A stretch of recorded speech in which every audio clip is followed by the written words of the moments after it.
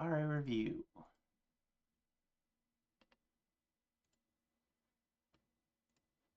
All right. Hello, ladies and gentlemen. We're going to be starting the RA review here shortly. Hope you guys are all having a good day today. For those that were in an area where you could see the eclipse, I hope you guys got to see it and had a good time. I'm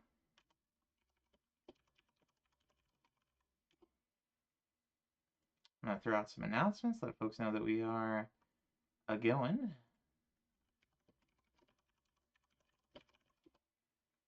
While they're starting, let's get some shout outs for folks. Hey, Cosmic. So Novanos is streaming tonight, so I'm gonna throw him a shout out. He's a good dude. He's playing some Star Fox, and Pookums is playing some Super Metroid tonight, so I'll throw him a shout out. And I should probably do something about that cooldown. Anywho, and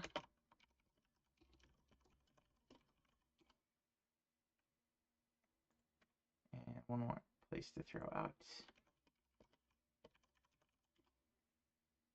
that. All right, so for those who are not familiar with this show, this is the Retro Achievement Review. We are going to go over the last week's worth of new sets on retroachievements.org. And if you're unfamiliar with Retro Achievements, it's basically like you have your Xbox, what do they call it on Xbox? I guess they're just achievements. So you have Xbox achievements and you have PlayStation trophies, and so Retro Achievements is by gamers for gamers. It's where a bunch of people have gotten together, worked out how to do, essentially set up a website that tracks, how it works under the hood is it's tracking memory locations to set up achievements for various games, so that you have achievements for the retro games like your classic Super Mario Bros. 3, Sonic the Hedgehog, etc., that you can track on this retroachievements.org website. Let me go ahead and put out a link for that and pin it for the duration tonight. There we go. And formerly, San was co-hosting the show with me. He's decided to not keep up with that. He's going to be busy with his shoot 'em up clubs on Tuesdays, I believe, or maybe Thursdays. So I'm going to be flying it alone with the occasional guest co-host. So today is the 8th. So we're going to be starting from essentially from the 2nd of last week. And I think the last one we covered was Rhythm for Arduboy. So let's just get into it and start up with the sets this week. First one here is a game called Seal of the Pharaoh for 3DO. And this one is a dungeon crawler. So I will probably give this a shot at least at some point. Let's see here. So you get achievements for collection, for getting to different levels, equipping different weapons, collecting all items,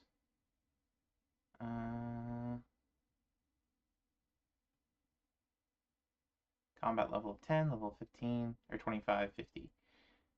Okay, so really straightforward set here. Nothing too complicated. Let's throw up a video of this one. This is 3DO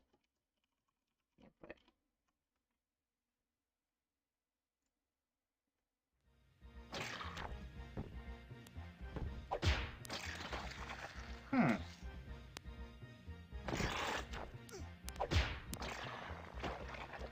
Okay, so this is more like that Dungeon Nexus, the Dungeon Nexus game, and the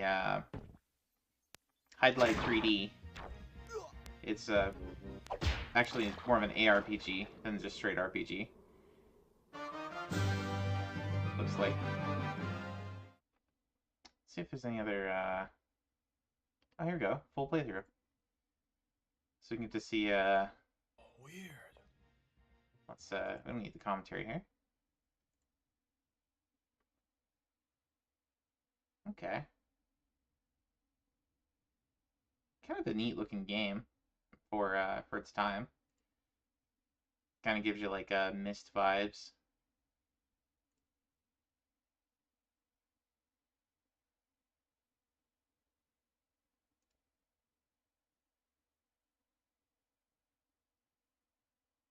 Hmm. Yeah, I might definitely give this one a go sometime. But there we go. That's the first game of the week. First new set. Next up, I just want to make sure it's going. Next up we've got Crayon Shin-Chan. And so this is a game that we picked out for Foxy to play last Saturday. And it was interesting, I guess would be the word I'd use. He didn't exactly give it a ringing endorsement, but it's got a bunch of mini games. Let's give this a look-see. So Crayon Shin-Chan is a very Japanese kids show. This is Genesis gameplay. Kind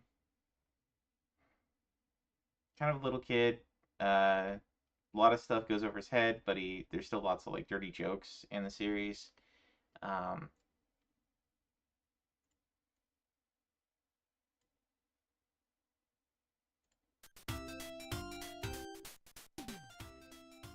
know one thing we've seen previously on this show is we've seen a summer, what is it, like summer adventure kind of game that's sort of like Animal Crossing,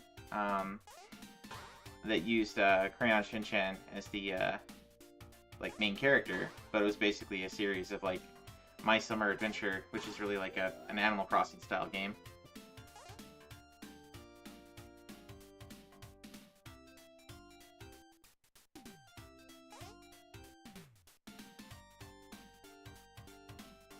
But I guess you could say he's kind of like a Japanese Dennis the Menace in terms of like the cartoon or the anime. Not one I've really seen a lot of.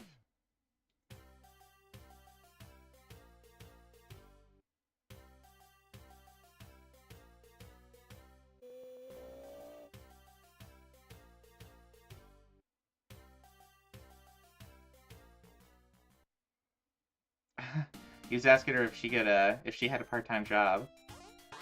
So it looks like you're supposed to like avoid getting hit by the other kids. Do like somersaults. Okay, so it kind of plays sort of like some of the Alex Kidd games. I guess you get some like mini games, a dressing mini game.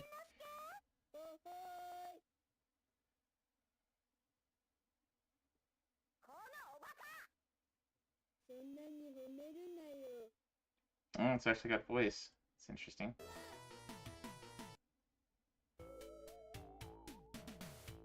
I got a ghost level.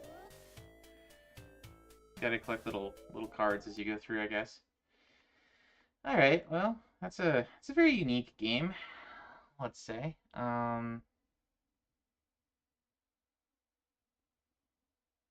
Stage, let's see, 15 stages. No, 20 stages. Dun-dun-dun. Bubble blowing mini game. Hiroshi's mini game. Melon mini game. I'm guessing that's like a quiz mini game. So I would be surprised if there's a translation of this. It's very niche. Yeah, there's no translation for this one. This is probably really more for people who already can read and speak Japanese. Um, Probably a pretty simple game as far as things go. But yeah, without a translation, that's gonna some like quiz games and things like that are gonna be a little bit difficult. All right. Next up, we got Klonoa. Klonoa Heroes, Densetsu no Star Medal. So this one, let's see. Okay, messages.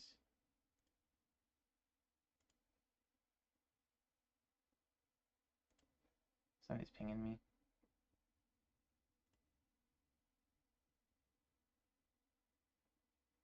Okay. Not a worry.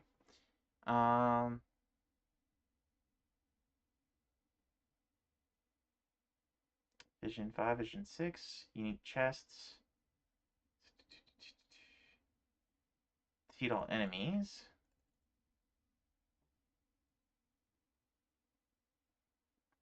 Dun, dun, dun.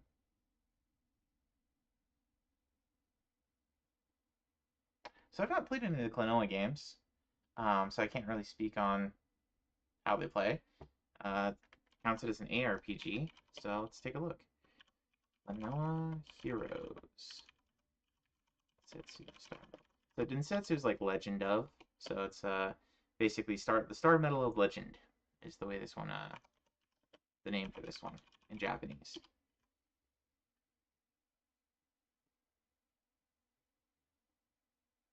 Looks like there's a translation for it. Do they support the file? Oops. Getting ahead of myself there.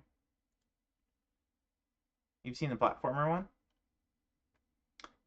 Yeah, there's at least 2 different ones, it looks like. I'm not sure what the SRAM version is versus the regular, but there you go. It supports the translation.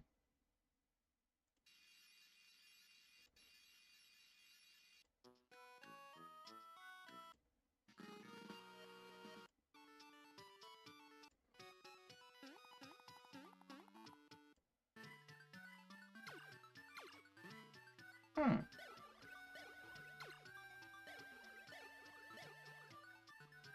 Okay, so it's kind of got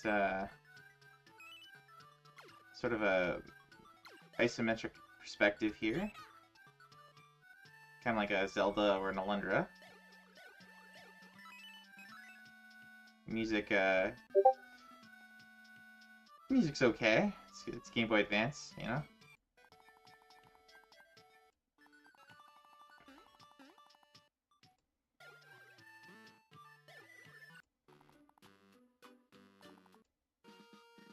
Dun, dun, dun. I'm just gonna skip forward a little bit here.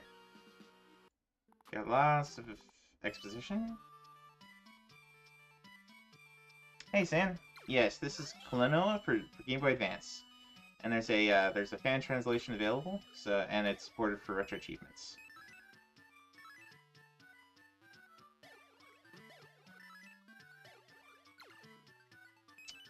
Oh, they've got like little Pikachu wannabes. Well, maybe, kinda. I dig the character sprites. They kind of got that like almost like a cel shaded 3D kind of look to them. Maybe that's not quite the right way to say it, but it doesn't look bad as far as the graphics go.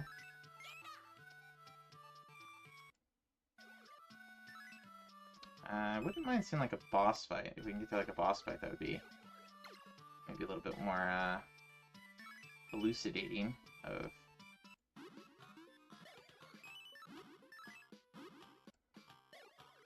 I guess this is a boss.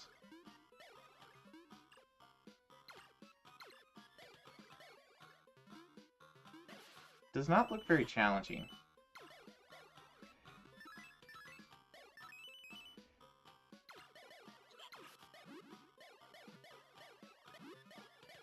Hmm.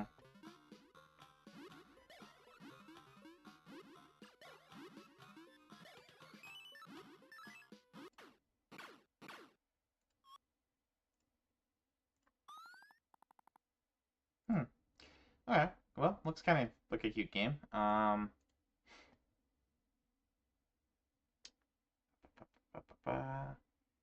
And the set looks pretty straightforward. You got some specific things for certain bosses, where they want you to use specific characters or fight them in a particular way. Um,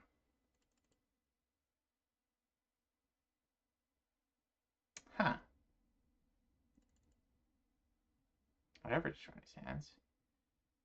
So you might have to defeat certain bosses. Um,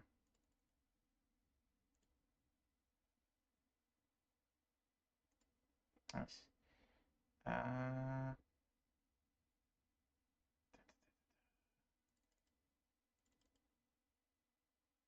Okay, using oh, without healing. So I'm not seeing damageless Chivos.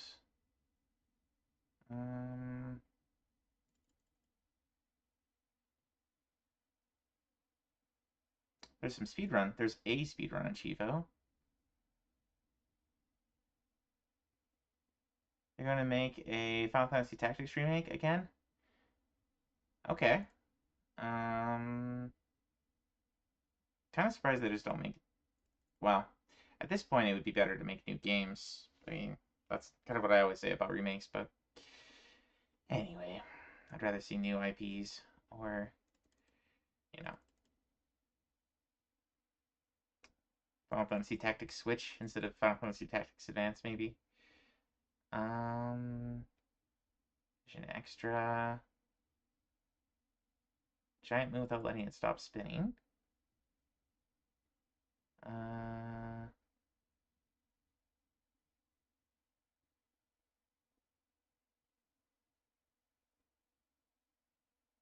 Hit level 50. Fill out the bestiary. I guess Mammoth dolls are probably some kind of collectible.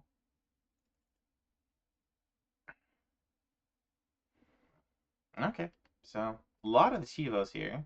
Probably not a short game, but looks like a fairly straightforward set at least. So that's Klonoa, Star Medal of Legend. Next up here, we've got Galarians. So Galarians is a survival horror game on PlayStation. Never heard of this one.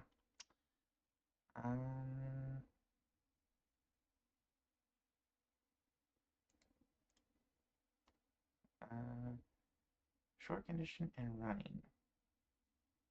Hidden image of an orange creature.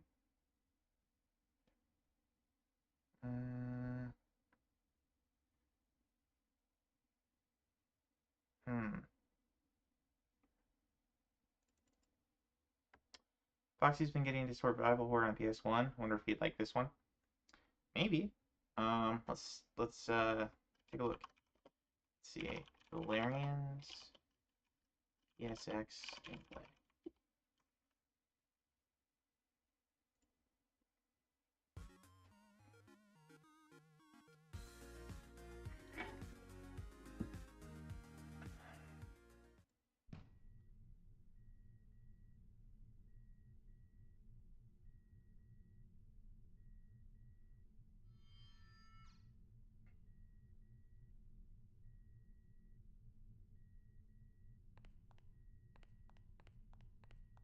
It's kind of got that fixed camera with tank control movements from same kind of.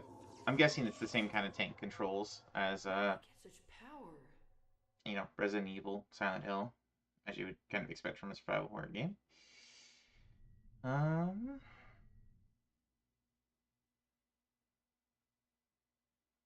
Got some load times between rooms. Looks like your character has some kind of kinetic power, something. Rion! What am I doing here? How did you get out of your restraints? What was in that shot you gave me? Rion, return to your bed now! How did I get this power? Why can I do this?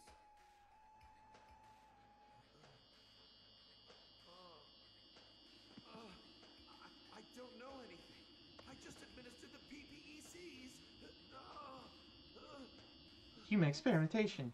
It's all because of Oh, the psychic power a wild Aaron spawns. Hey, Styles. Chief Lem. He knows all about Do it. Clinic Chief Lem. Welcome in, sir. I'm gonna go through your chat out.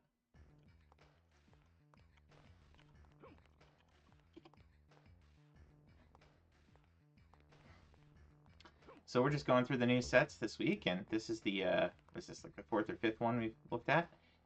This is a survival horror game on PS1. I'm just looking at some of the videos for them. Yeah, started back to work today after being off last week. Hung out with Nacho during his spring break. So NWC. You're over on YouTube for the night? Yeah.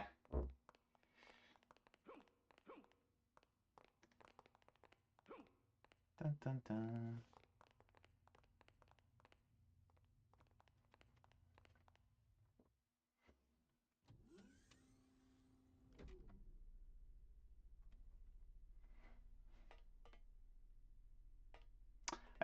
I think I'm subscribed to your YouTube channel.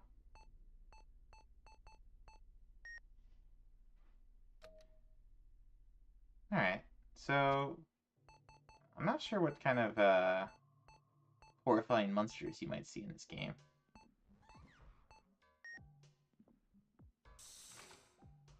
Got a very interesting art style here. Kind of reminds me of The Ring. You don't use it much anymore, but it's here. Fair enough. I try to have most of my stuff posted on both YouTube and Twitch. Just makes it easy to archive that way. All right, so you get some puzzles here. The two-headed monkey. It's gonna start a boss fight. Just unlocks a door.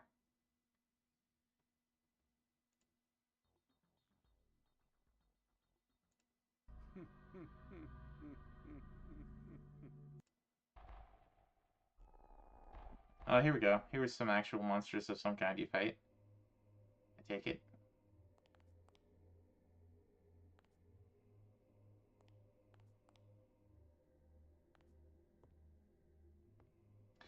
Just given, we've been kind of skipping around here a little bit, but it looks like it's definitely more puzzle-oriented than combat-oriented.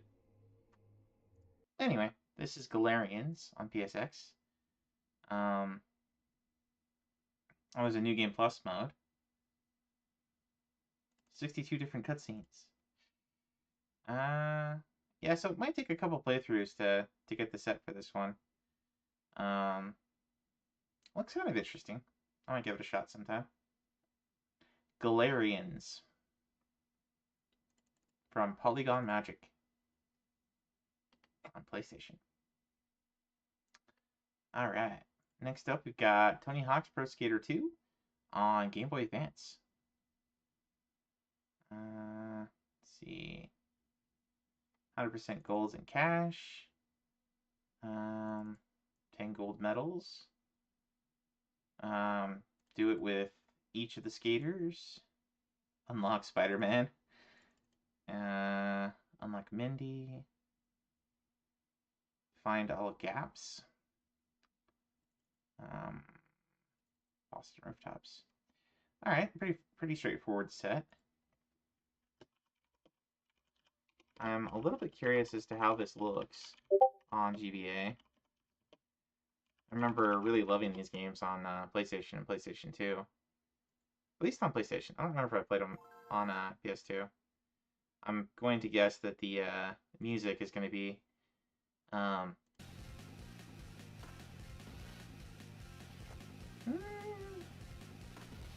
the original games it was just like a lot of like rock tracks, stuff you'd hear on the radio. So it's all like would be like licensed stuff. This sounds a little bit more generic rock.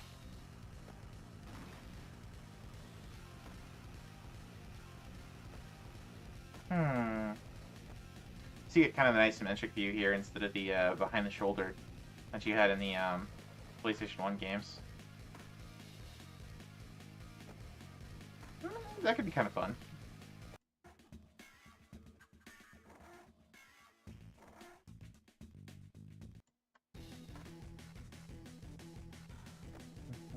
There you go. 540, 720.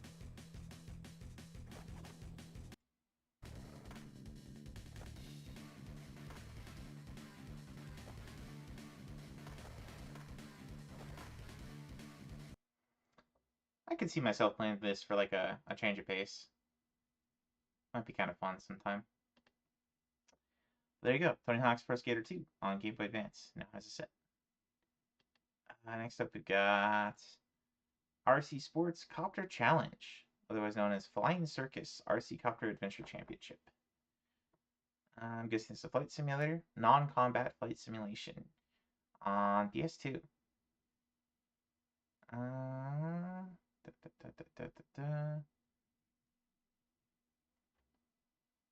Save a drowning mouse, help the mouse, discover a shortcut.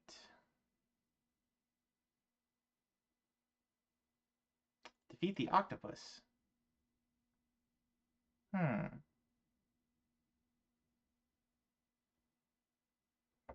Okay, interesting. So it really is an RC copter. So let's check this one out.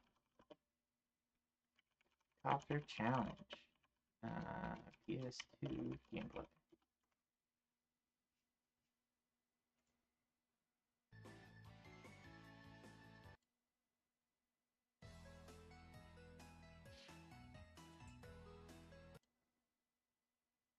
Let's get to the actual gameplay here.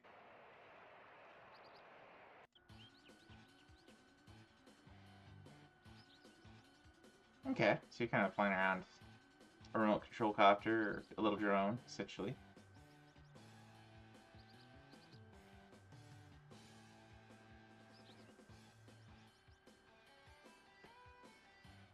Looks like you have limited battery life. That's one of your mechanics here.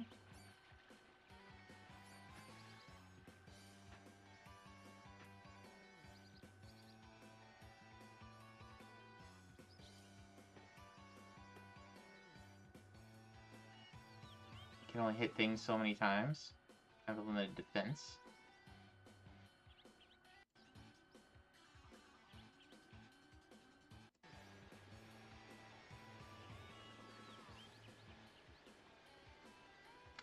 Not the prettiest game on PS2, but performance seems okay.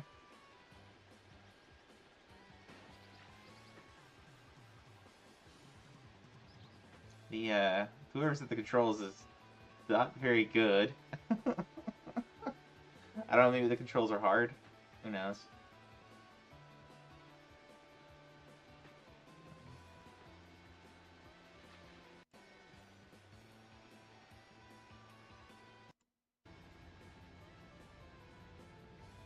Also sounds like we're only getting audio out of one speaker.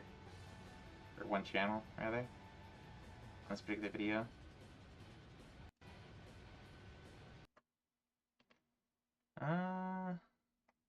Well, anyway. Let's see. Obtain a 22 combo.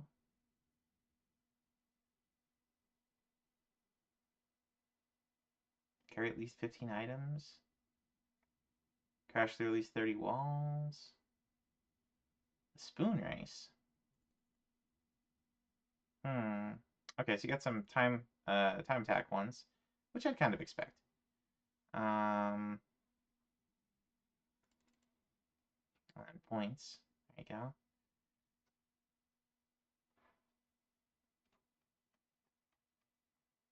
Alrighty. So that's RC Sports Copter Challenge on PS2. It's not a huge set.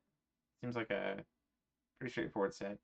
No idea if the game's any good or not from just seeing the video, but might be worth checking out if you like simulation games. Next up, we got Paperboy on the Game Boy. So I think we're probably all familiar with the old NES game, the NES Paperboy. Let's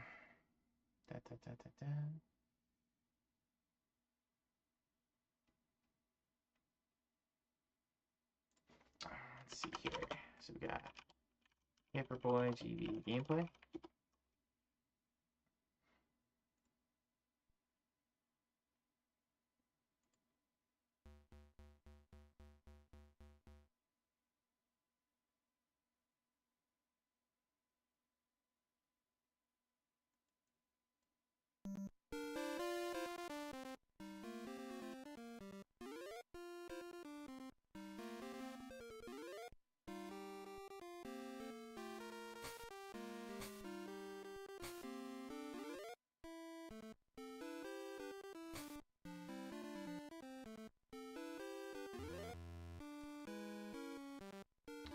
Yep, it's about what you'd expect. It's Paperboy.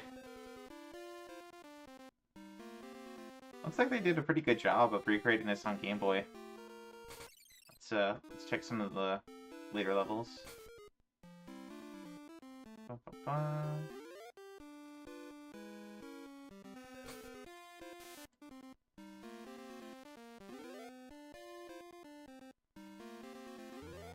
Yep.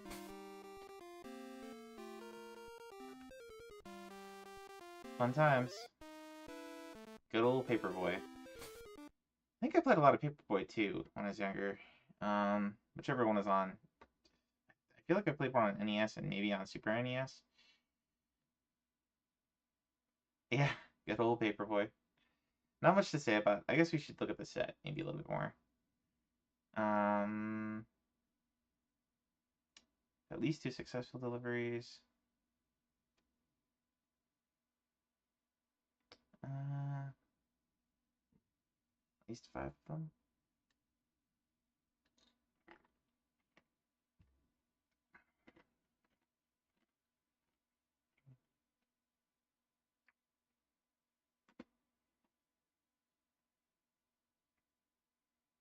Oh, that's an interesting one. At the start of stage on Monday, keep the pedal at slowest speed for 2 minutes. And get a score of 5,300 or more. Above default speed for 1 minute. Get a score of 7,000 or more.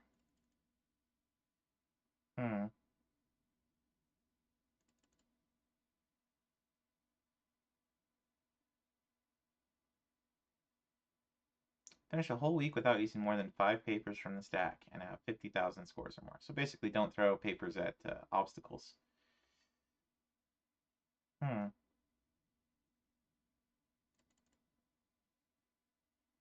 Without crashing. Having made at least 3 successful deliveries. Yeah, fairly reasonable set, I would say. Going at fastest speed and slowest speed for the whole time might be a little bit tricky, but those are kind of interesting achievements. Not bad. Next up we've got Suikoden Tactics. So Suikoden is a series I've not played really much of. I need to delve further into. The main series is just regular JRPG, so I guess this one's more like a Fire Emblem or Final Fantasy Tactics, Disgaea, those kind of games. Got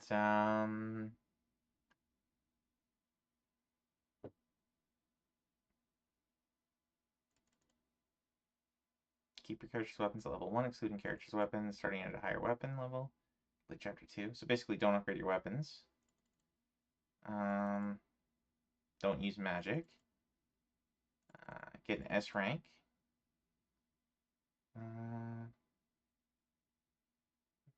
Sand says he loves these kind of games. Yeah, I like tactics RPGs. I wish I had more time to get into them. I've been working on this Gaia game on and off on DS for quite a while, and it's gonna be usually games of these types are like 30-40 hours plus. Very disappointed with Eternal Poison. I think I have that one on PS4. I think there's like a re-release or something, but I haven't played it. A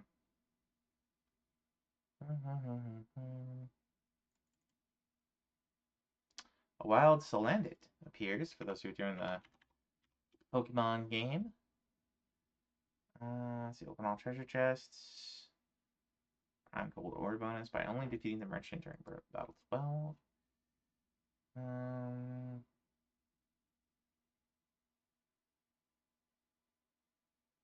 Kill all enemies before defeating Martin. Yeah, so a lot of very level specific Chivos on here. A lot of Chivos around not leveling up your weapons. So it might be the case that you level up your weapons rather than your characters, maybe. So that's kind of a level limit type achievement. Those are usually not too bad.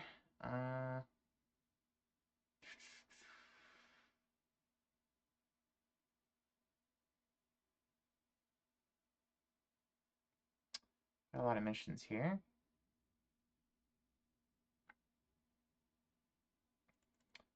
Secret part 2.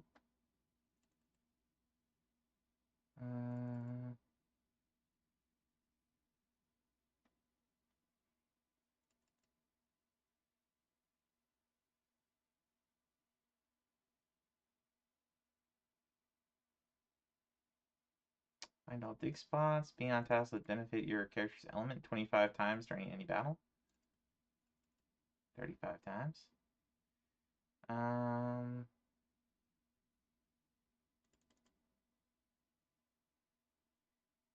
Recruit different characters.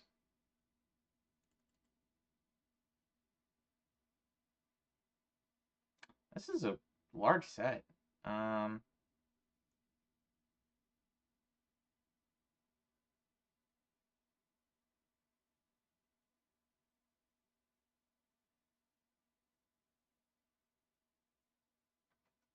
Okay, and then there's some item drop and steal achievements. This is 279 achievements worth 1,900 points. So it's a pretty hefty set here. Suikoden Tactics PS2.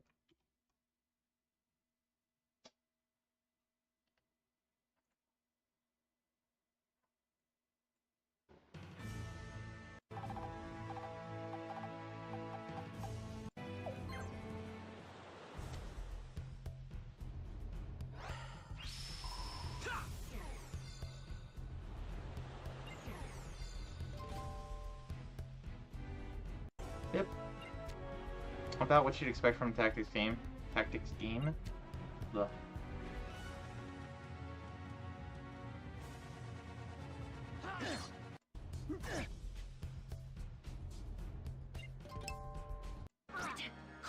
Hey, Rotostorm. Welcome in, sir. We are still going through the sets here. New sets for this week. This one is Suikoden Tactics. Hopefully I'm pronouncing that right.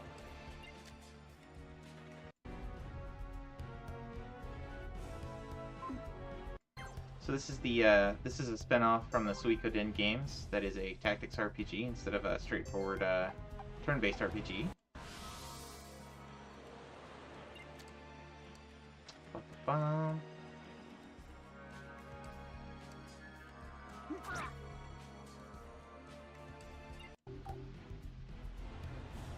I would definitely give this a try sometime, I think. I think I'd like to play the regular Suikoden games first, though. But, sometime, someday, maybe. Oh, and it looks like I kind of went past this one. But there's a new subset out for Suikoden 2. Speaking of Suikoden. So this is on PlayStation. This is a JRPG. 2 is a good one for PS1. This one's for PS1. Just finishing up some submissions for SRC. Still have 3 more to submit, but I'll hold off on it for tomorrow or so. Yeah, I think I was lurking in your channel earlier today, so I didn't really get a chance to watch because I was working. But hopefully you're doing well with those. I know you're doing like retro challenges for that, right? So it's kind of like retro achievements. Let me throw a shout out here.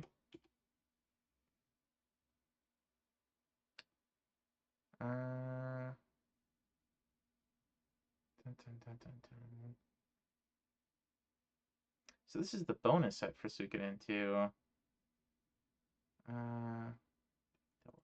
No blacksmith run.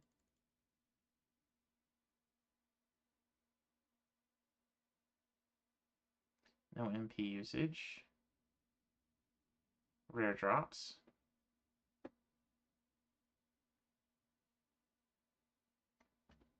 Okay, so these don't seem like super challenging.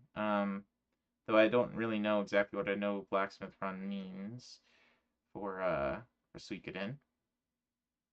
I know they're supposed to be really long games. And they come pretty highly rated.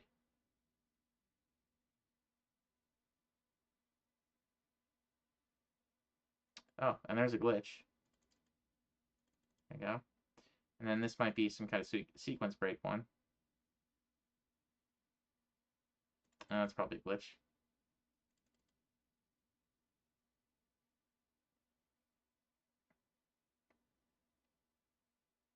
Retrothon practice today is letting you get ready for Retrothon in 2 weeks' time. Streets of Rage 2 and Joe and Mac are the runs that got in. Nice. Yeah, I've seen you do try the speed runs for Joe and Mac before, and I think I've seen you work on the Streets of Rage 2 one as well. Those are classic games. Or at least Streets of Rage is. I haven't really played Joe and Mac. Okay. Tomorrow will be Final Fantasy VI Pixel Remastered to celebrate its 30th anniversary. Nice. Yeah. Suikoden. What's next up? Got WrestleMania 2000. Can you smell what The Rock's cooking? The Rock's cooking N64. Let's see here.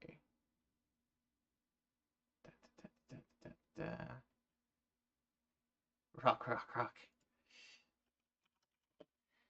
Let's see, so WWF, WrestleMania, N64. Let's take a look at this.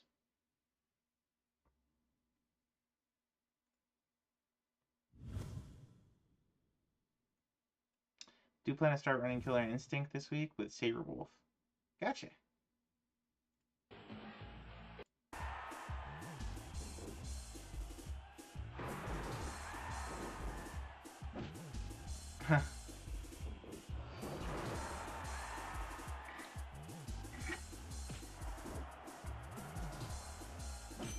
Well, if you're a wrestling fan, this might be a good one for you. I never really got too big into these games. I did enjoy, you know, getting chairs and hitting people with chairs in some of these games, but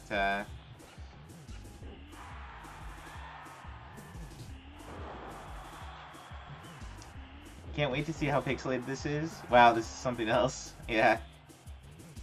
Back in a bit. Gotta switch to laundry and finish dinner for the evening. Yep.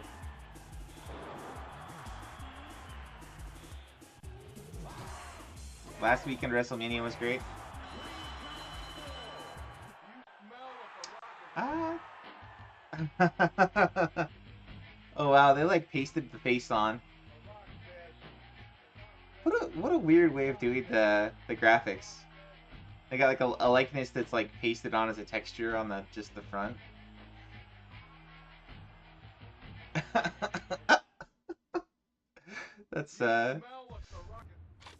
That's quite the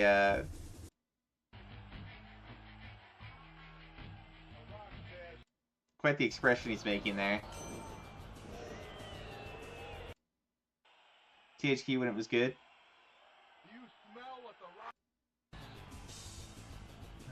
Well, there you go.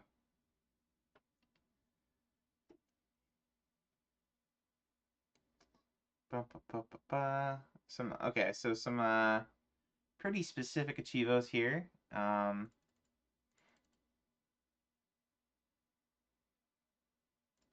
have specific settings for a lot of these.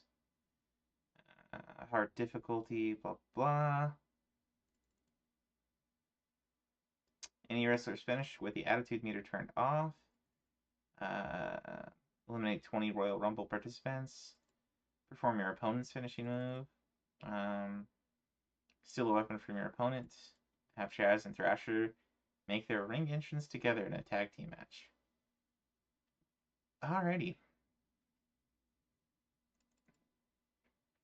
King of the Ring tournament, Royal Rumble. I'm kind of surprised they don't have achievements for like winning the game with specific wrestlers. That's a kind of usual thing on a lot of these sets. A lot of unlocking ones, and then just, you know, winning the main championships, extra things, and then specific ones versus specific wrestlers. A lot of specific ones. Alrighty, so there you go. If you like wrestling games, this one might be for you.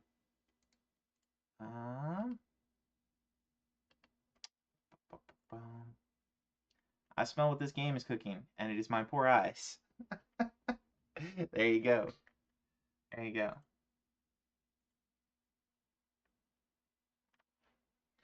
Alright, next up we got Cyborg 009.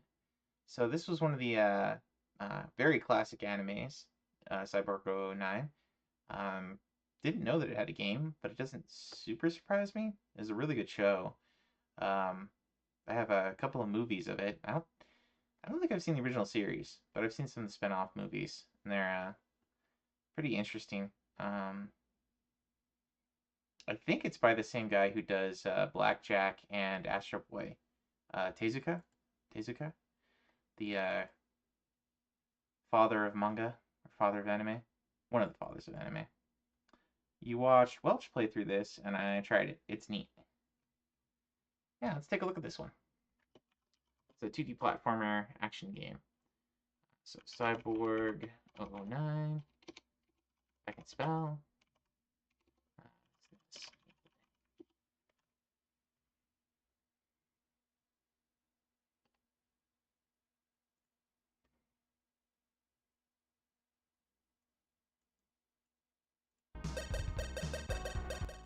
Oh yeah, definitely Tezuka.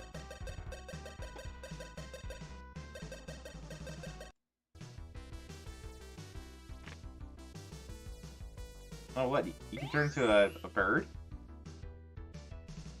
Hmm.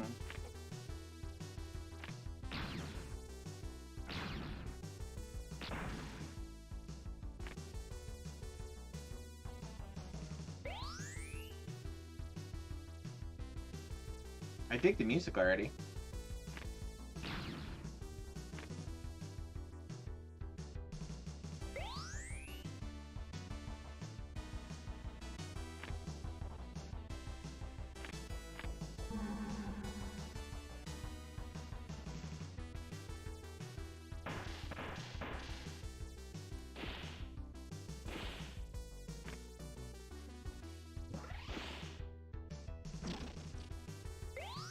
Okay, so you gotta like switch between different characters to get through different different types of obstacles. So kind of like the Lost Vikings. I think Welch played a different version. There might be multiple Cyborg 009 games. I wonder if they have they list them here.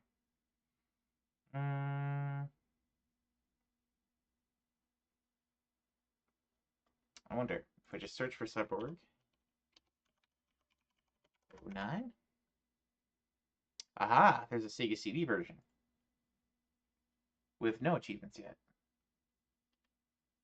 Since we're on the topic, should we take a look at the Sega CD version? Sega CD.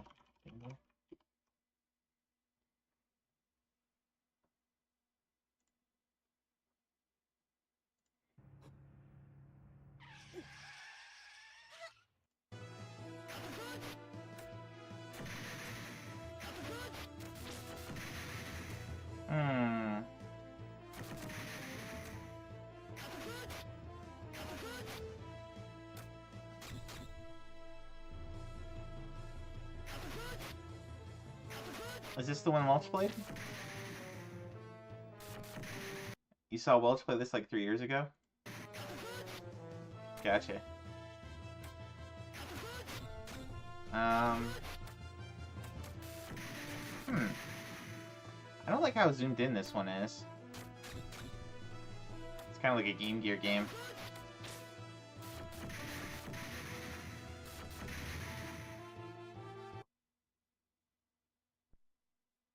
I got a wild slowpoke ears.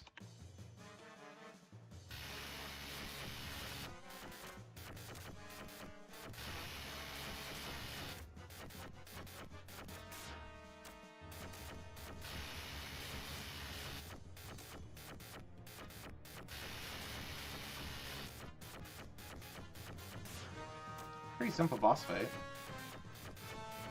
A lot of anime cutscenes in this one. I could see Welch playing this for one of his, if he was doing it as like his FMV Fridays, because of all the cutscenes. Got some auto-scrolling sections. Well, anyway, it's the Super Nintendo one that got the, got some new sets. Or got a new set, rather. Let's see, is there a boss fight here? Here we go.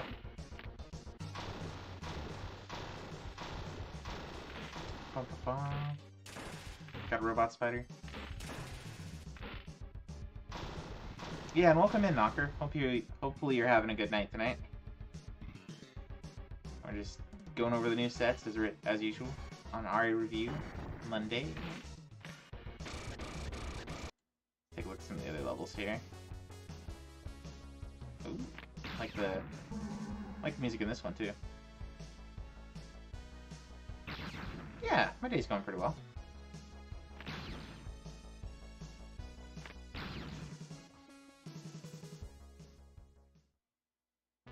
Just kind of getting back into the swing of things at work. Not too bad.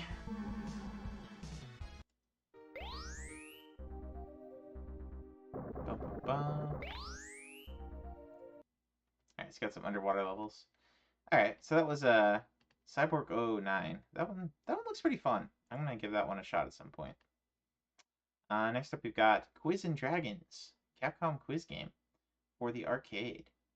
Let's see, clear stages. I guess you pick classes. This is a board game and trivia. Interesting. Fairly small set as far as things go. Nerd. I love the name of this achievement. 100% correct answer against an enemy requiring 5 more questions to defeat. So if you're asking about the previous game, that was Cyborg 009 on Super Nintendo. So let's see. Quiz and Dragons. Arcade gameplay.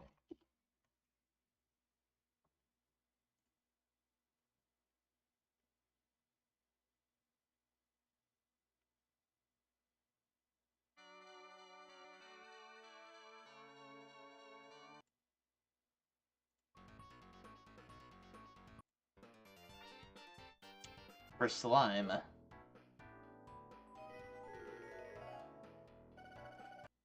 To fight Spanish fascism. Question 2.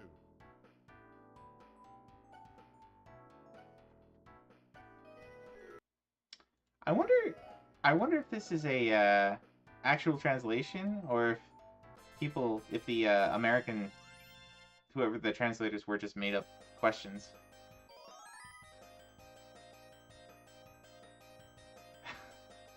Coming across a random question about the Spanish Civil War. Okay.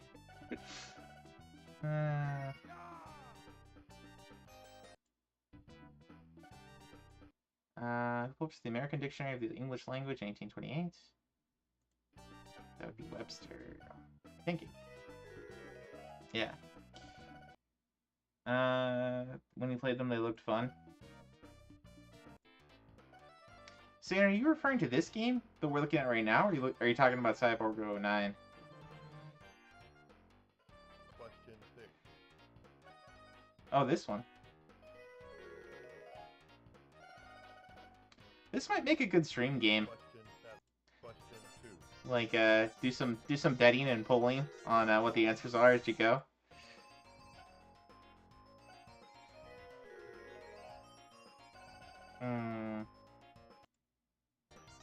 Question 6.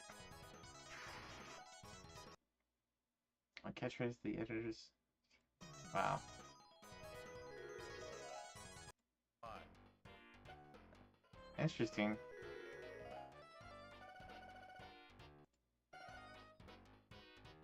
Question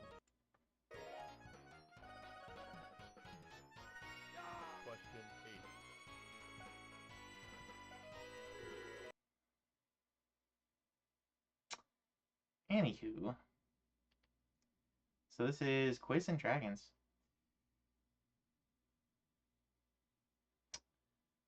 Dun, dun, dun. Oh, looks like Chrono Badge this already. It's interesting.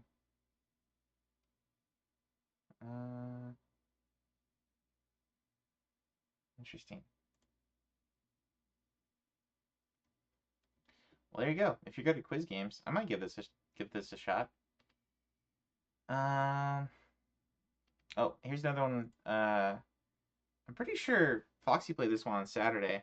I give this one a whirl already. It's basically Bomberman, but with Ninja Girls. Which is not a bad spin on Bomberman. Throw this one up. This is Photo Okay Ninja. Foxy.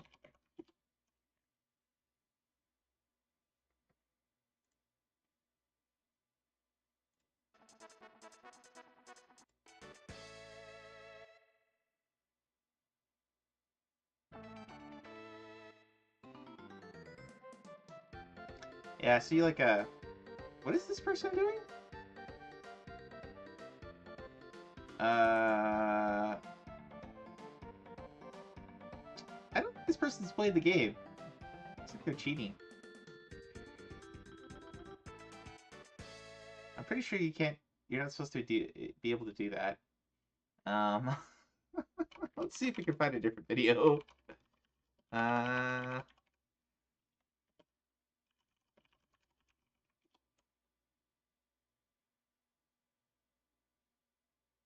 we go. 1cc playthrough.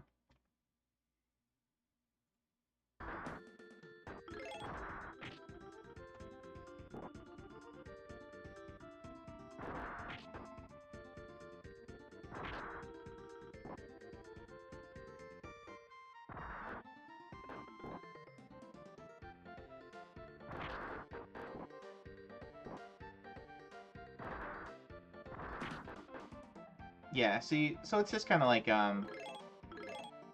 Bomberman. You go around, you break things, you can pick up, what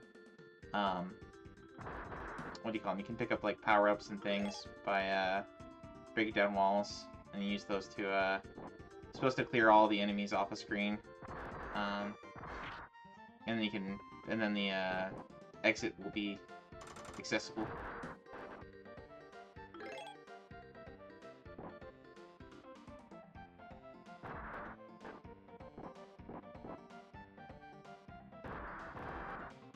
I'd be kind of interested in seeing what the, if there's, like, boss creatures.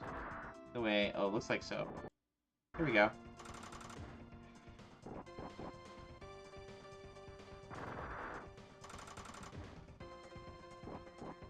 Yeah, okay. So you get bosses like you do in Bomberman.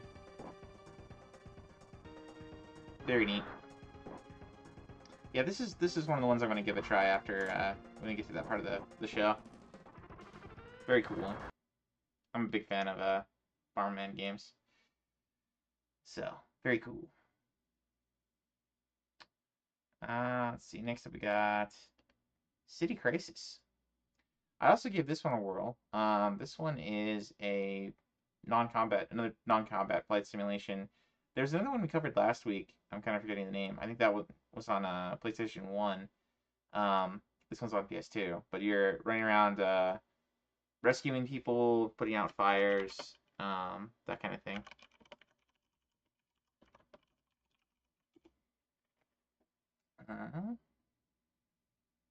This one's pretty fun.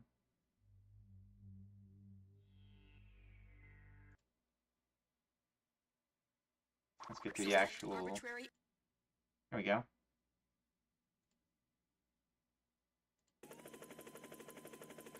I think this is the basic fire rescue mission.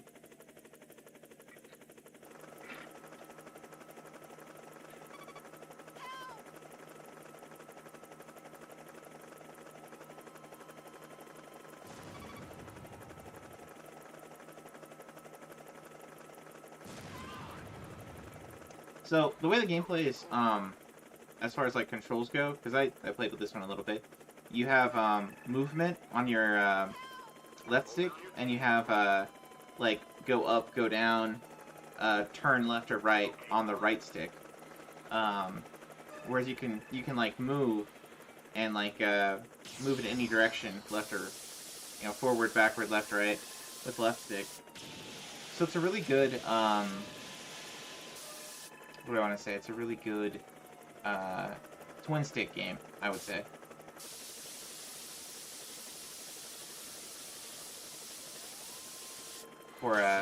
For being a flight simulator.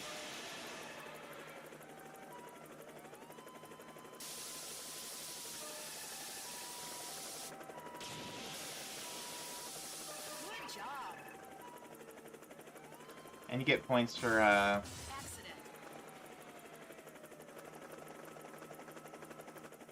delivering people back to base. Yeah.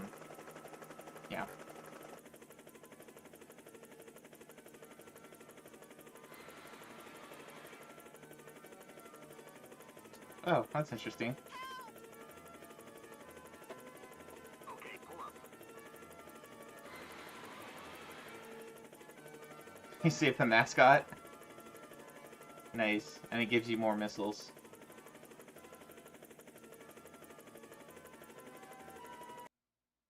Anyway, but that's City Crisis. Run around, rescue people, put out fires. It's pretty fun. The set for it is basically, you know, beat every mission, and then get S ranks on them. So S ranks for doing it quickly and, you know, rescuing all the people. So pretty straightforward. Pretty small set, but good fun. Next up, we've got an anime game. This is Bleach Soul Carnival on PSP. It is an RPG. An RPG with stages. That's different. Partner bonus. Destroy every gold box. Find every secret. Well, let's take a look at this one. Bleach Soul Carnival. PSP. I'm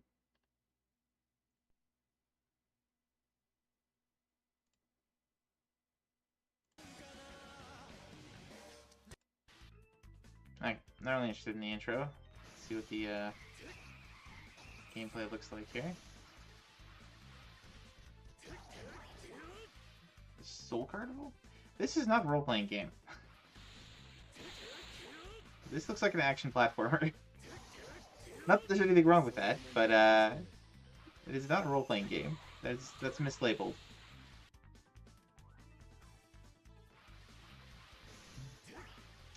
Is this one of those running games? I mean, it's not auto-scrolling.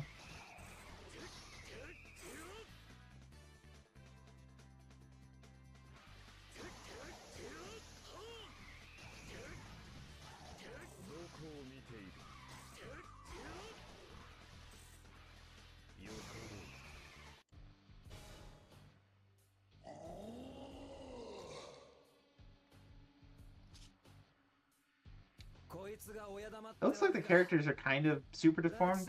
Well, not super deformed. I don't know, like halfway. Halfway to super deformed.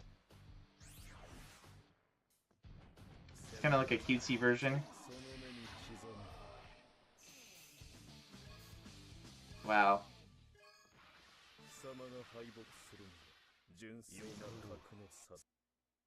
This looks super easy, but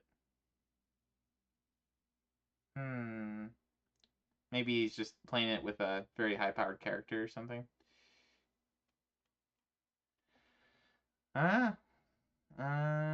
Is there some later levels maybe we can take a look at?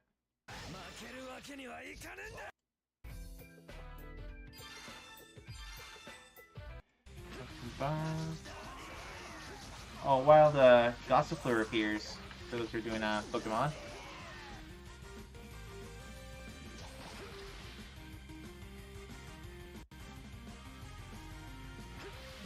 He's level 99. I think he cheated. Oh yeah, maybe.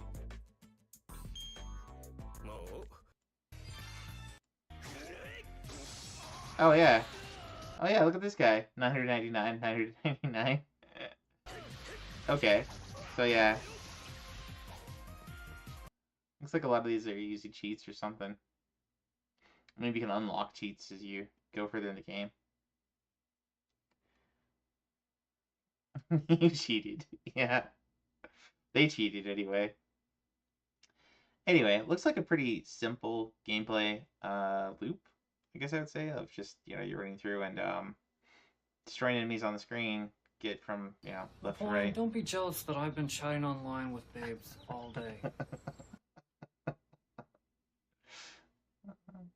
That might be appropriate. I don't know. That's not really the cheated one. But here's another one that I gave a go. This is a rhythm game, Les Concerts, and it apparently came with 2 discs initially. So there's a pianissimo and fortissimo, and you played like these classical. So I guess this is kind of the snooty version of Parappa. You get to play like classical pieces instead of drive the car, slice the meat, cook the burger. Concert PSX gameplay. You get it's kind of a little wonky that you get like out of tune if you don't hit the buttons at the right time, or if you don't keep getting like the best. And if you're playing on the hard mode, even if you're hitting the button at each time, if you're not getting like at least there's like a bene and perfetto, or bene, benissimo, perfetto. If you're not getting at least those, you start getting out of tune.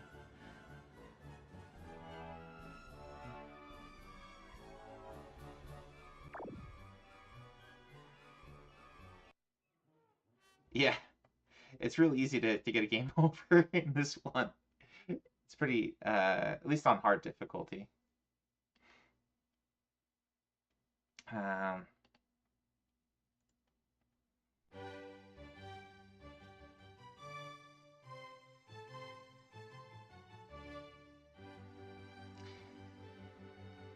It's a pretty simple little game as far as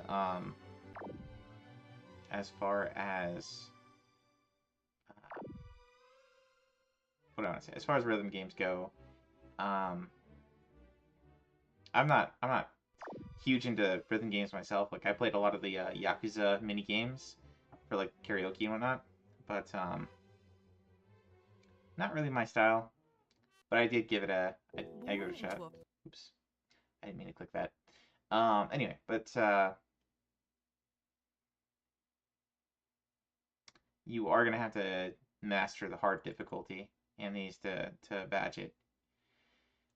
I don't know what musician's mode does. I saw that. I was a little afraid to give it a shot, but it might not. I don't know. Might not like really give you an indicator of when to hit things. Aside from like, it should at least tell you what's next to hit, but you might have to hit it at the right spot for musician mode or something. Anywho, that is Les Concerts. Got some hacks and homebrews, and we got Cotton 2. I tried this one as well, but this one, the set had a bunch of issues. Yeah, so the set's got demoted for the time being. They will be back. You got robbed. Were you going for Cotton 2? Or did you already earn some of these achievements when it was first put up? Both players must be active for all achievements and leaderboards to work. If the player dies and hasn't returned to the field yet, they aren't considered active. Oh, you just tested that the sets worked? Gotcha. Yeah, the Cotton games are I mean it's a cool looking game. They're shoot 'em ups on a lot of the Sega systems and on arcade. I also I also tried Boomerang because that was also on Saturn.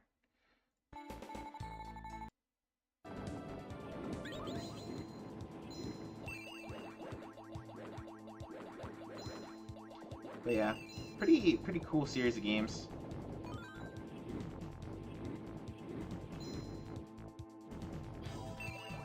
There's vertical shooters, side shooters. This one's a side shooter, horizontal shooter. But then you got Panorama Cotton on Genesis. That's the Space Harrier-esque Cotton. Very cute games. I think the goal of the character in the game is like to eat all the sweets or something. It's pretty silly, but it's fun. That might have just been one of the Cotton games, but anyway. Oh, you didn't actually play the game? Gotcha. Well, I will say the Cotton games are pretty cool as far as shooters go, but the set for that one's demoted currently. She wants candy, or Willows as they call them in the game. Got it. Next up, we've got an Arduboy game, Squid Jump, which is a 2D platformer. These ones are kind of notoriously hard to find video of. Arduboy, Squid Jump gameplay. Maybe. Splatoon. Arduino gameplays, hidden Easter egg. Arduboy, Groove Battle. Eh, whatever. So it's a 2D platformer on Arduboy.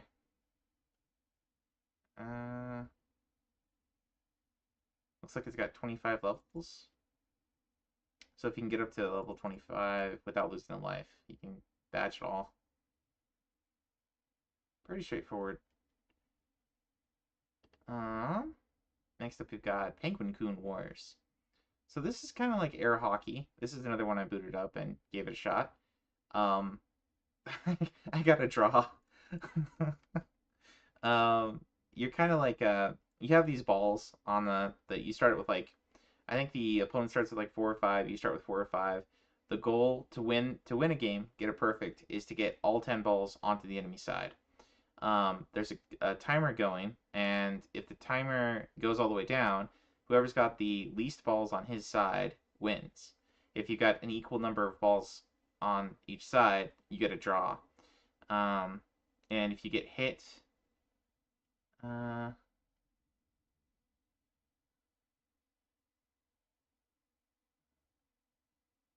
want to see the achievements? Those are okay. Yeah, Knocker, my thing doesn't allow the non-mods to enter in links, but it's probably pretty straightforward. Of, like, once you see the game, beat the different stages, maybe beat the stages damageless. That's the usual kind of thing with shoot 'em ups. It's like if we look at some of the other Cotton games.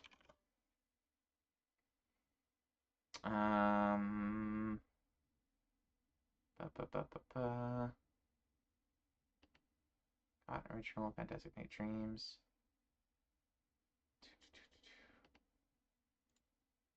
Okay, so there's no set for the PlayStation 1. So, like, here's the TurboGrafx one. Without charging, without losing a life, without using, so no continue usage, deathless. It's gonna be along the same kind of lines. Loop 2 on that is pretty awful. Loop 2 for the TurboGrafx one.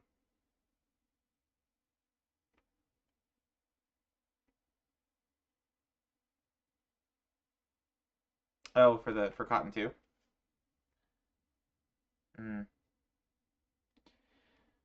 Well, anyways,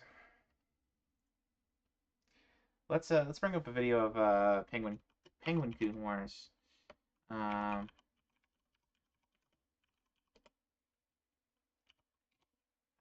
This is arcade gameplay.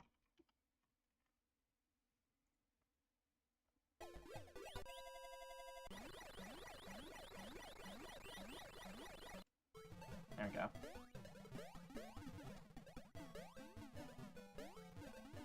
If you manage to knock your opponent, he gets stunned for a while, which gives you more of an opening to get more balls across.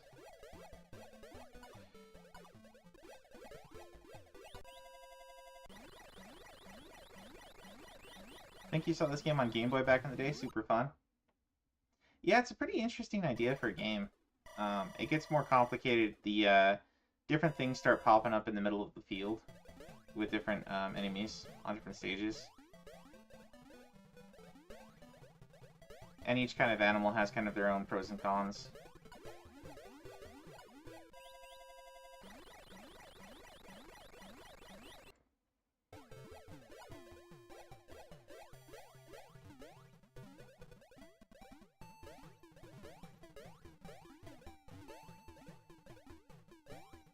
Dun, dun, dun, dun, dun. It's a pretty fun little game.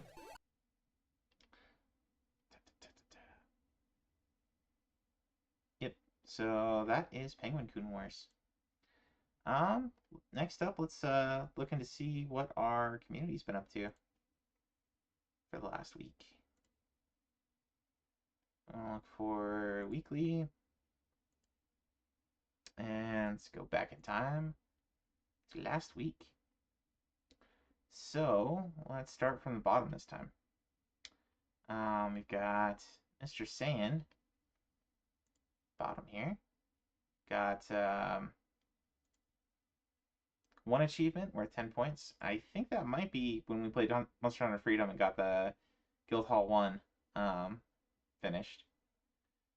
The 1-star stuff. Looks like you booted up Metamore Jupiter, which has no achievements set for it. Booted up Freedom Unite, I remember that. Metal Max Returns, that was last week's the game you chose for RE review.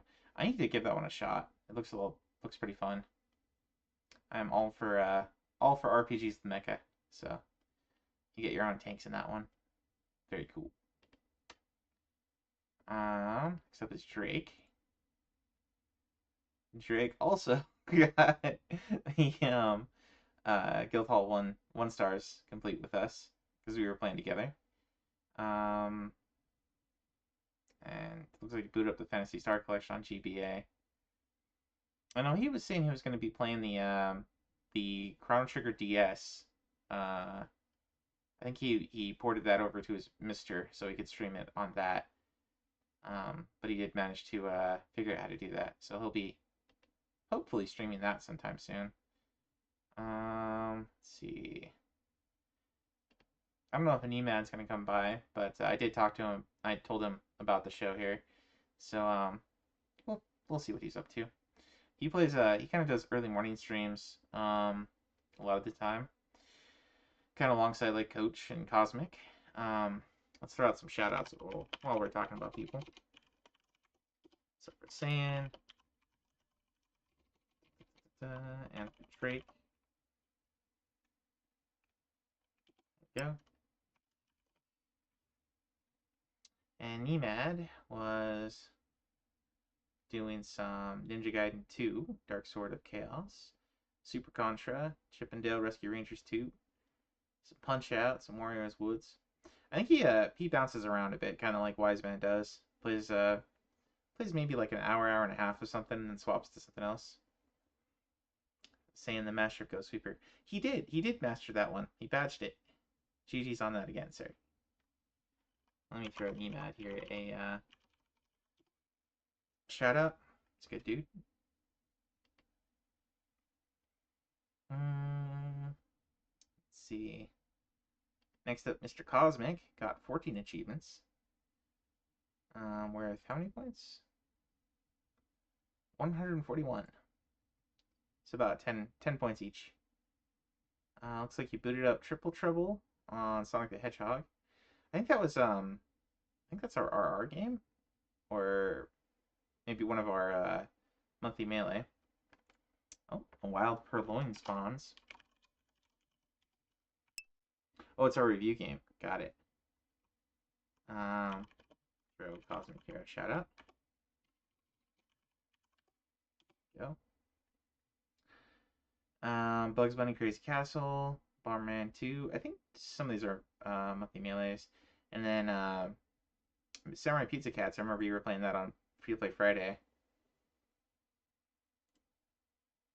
Got a bunch of Chivos on that one. Good going, man. Yeah, the monthly melees. Let me throw a shout out as well to Scanlines. And I'm going to rearrange this a little bit to kind of put the alerts or the shout outs. Let's put those over here. There we go. That way it doesn't get in the way of what I'm looking over. And then Totally Rad, that was our review game last week. Euphoria, the saga. Huh. 2D platformer, Metroidvania, NES. Interesting.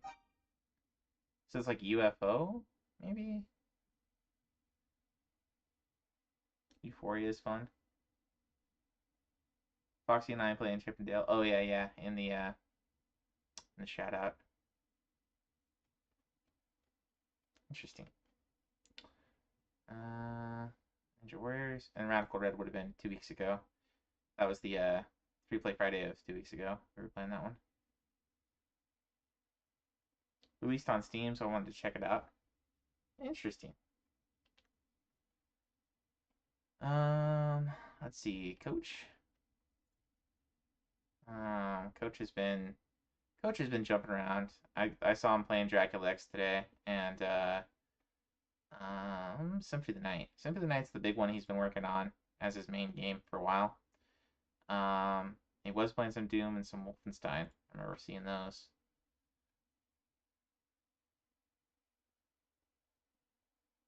Yep.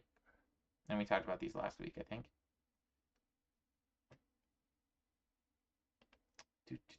And then Nacho. So Nacho's my niece. She co-hosted the RE review with me last week. She might co-host some with me during the summer. She's going to be on summer break and wanted to spend some time up here again because she had a good time. So hopefully that says something about being a good uncle. I hope. But we had a badge race last week, a couple badge races, and I got her to play some of the relatively easier games to badge just because I wanted her to get the feeling of, badging a game. But I also got her to play some Magical Pop-In, which I thought was pretty cute. And she chose to play some Sonic Colors. That was the first one we gave a shot to. So, and those are from earlier on. But yeah, she got Busy Town, Barbie Vacation Adventure, and Capybara all in one stream. So she got a 3-fer. And then she played some Monster Hunter Freedom with us. So good times.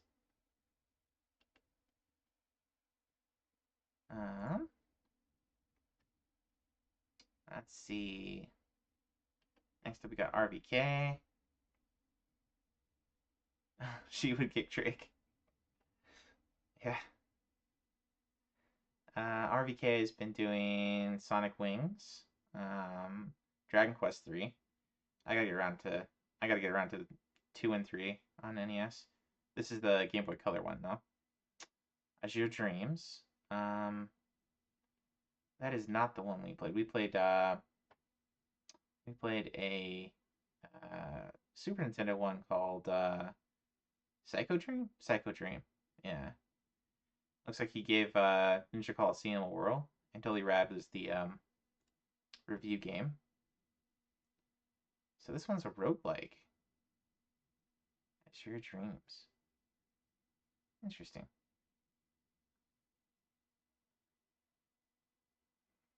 What system is Busy Town on? It's Genesis. Richard Scarry's Busy Town. It's a real easy badge. Advertises itself as the most fun game in the world. If you're looking in the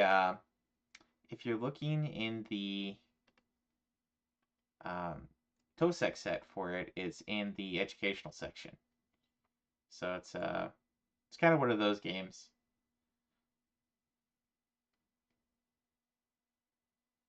Totally Rad was totally crap from what I saw.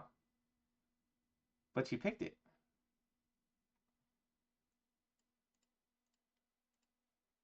Wait, didn't Totally Rad is the game you gave like a 4.5? Wasn't it? I'm so confused now.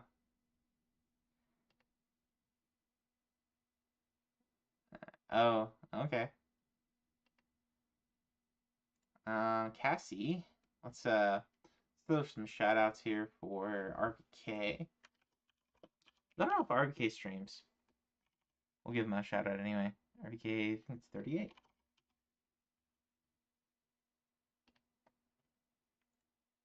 It's 88.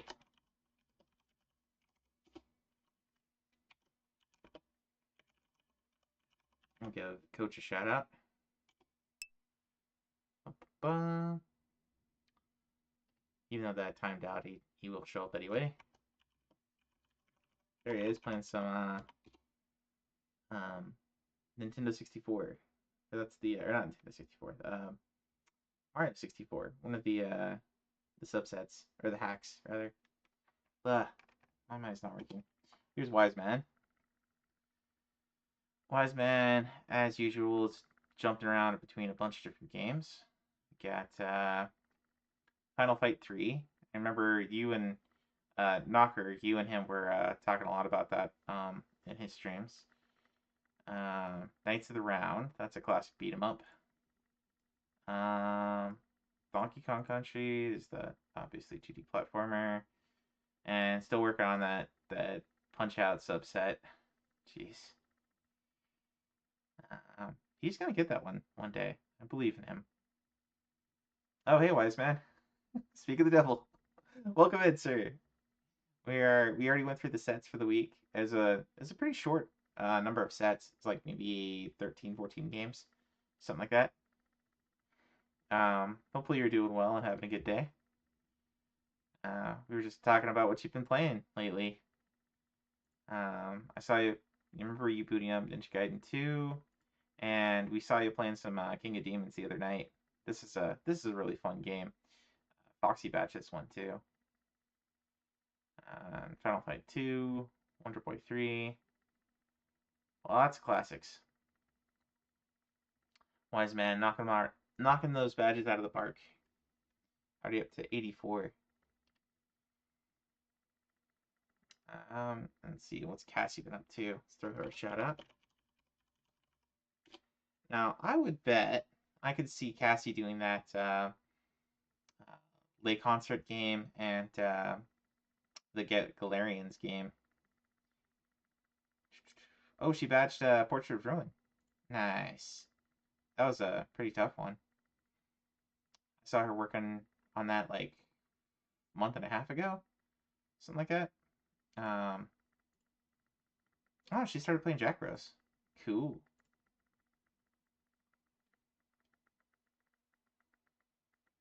Looks like she was playing the new Addams Family we talked about last week. Oh, and Driver. Oh, wow, she's badged that one. I watched Sark badge that one. That one's pretty rough. Final Fantasy Chronicles, Final Fantasy 4, Classic. Okay, and that's going back 2 weeks. Because that was from, this was from last week, I think. Or no, 2 weeks ago. 2 weeks ago. And she's playing Loop Over, which is a homebrew. What kind of game is this, I wonder? Puzzle game? Okay. Interesting. No badges for me? Really? Did you not get any badges this last week? You got one in the last week.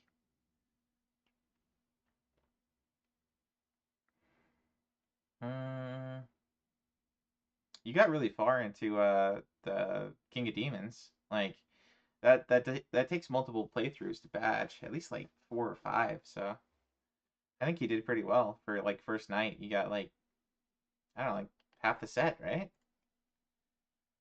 For Manchu. Oh, that was yeah, you're at 52%, man. That is not bad at all for like the first time to play, and knowing that you swapped to some other games afterward. You know, for 2 hours 57 minutes, and you got that much. That's not bad at all. All right, next up is VCG. Throw him a shout out as well. Ba-bum. So he's been continued work on Dragon Quest V. Started Baldur's Gate, Dark Alliance. Dragon Quest V subset. This is the rare item drop one. Okay. So I think it's probably these two that he's been playing the most.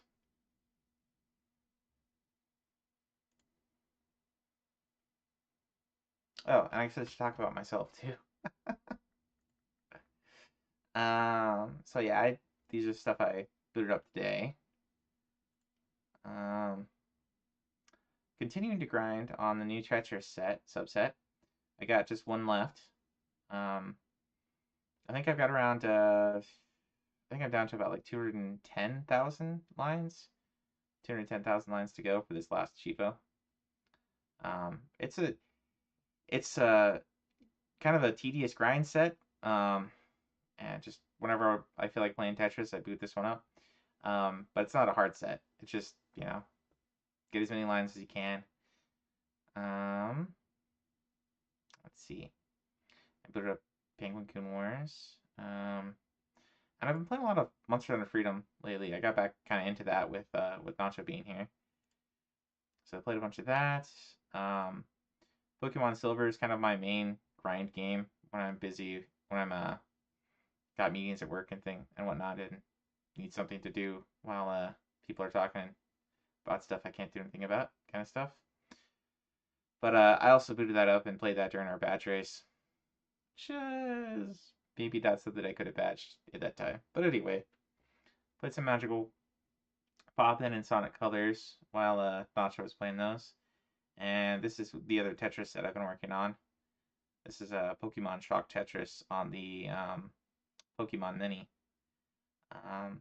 It's kind of interesting. They give you like these 5-block Tetris pieces instead of the 4 ones, like Pentaminos instead of Tetraminos, and it really changes the game up a lot. It's there's a 100-pointer in here somewhere for getting up to level 25 in Master Mode. Yeah, right here. I think my personal best so far is like maybe level 13 in Master Mode, where it's just the 5-block pieces. It's kind of hard to prep your board for those. There's like a cross piece. It's like 3 down and 3 over. Just sometimes hard to deal with. Anyway, moving onward. Next up we got Rev. Let's see, does he get a link for his? Yes, he does. Let me give him a shout out. Here. He's been working on Final Fantasy 11. I know. He showed up in a lot of our Monster Hunter streams, and he did play some Freedom with us, I think 2 weeks ago.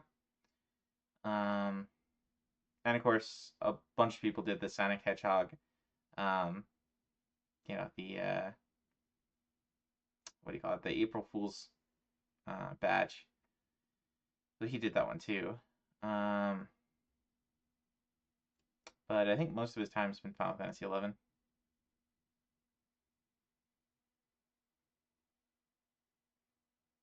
And he did boot up the online subset for Monster Hunter 1. Bum, bum, bum. And then Pulse. Pulse has been working mostly on the Oracle's games for Legend of Zelda on Game Boy Color. Oracle of Seasons and Oracle of Ages. So I'll throw him a shout out here. Let's see here. A wild Stunfisk appears for those doing the Pokemon thing.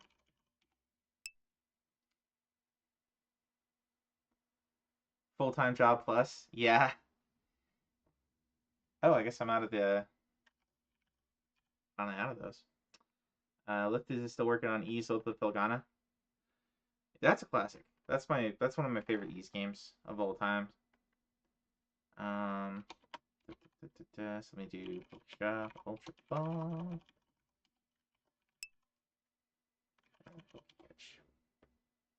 There we go. Passed out sir clip. Oh yeah, for the Pulse shout out. Yeah, so we've been working on those games. He did the Sonic Hedgehog one and the Final Pixel one. Bum, bum, bum. And then Benny and Lexi. He has a new stream room done, so that's pretty neat. Oh yeah, yeah. That's pretty cool. So shout out here for Manny.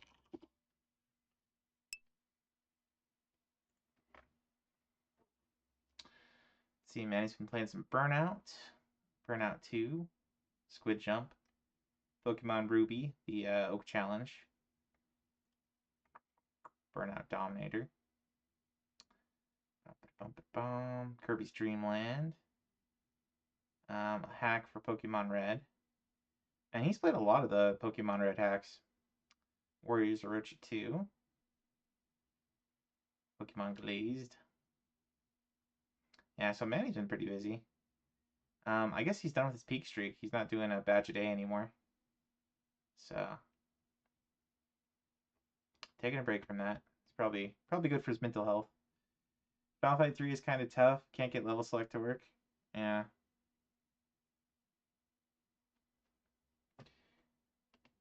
I am not good at the Final Fight games. Next up we got Lexi. Let's give her a shout out as well. Boom. Lexi's been working on Pac-Mania. She badged Bucky O'Hare. I saw her do that last week. Sunset Riders. Wait, did she reset this one?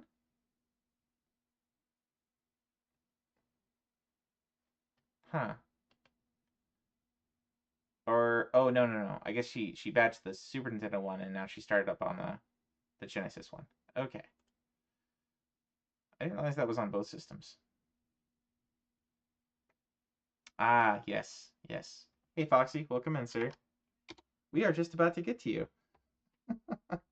We're going over community achievements at the moment. Pretty short short set of new sets.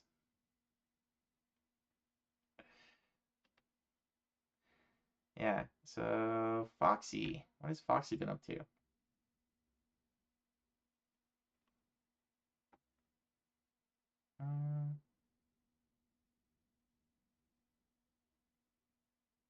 Badge a day, that's Knocker? Yeah, Knocker badges a lot too. But Manny was doing the peak streak thing where you had to get a badge a day for like 3 months or something like that to get the badge, the event badge. Got a really long 10-pointer in Sailor Moon. Nice.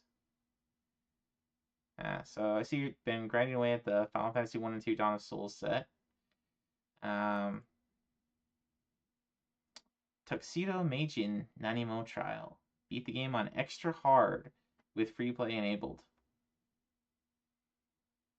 Congratulations, sir. Extra hard. It's only worth 10 points for extra hard. Extra hard one is rough. And it's only worth 10 points to beat it on extra hard. That seems undervalued. Mega Man on Game Gear. And then Goemon. And Super Mario World 2. Good times. Good stuff. You played all those games since then?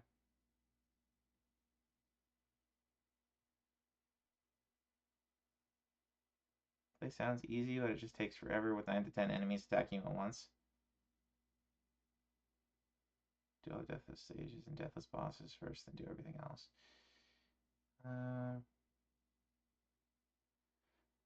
Oh, your Zelda 2 was badged. Okay, so you played all this stuff today. Wow. Okay. Did it Mega Man homebrew? Zelda 2, totally rad. Bucky O'Hare. Ghost Sweeper Mikami. X-Men the official game on Game Boy Advance. I think we talked about that one before. Tom and Jerry on Game Boy. Oh yeah, so this is from your Saturday stream. Yeah, that's where you were playing Crayon Shin-Chan. Oh, okay, you played the Super Nintendo version. Wait. Wait a second. Wasn't that the one we were looking at? Wait. I'm confused now. The Crayon Shin-Chan here was... Oh, the Genesis one. Okay. Oh, so there is a Genesis one and a Super Nintendo one for that one. Okay. I am so confused. Anywho, yeah, so that was Saturday's stream.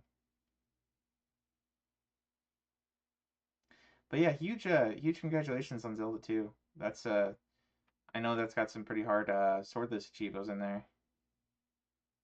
Sharply dressed one up. Without, and yeah, 1C scene is pretty tough. Without the candle or cross. Yep. Bum, bum, bum. Purposely let that snazzy one for last. Nice. Let's see. So Foxy, and then Knocker. Knocker's the top of the list here. Mr. 1,177 points. Or 1,177 achievos. So definitely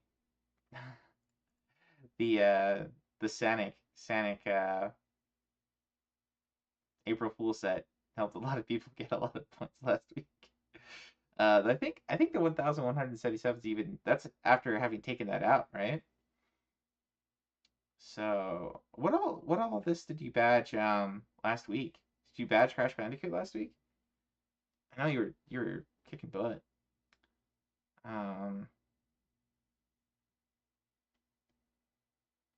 Points are gone already. That's just 1,000 plus points. Dang. Good job, sir. Good job. I'm pretty sure this one you badged before, so you probably just booted it up, but you're almost all the way through Sonic Triple Trouble too. And the Superstar subset. Karakuri Dochu. I need to play some of these, the Goemon games. Alright. I think Knocker clearly wins this week for most of the folks in our community. I think Chrono stops by every once in a while, but let's throw Knocker chat up here.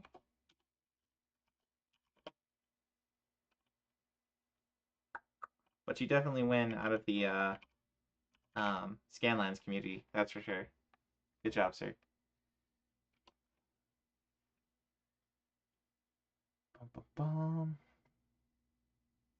Chrono's been playing some Chrono Trigger, Goof Troop, Call of Duty 2, Phoenix Wright Ace Attorney. Oh, and I got the Quiz and Dragons game. Nice.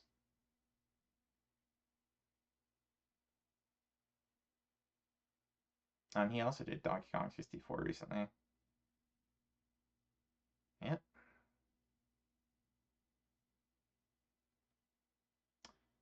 Karakuri Dochu is a little jank, but still pretty decent for Goemon.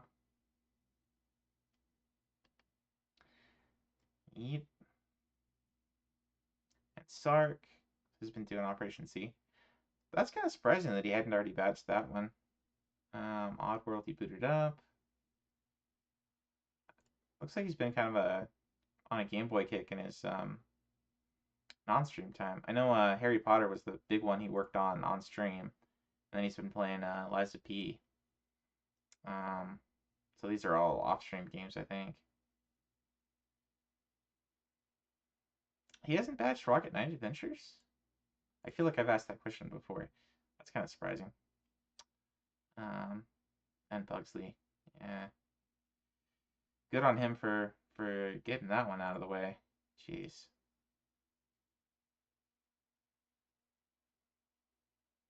Rocket Knight is the next RA request. Gotcha. Wise Man badge some sleep.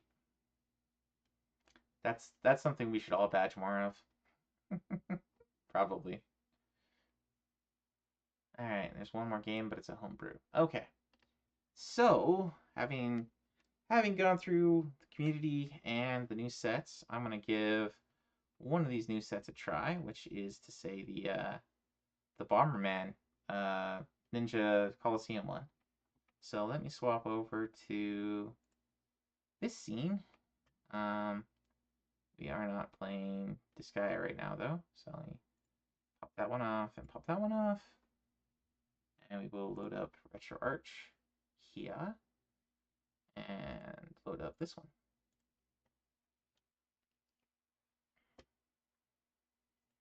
Make sure that's let's see here. I'm gonna resize this a little bit. There we go.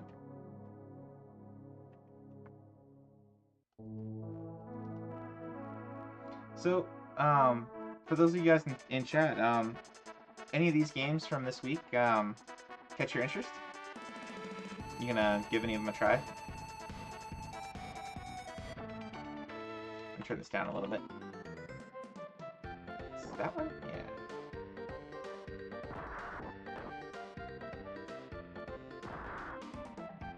Da, da, da, da, da.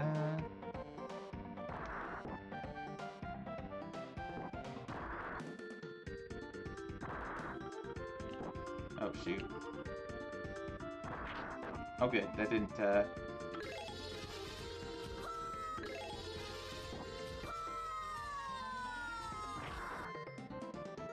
Alright, so we'll do that, and that. Oh shoot, go.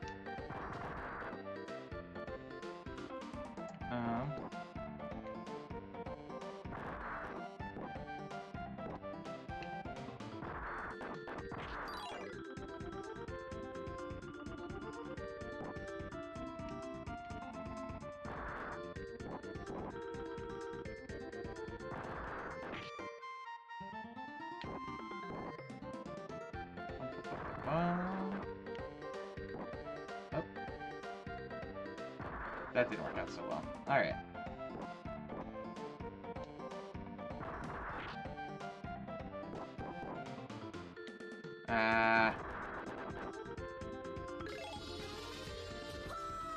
Okay. He's gonna go there. There we go. Oh. No! Don't follow me over here. Cotton 2 got demoted, can't play it yet. Yeah, that one I'd like to play. I'd like to play more of those. There we go.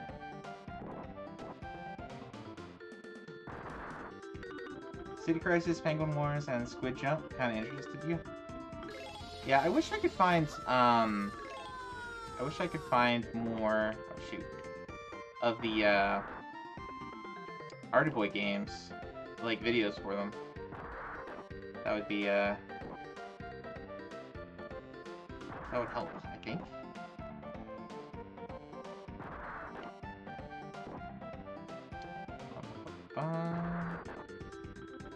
That's all right.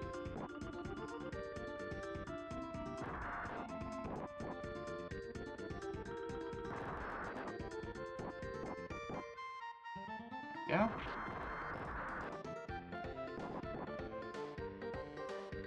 Boom.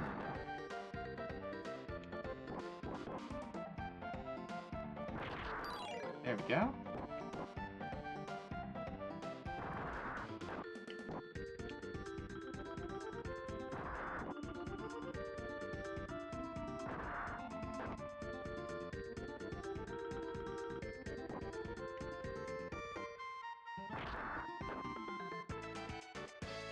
There we go. A wild Carnitas appears. For those who are doing Pokemon, check your balls. Check the extension to see your items. Do I need a, can't do an Ultra Ball there?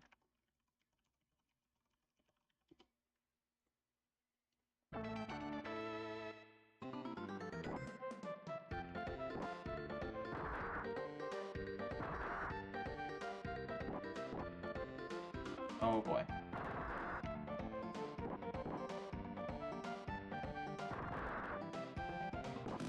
Ah! Oh shoot! Why? It made me drop my things. Ah! Ah, no. Shoot. I totally messed up. That was silly. That was very silly.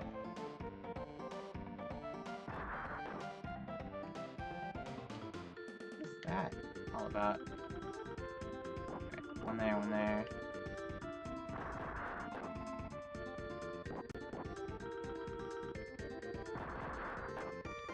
Go.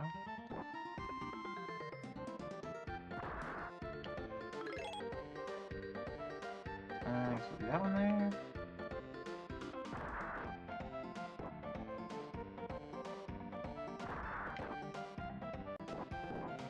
Yeah.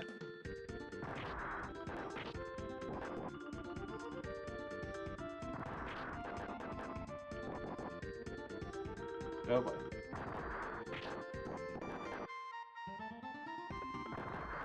Not great. Okay.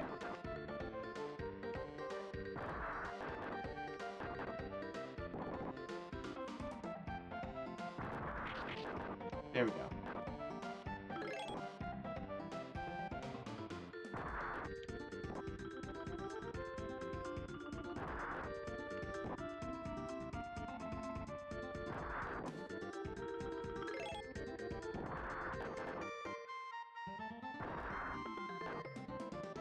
Oh, those get hit by them.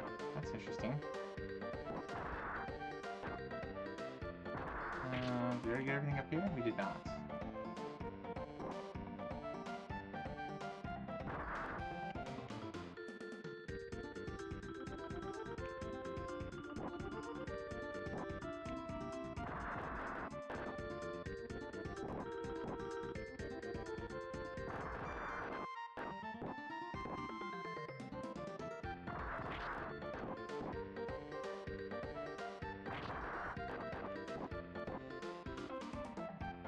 Oh boy.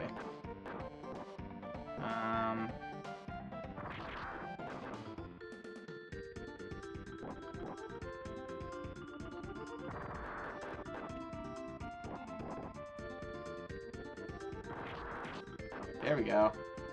That's what we want to see.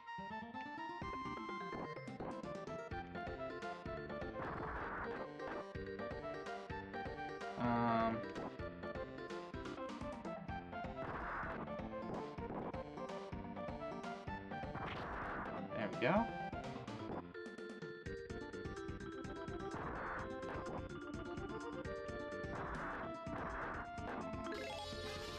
Power chain.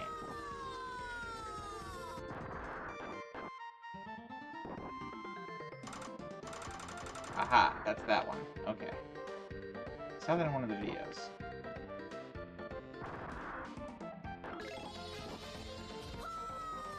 Time after time.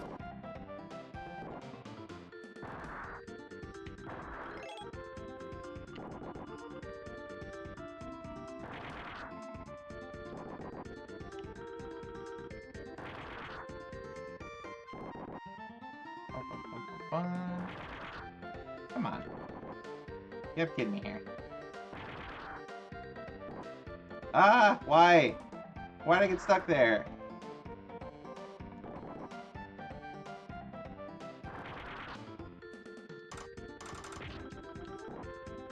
Again! Like, that doesn't make any sense to me.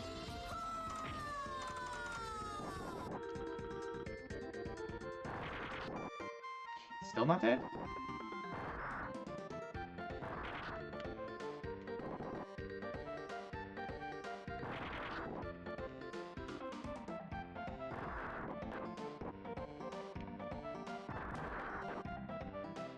Is that just not destroyable?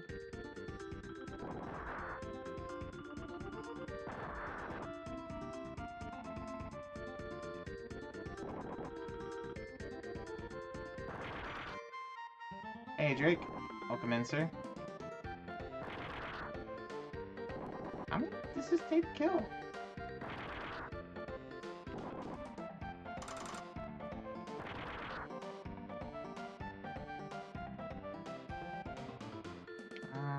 Okay.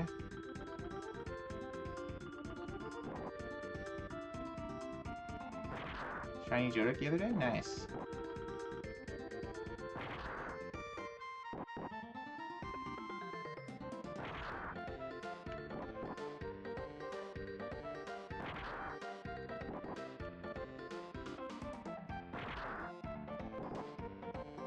How's this thing not dead yet?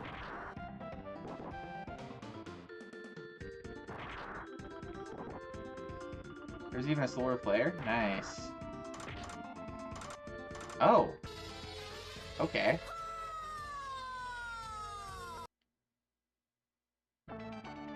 There's even a solar flare.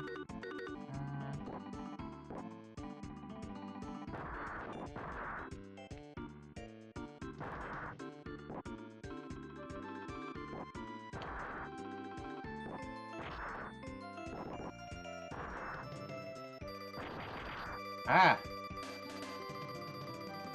Dang it.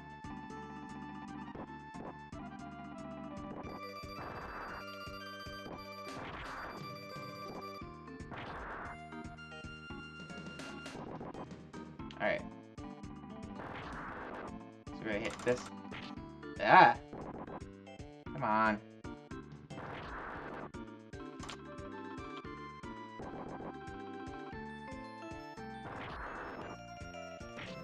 There we go.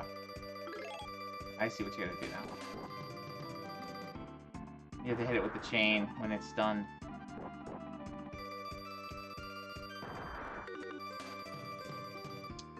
You had a really good picture of it, but you didn't. Boom. Ah.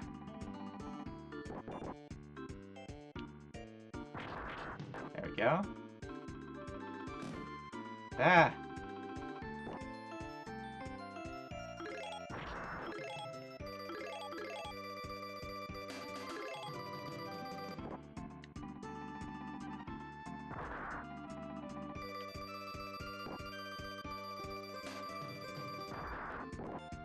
Ah! Why? I hate that. Lets me get stuck on the wrong section. It was raining and overcast all day. No turtle cups to relive. Kids were disappointed. Yeah, there wasn't much of one here either. It was overcast all day. I'm not doing great here. I'm usually pretty decent at these kind of games.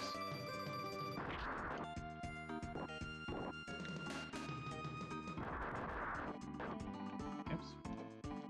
Okay, so out in there. Out in there. Bomb. Uh-oh. I just blocked myself off, didn't I? Oh, maybe not.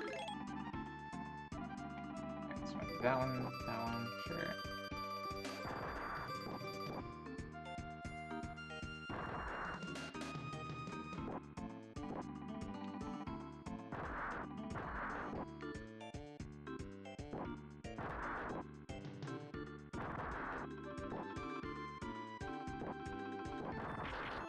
Ah.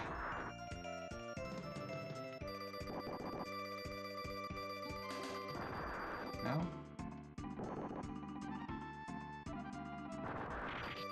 There we go. There's one down. Let's see the other one. Nope.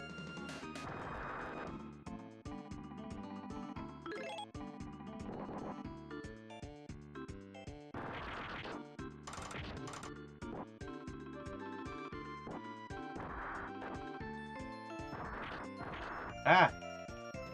Ran into my own. Why? Ooh. Nice. Do a better job of predicting where that's gonna go, huh?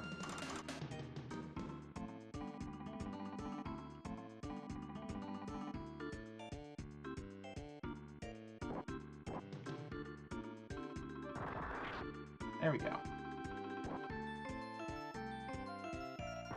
How's it gonna get in there? Let's see. Oh, this must be like a portal or something. So if I can get to this portal over here. Aha!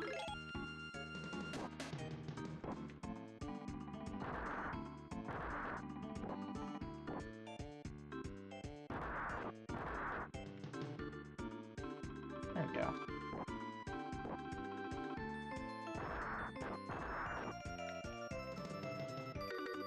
Lots of hee-hoes. So you were worried that the weather wasn't going to cooperate, and it did? Yeah. B5 is fun. I did watch an episode during lunch today, so I'm working on catching up. Eventually. Someday.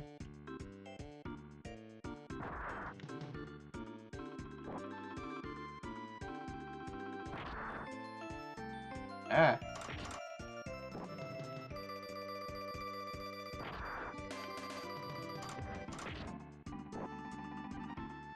Okay, that's not gonna work. Okay, so I need to get him when he's here.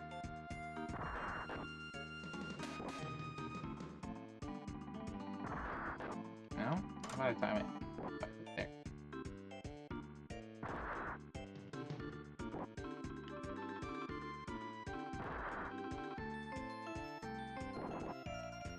Yeah, M's watched with me too. There we go. 27 seconds. There we go.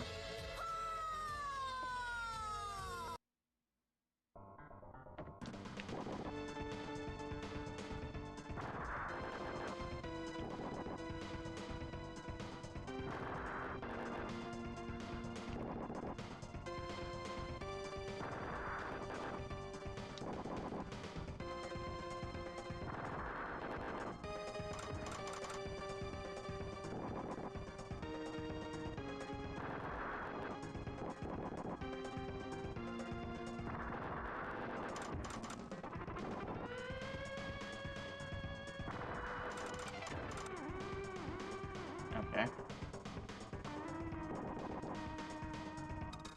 Uh-oh.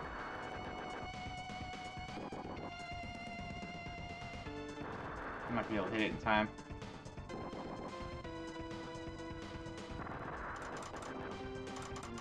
Ah. Lame.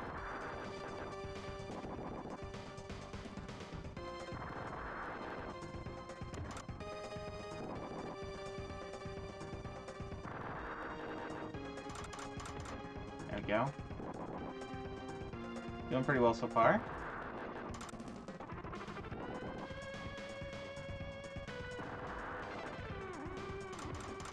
Ah! I need my speed boots.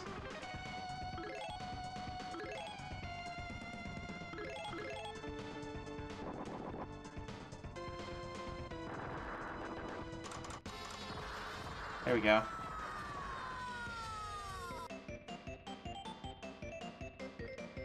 Yatane! We did it! Eh?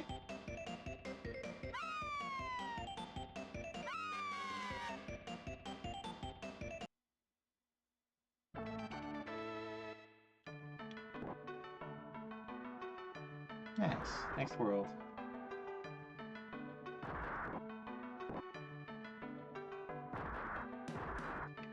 Ah! Ah, shoot. I messed up. I messed up. I messed up.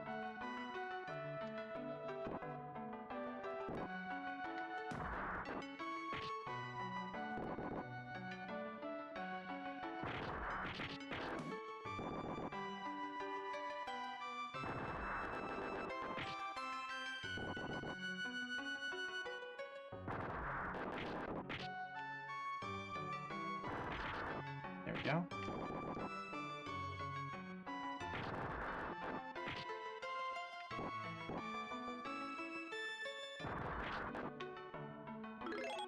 Yes, we need the one up.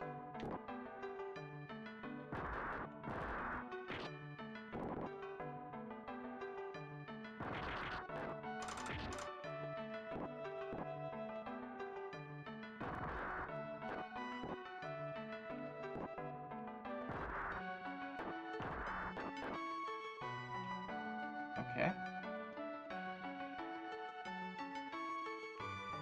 Oh, a wild Inkay appears.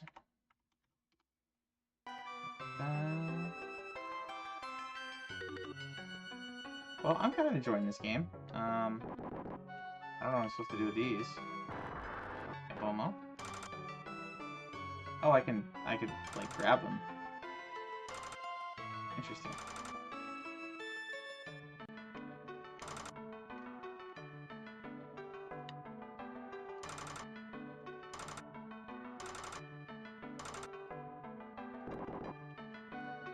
Boom. There we go.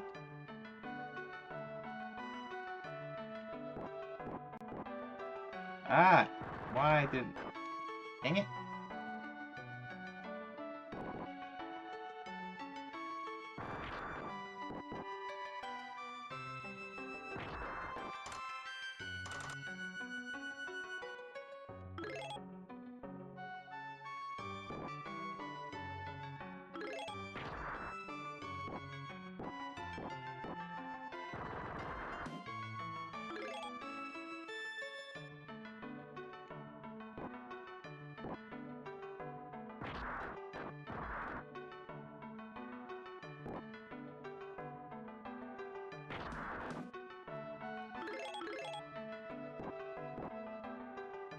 Go. Uh-oh.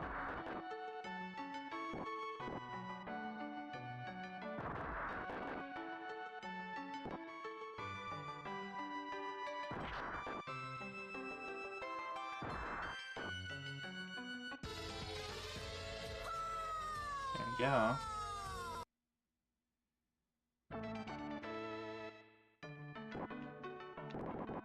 Ah!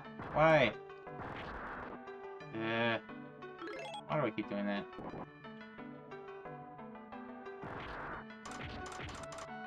Okay, it takes 2 hits for the snowman. Oh boy. Alright, let's do that one, that one.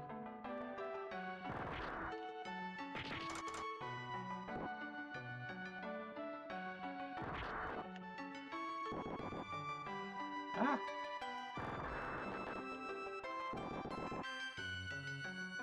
Boom. Okay.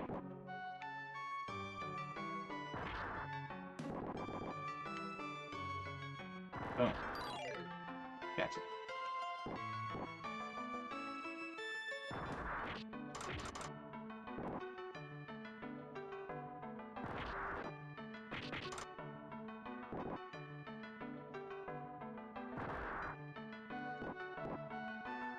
There we go. Okay. How do I get over there? How does one get over there?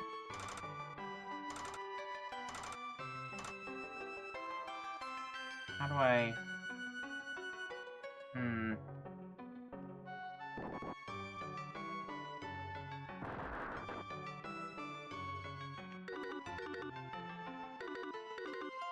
Is there a way to, like, restart the level?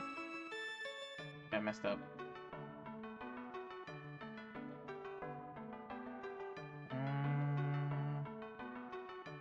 I don't see any other way to get by.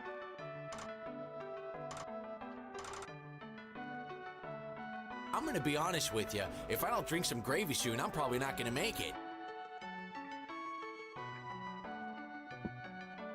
I'm stuck. I think I'm stuck. I don't see a way to do... Does that blow it? No?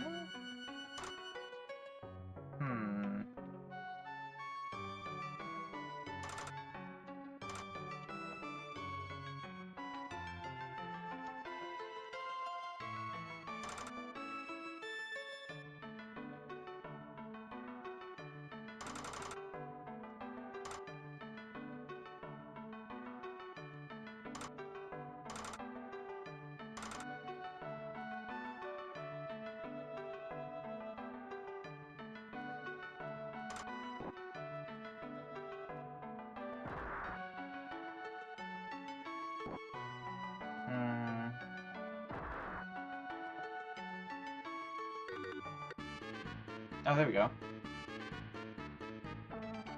LR and select start. But wait, but it's always there. Wait a minute. Okay. Huh. Okay, so what am I supposed to do with this on this level?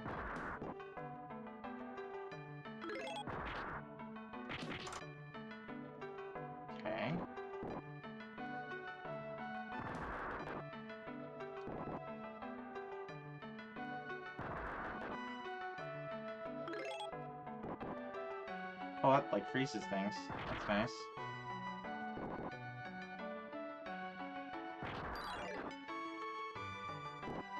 Ah.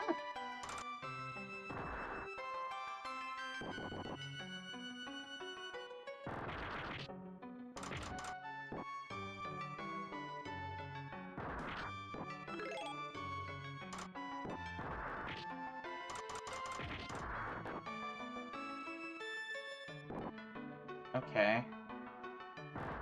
I'm still kind of confused as to how I'm supposed to do this.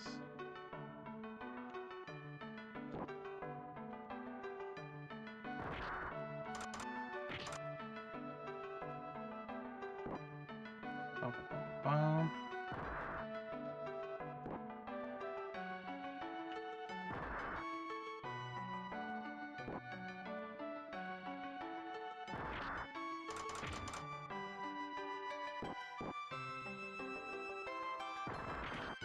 Ah. Why didn't I see that?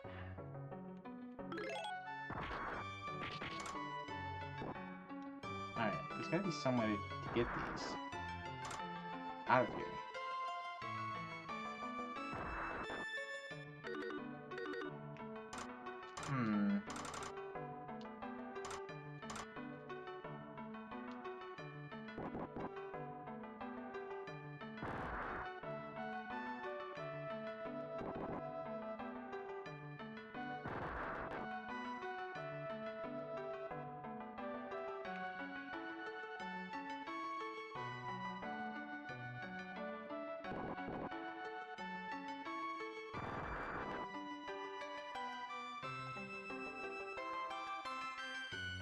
Hmm. Any ideas in chat?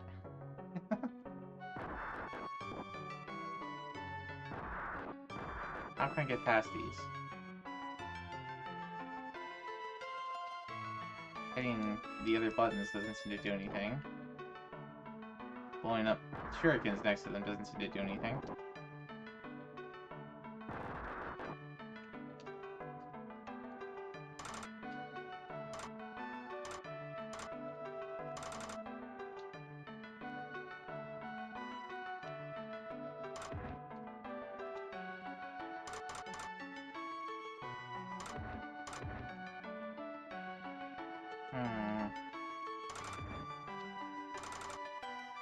Oh! Oh! Hey! Hey!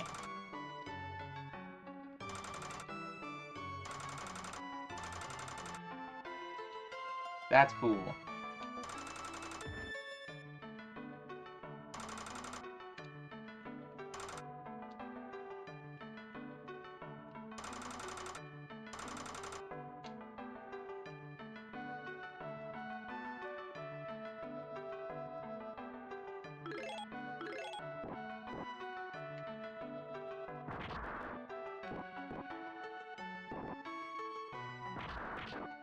Ah! I get killed by Venom 1. Again. Boom. There we go. Well, okay. Now I figured that out. That's neat. Setting your Freyrin live wallpaper for the PC. Nice.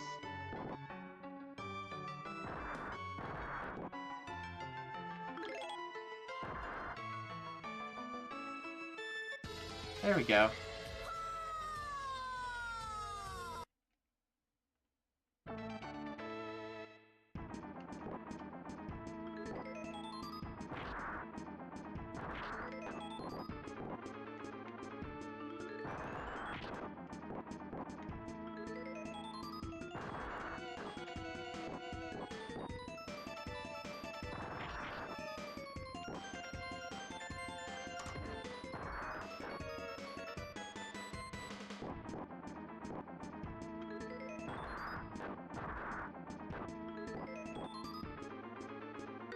Yeah. F22. Yeah, I have the season finale. Oh, come on, go that way.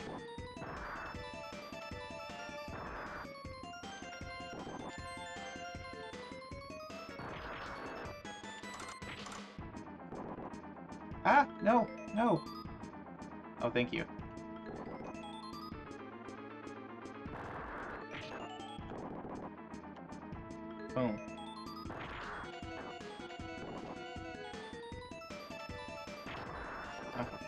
Be a little bit careful about these.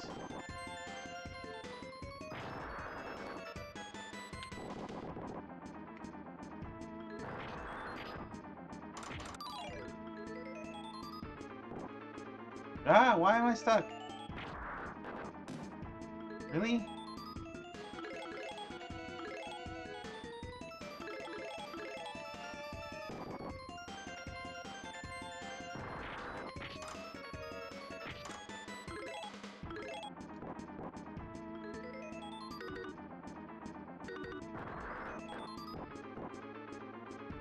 You did not watch anything?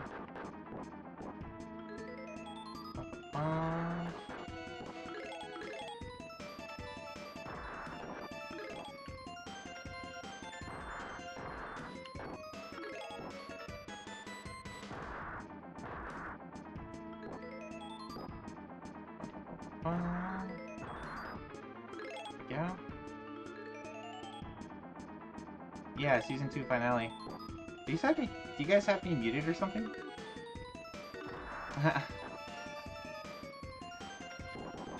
we go. Ah.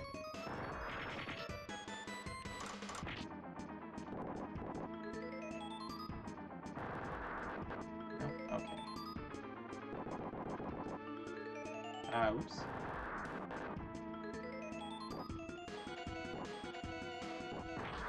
What? What?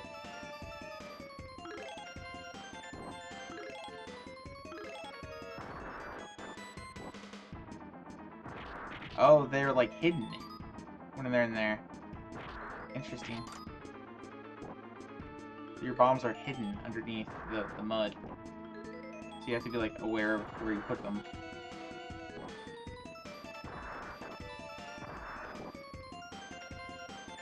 Ah! Uh-oh. There we go.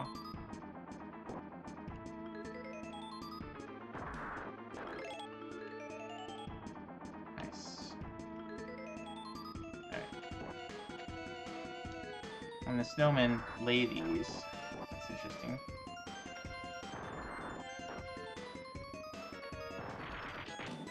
Ah! I ran into him on accident. Game over. Password. Continue. Owari.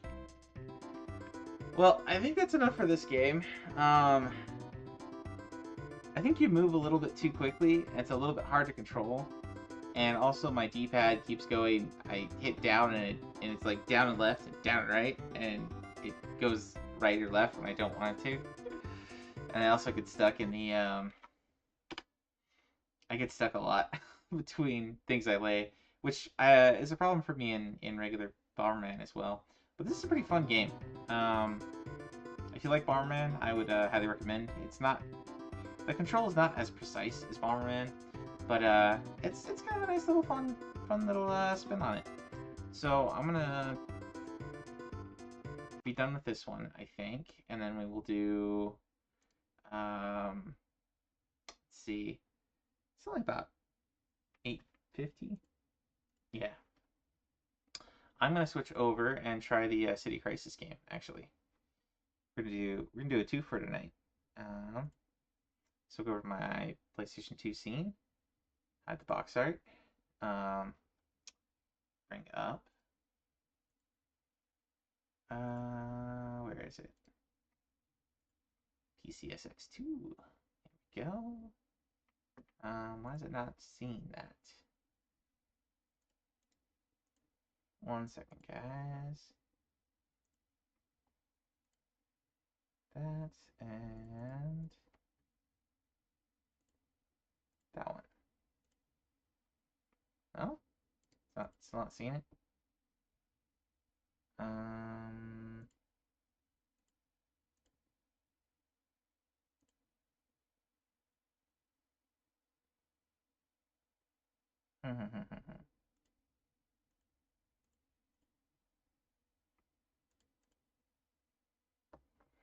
Oh, is it because I don't have it playing yet? Hold on.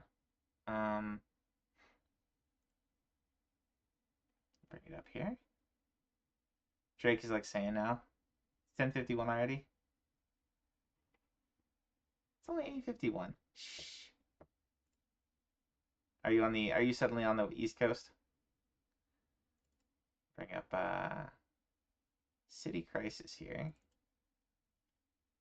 You're in Eastern time zone. Oh, you went out that way for the it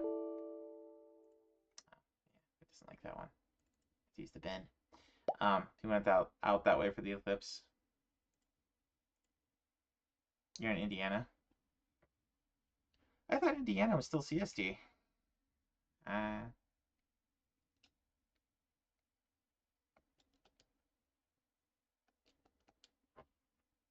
Alright.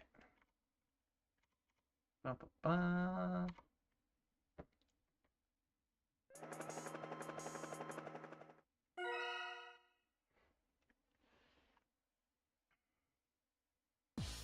Select arbitrary items. Alright. Select missions. Select machines. Dolphin. Auto hovering.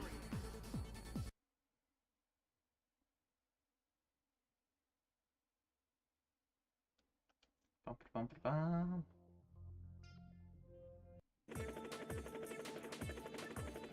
Alright. Can you guys hear this game okay? Looks like it's going.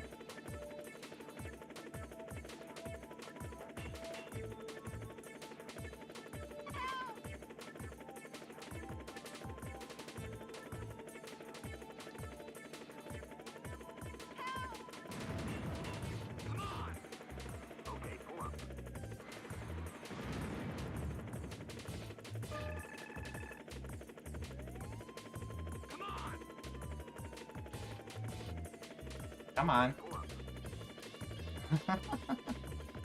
Alright.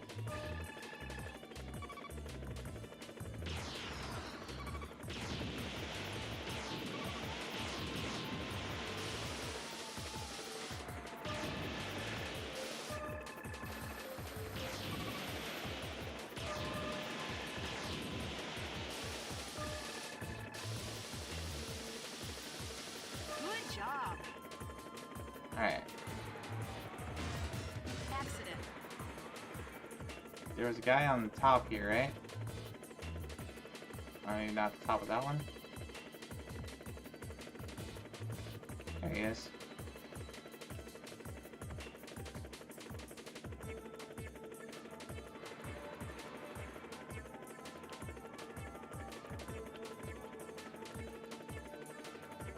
Come on.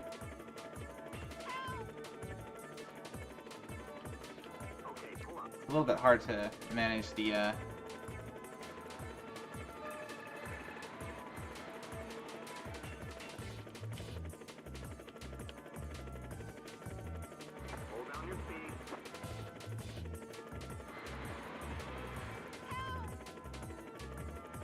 What? Go down.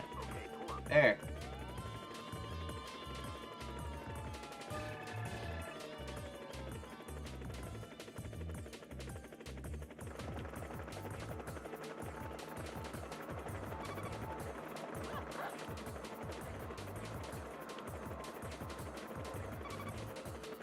Oh boy.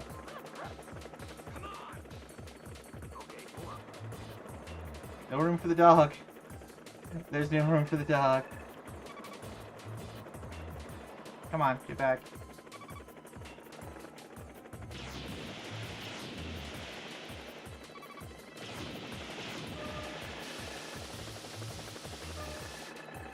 Alright.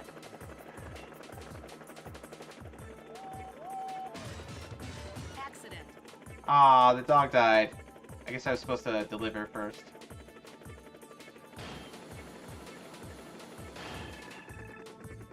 Thank you. Manga, you say? It's totally 90s, the whole show. That's some Pokemon player? Oh, hello. I just saw somebody.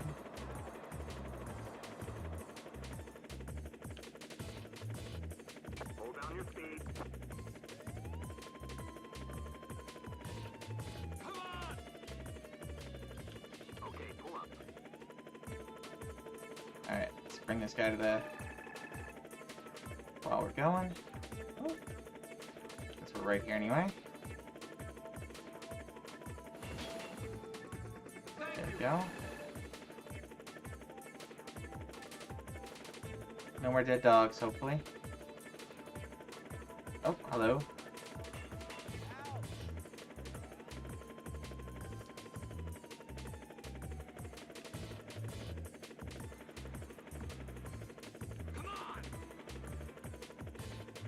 Come on, indeed.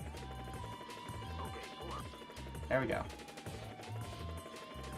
Dead puppies aren't much fun. Indeed. Indeed. Come on. Oh, wow. People are dying already? Why?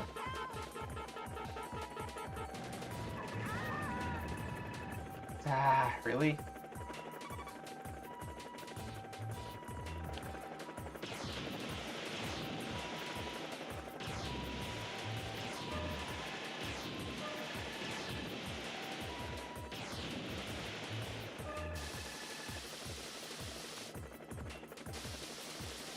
I'm not doing the greatest at this.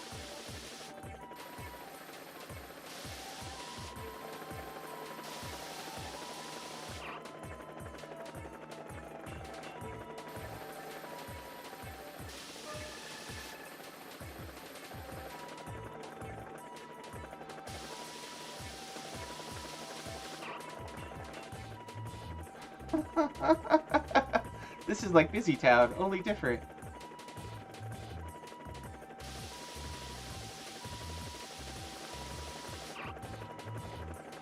Come on. There we go.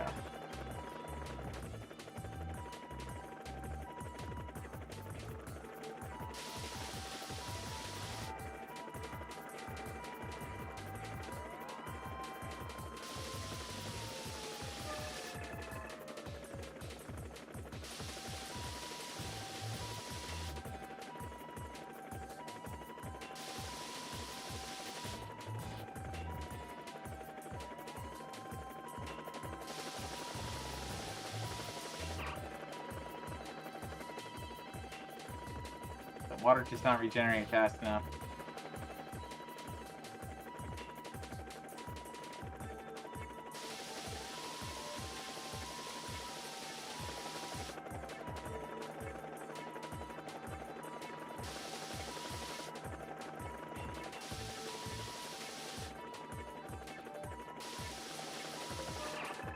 There we go. Oh, and this is the whole other side.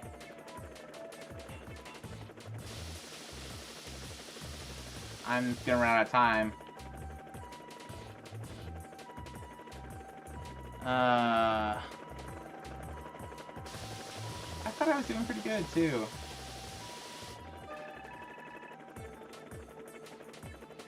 I don't know. Let's go take this guy back while we can.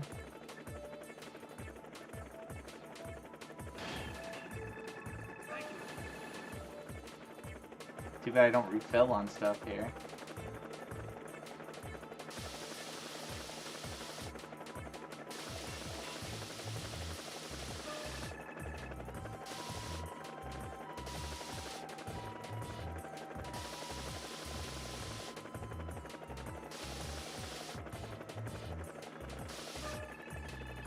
There we go. Mission cleared. Definitely not S rank. Too many dead. Game result. 31%.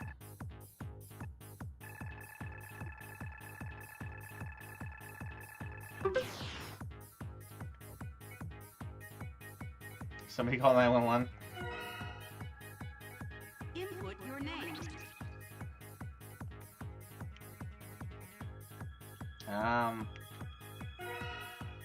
Okay.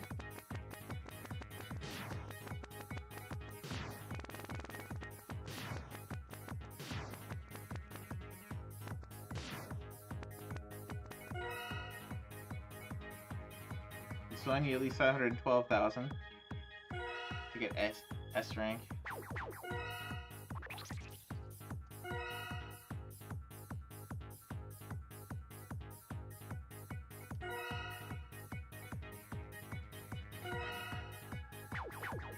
Oops. Let's just go back. Select missions. Select machines. Wait, can I select different missions? Do I have to get a certain rank on the mission to do the next one? Select machine. Dolphin. Auto hover. Let's try this one. Locate and follow the hijacked bus. Accident. A passenger has hijacked a tour bus. Locate the bus on the road and keep your searchlight on it so the police can locate it.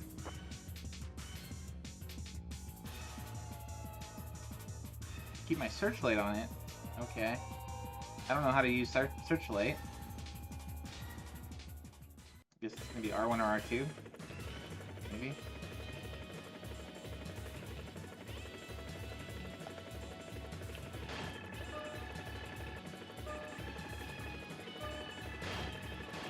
Ah, why are you getting stuck on that?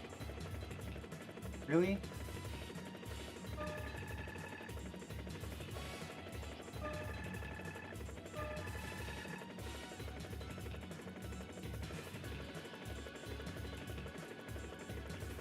Fuck.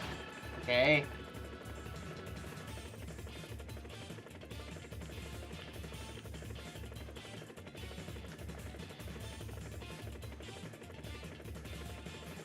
Why am I not getting points? Following the bus. Is this not the bus? Does that have to be closer?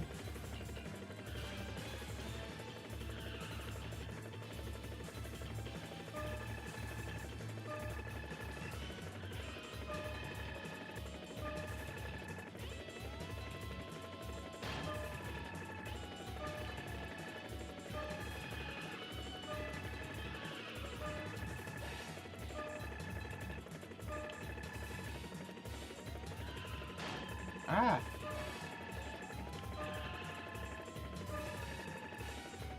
Good job. Get to the chopper. Get out.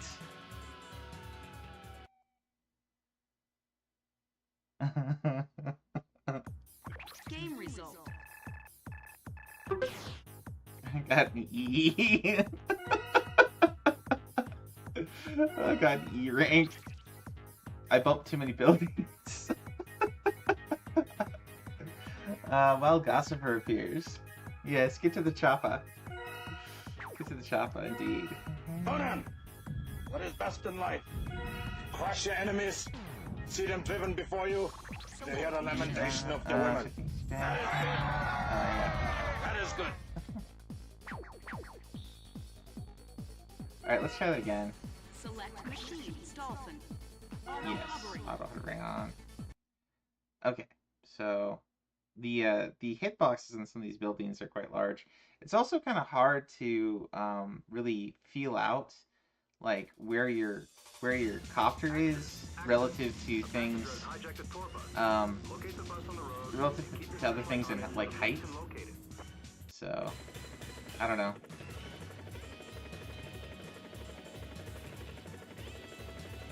Oh.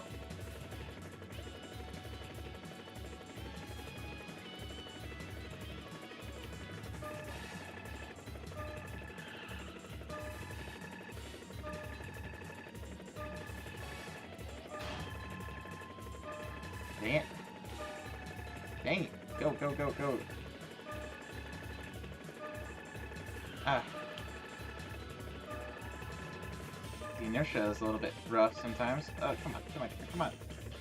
Come on.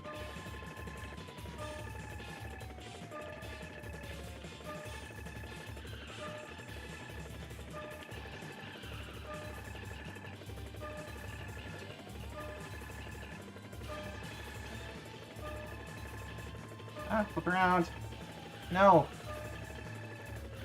Good job. There we go. That went quick, too. Mission cleared.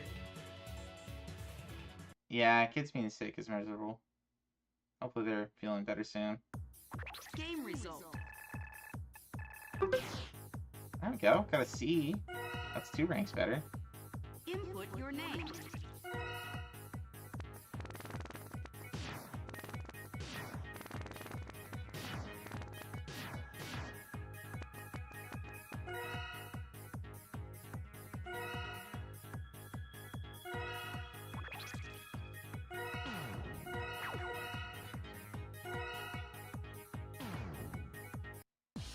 Select missions. Yeah, it's not letting me select other missions. I guess I have to get a better rank. Select machines. A Gossiper? Gossipler? I don't know what that is, but...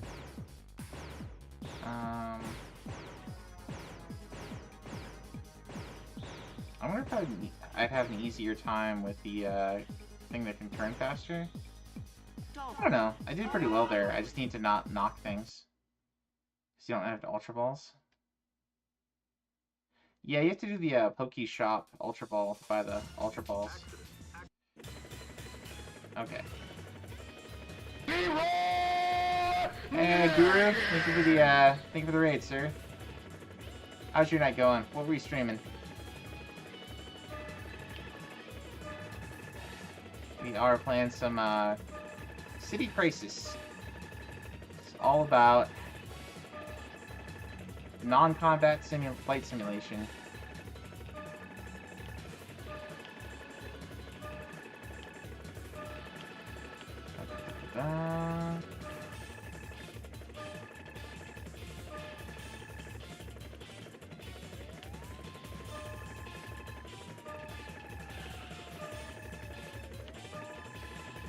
Ah. Go. Go left. Go left. Go left. Stopping. Stopping.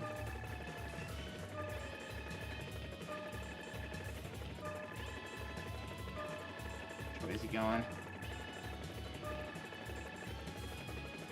Oh, we went out of sight.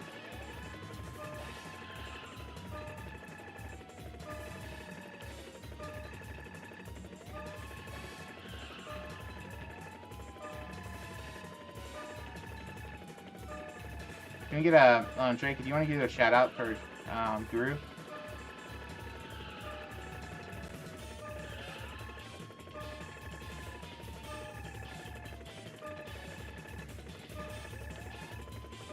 think I might just rank this one. Dang it, no.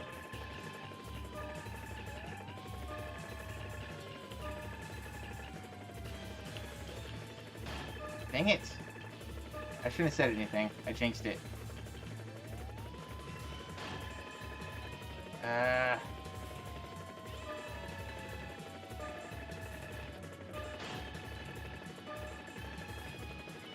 Why? He got stopped so many times. Alright.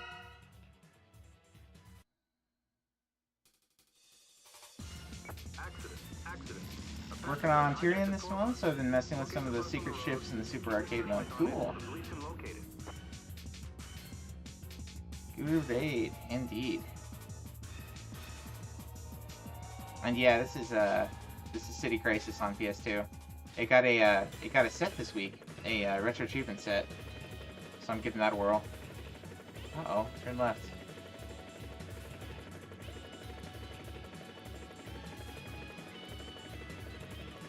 Come on. Can you get the light on him? Why is the light not on him?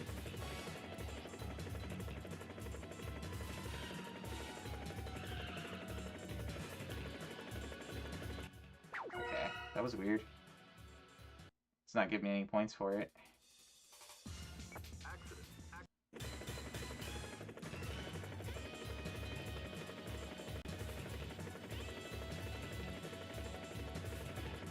Alright, catch you later, man. Ah, where did it go? This is a bad start. It's kind of random where he's going to appear. Catch you later, Roto. See you Wednesday for Monster Hunter Open Lobby.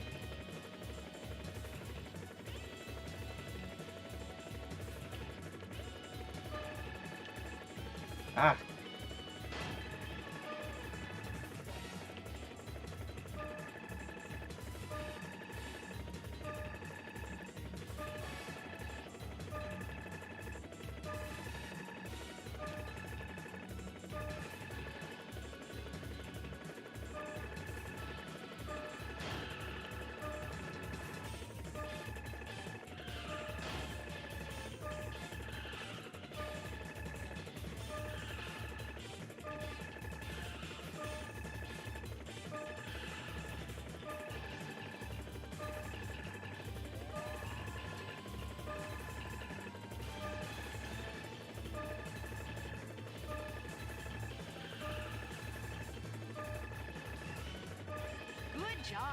There we go. Hopefully that's a Mission strength. cleared. Lunch fast on Wednesday? Oh, because I kept hitting with my lance? I'm Game sorry. whistle. Still not an S. Not even an A Input for your that. name. That is hard.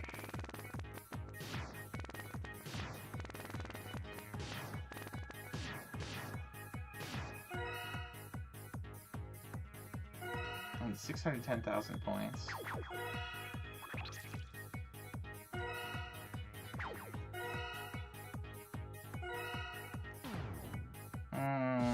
Select missions.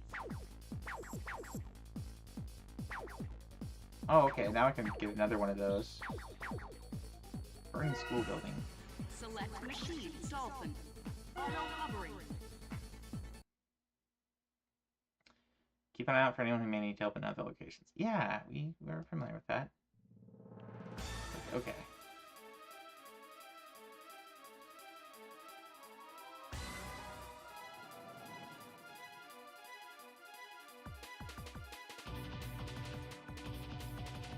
The school is on fire.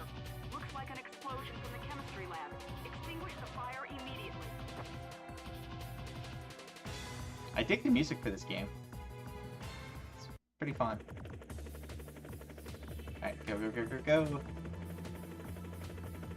Over here. Up.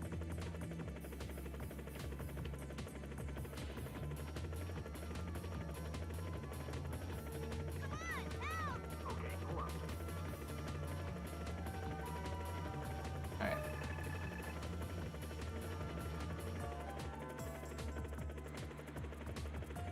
The school. Uh-oh.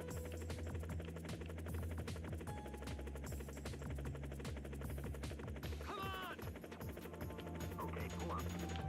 There we go.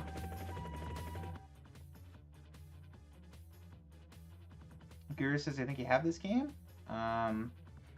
Many random games I picked up a decade ago or more at Goodwill. Yeah, it's not a bad game. It's I'm having fun with it. It's hard to get the S rank though. Why says kind of like Blast Corps but with Chopper. I guess I haven't really played Blast Corps. I've seen Sark play it. That game looks kind of awful. All right. Hold on. Yeah. Come on. Why is it there? Alright. Ah! Don't go so fast.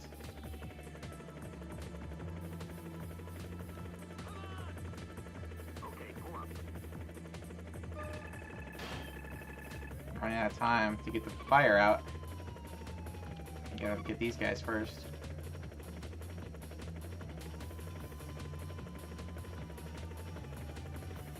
Come on! What? Alright, we're gonna start over.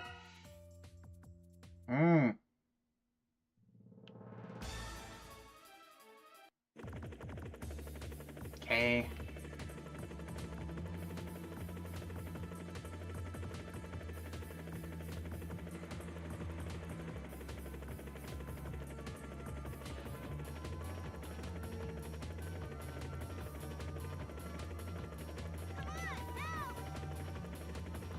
Why isn't he going in?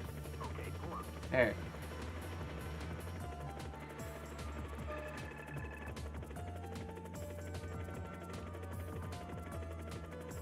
Go, go, go, go, go. Isn't there another one? Over here? Yeah.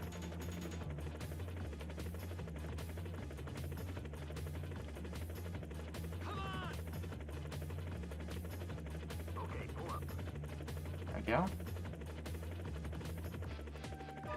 I hate that it doesn't, Okay,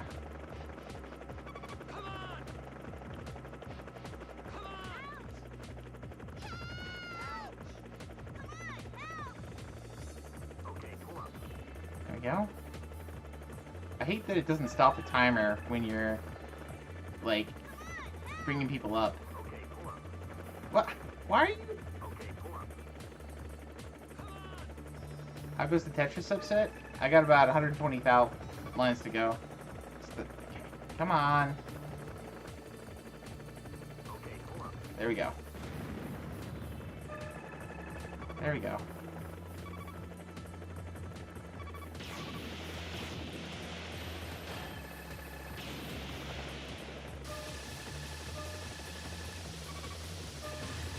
Accident.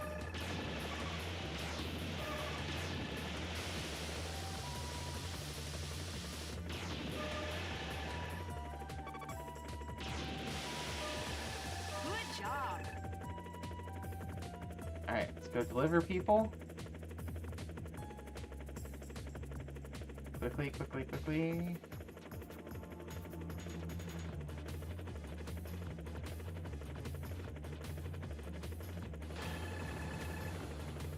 What? Why does that not count?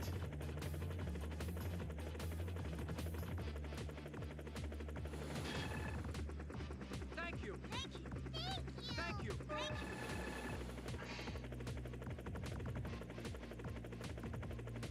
Good old days. Oh, hello.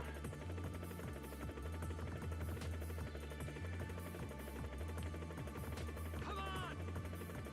Okay, hold up.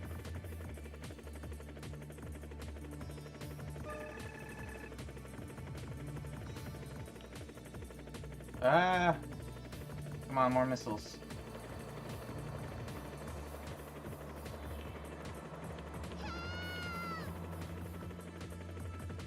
Okay, pull up. There we go. More missiles, please. Yes, please.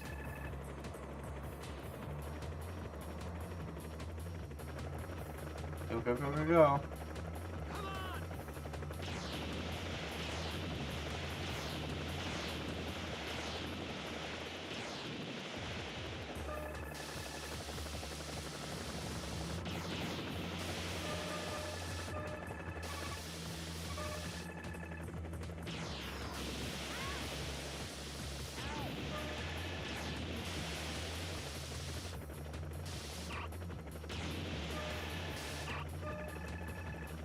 Awesome.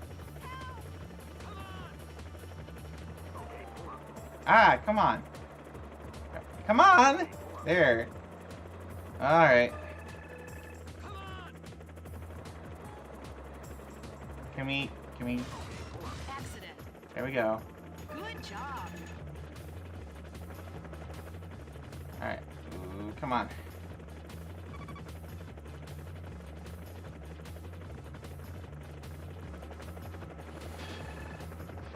Thank you. Thank you. Ow, ow, ow. Right? Come on.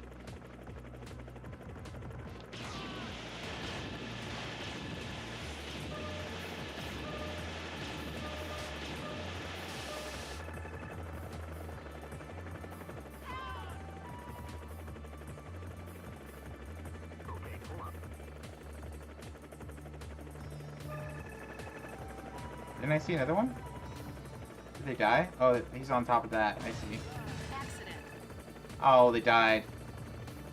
Oh, darn it. Ah.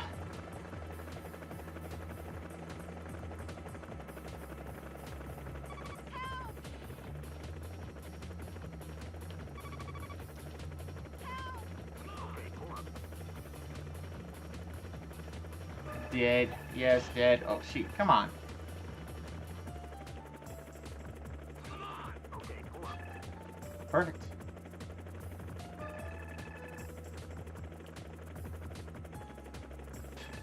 Come on.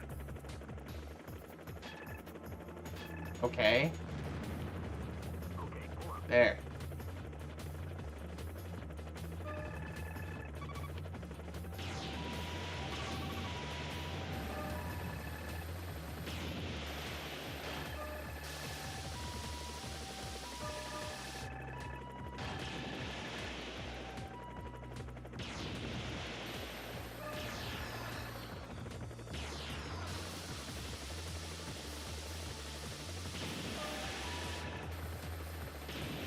Good job. There we go. Mission cleared. That was the good time for retro pickups. Remember going to garage sales and people saying, "Hey, you have an NES here. Here are games. Take them." I already have Rapidash. Gotcha. I only got 60%. Oh, there were like 8 other people, just randomly.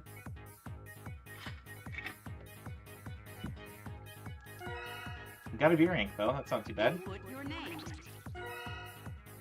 I am consistently getting 4th place in these missions. Oops. I can go back.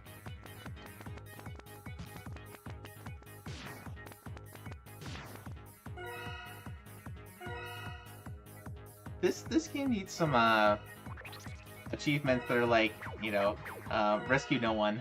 Or, of course, I guess you can't go to the next section if you haven't rescued people. Never had anyone give me stuff at garage sales, but I did manage to get some great deals. 2 GameCube Wavebird controllers for $10 a piece, along with Paper Mario, the Thousand Year Door for $10, or a $5 Dreamcast. That's not a bad deal at all. Select missions. Fire at Night. I check those. Alright. We've been going for about 3 hours. I kinda wanna try something else. What other new sets were there?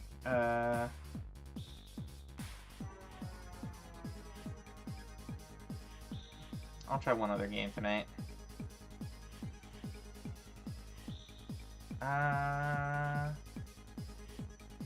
Let's see. Dun, dun, dun, dun, dun,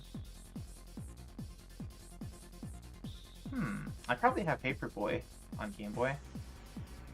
Konoha Heroes actually look kind of fun too. Let's finish off with some Paperboy. Alright, let's go to Retro Arch Scene. There we go. And we'll close out BCSX2 here. That's the wrong button.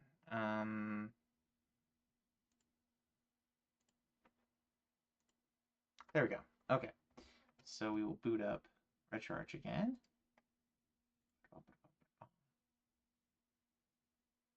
Got a Cannon Spike for $20 when FYE was closing. Ooh, that's not bad. Closing sales are great places to find things sometimes, that's for sure. Alright, so let's look for Paperboy on Game Boy.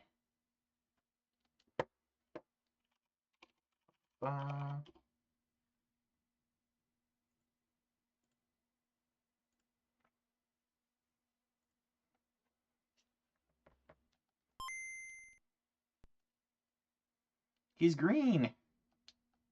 Earn honors, big bucks. Alright, first, second, fourth. 1, 2, let's see. Hold on. So, first, second, fourth, sixth, ninth. Okay, so first, second, fourth, sixth, ninth. And on the next course, first, second, or first, third, fourth, 6, 7, 7th and 9th. Okay. So, first, second, fourth, 6th, and second to last. So we get a 6-inch section here.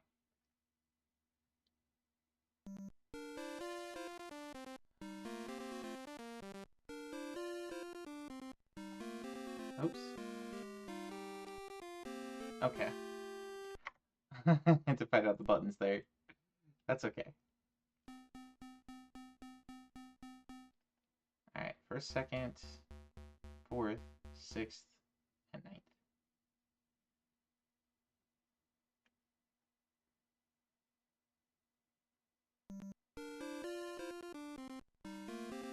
Alright, we'll go for the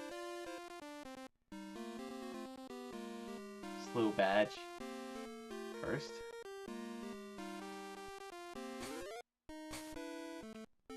Alright, so it's like first and then third.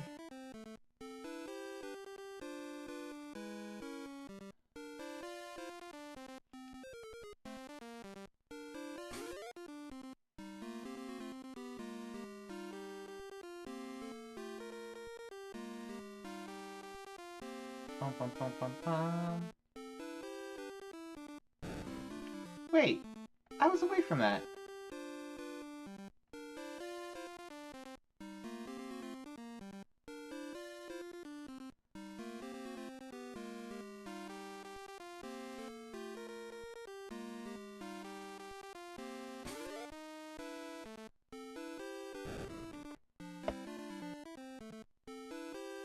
Like, okay. Do I stay in the street then? I'm not good at these games.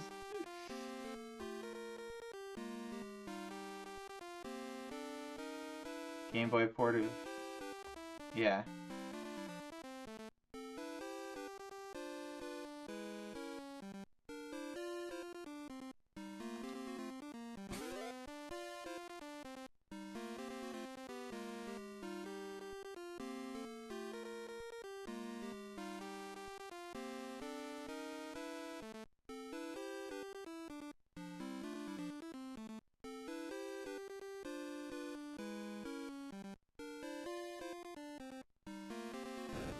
What did I run into there?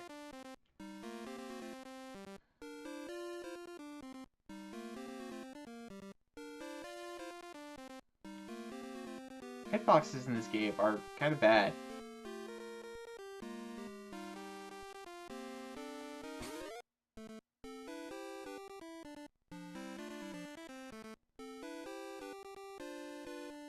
Paperboy is hard. Never got... Excuse me? I was pretty far away from that. I'll stick to The Little Mermaid. You love the game even though you're really bad at it. Lots of nostalgia for it. Played in the arcade as a kid and I've done paper routes. It was first, third, fifth, sixth, eighth. And then first, third, 7th, and 10th. Okay. Dude, the hitbox is so huge. Gotta avoid things. Huge avoid things. Whoa! I did not mean to throw 4 there. Let's try that again. I forgot that was my turbo button.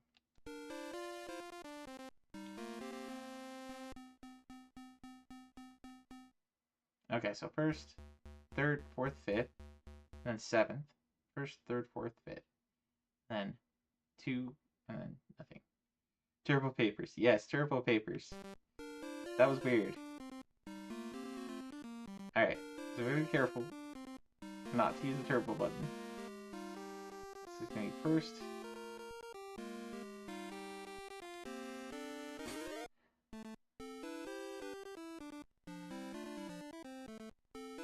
Skip the second house.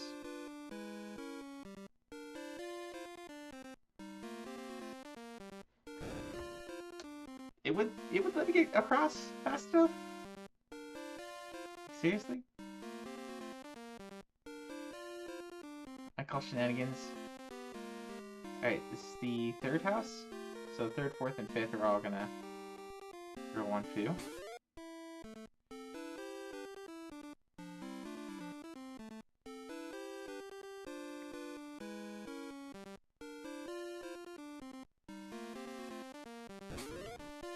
Okay.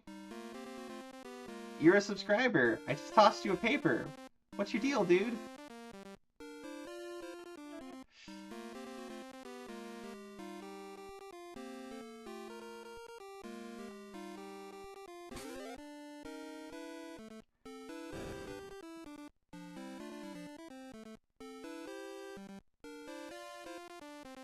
Alright, let's just stay in the street.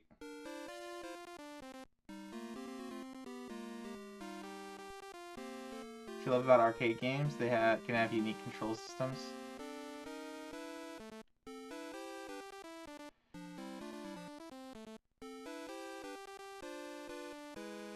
I think this one? No. Auto control lawnmower.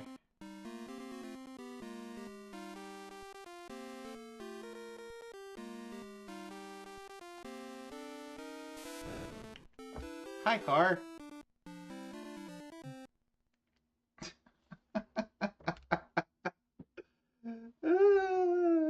Oh boy. All right. All right. I'm not good enough at that. Should we play the Quiz and Dragons? We could do the Quiz and Dragons. Go for that one.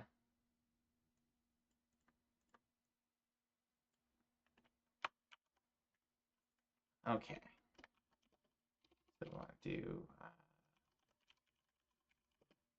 Give me just a second to find this one. Shouldn't take long. Paperboy fired right before the ambulance takes him to the hospital.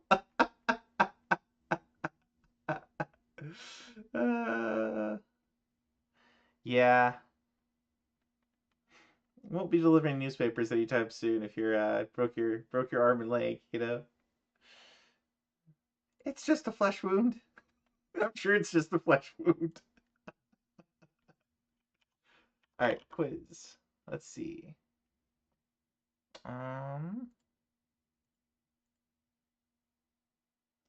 Okay, so this is Quiz and Dragons.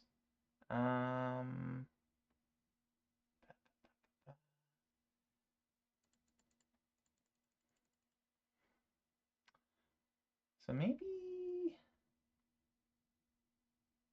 there's a lot of quizzes here.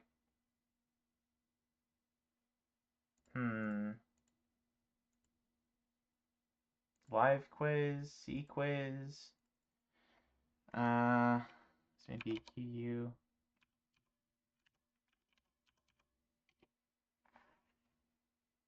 Quid. Let's see. Quiz and Dragons. On quiz. See if we can get the name for it.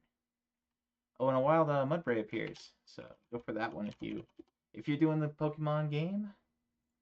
There's no way I'm out of Ultra Balls.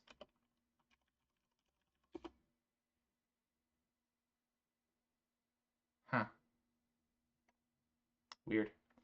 Okay. So this one is called QAD. QAD is the name that we're looking for.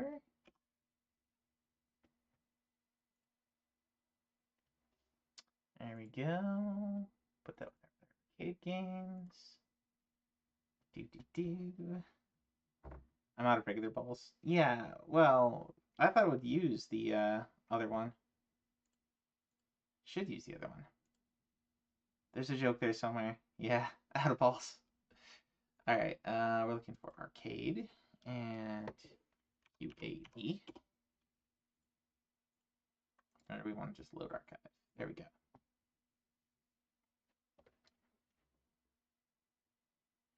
Hey, I caught it.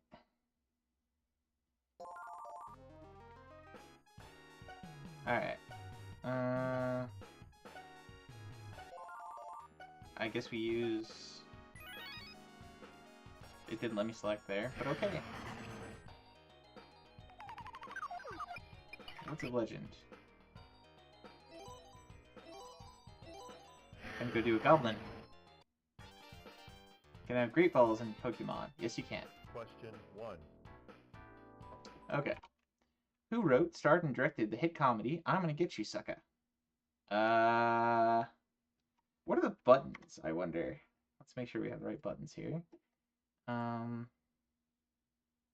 Answer 1, 2, 3, 4. So, 1, 2, 3, 4. Okay. You know what? I want to switch this up to. Can I just use my keyboard? Nah. Okay. So. 1, 2, 3, 4. Why don't I have this go in like an order? So that's 1, that's 2. This should be 3. This should be 4. Right? So 1, 2, 3, 4. Counterclockwise. Makes sense? Okay. Y says Wyans. Okay. So that's Keenan. Wait. When was this game made? Because I was kind of curious if these are actual, if these were actually the names of the, if these were actually the questions. So this was released in 1982. I don't think Keenan was alive in 1982. Was he? So these questions are not the original questions. But you're right, for what it's worth, Wise. Question 2. How many inches in a yard? Well, so, and a yard is 3 feet, and there's 12 inches in a yard, there's 12 inches in a foot, so that would be 33 times 12, right? 36. So that'd be button 2.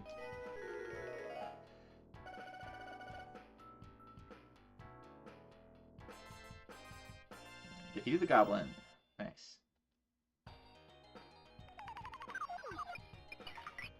1. Another goblin.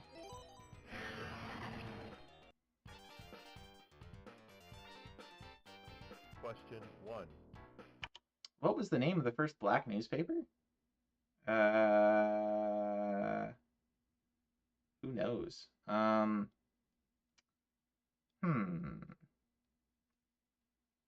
Definitely not Ebony. They wouldn't have called it something like Ebony.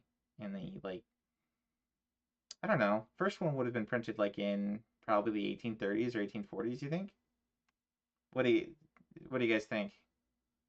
Anybody know this one off the top of your head? I feel like somebody loaded this up with, like, Black History question 1. So let's see. First black newspaper. Bum, bum, bum. Bing says Freedom's Journal. So that's number 4.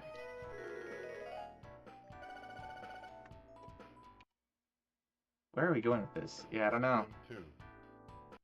Hey, in what movie does Ronald Reagan awake from surgery and utter the classic line, "Where's the rest of me?" Where's the rest of me? Huh.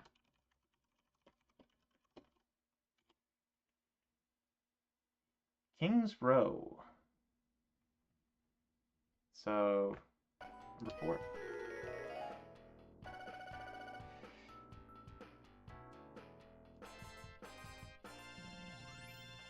These are definitely really random questions. Suppose I have 2 choices. I know the line, but didn't know the movie. Yeah, I just remember the, like, give one, do it for the Gipper, or something like that. Points needed for. Question 1. In what year was Elvis Presley born? Well, he was, like, in his 20s in the 50s, right? So I would think 1934? Or 1935? Yeah, win one for the Gipper. 1938. Wikipedia says 1935.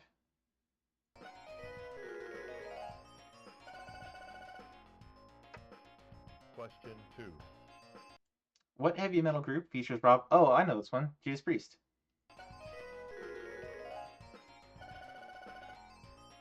I'm a metalhead. Question 3. Where's the Attila the Hun from? That would be from Asia.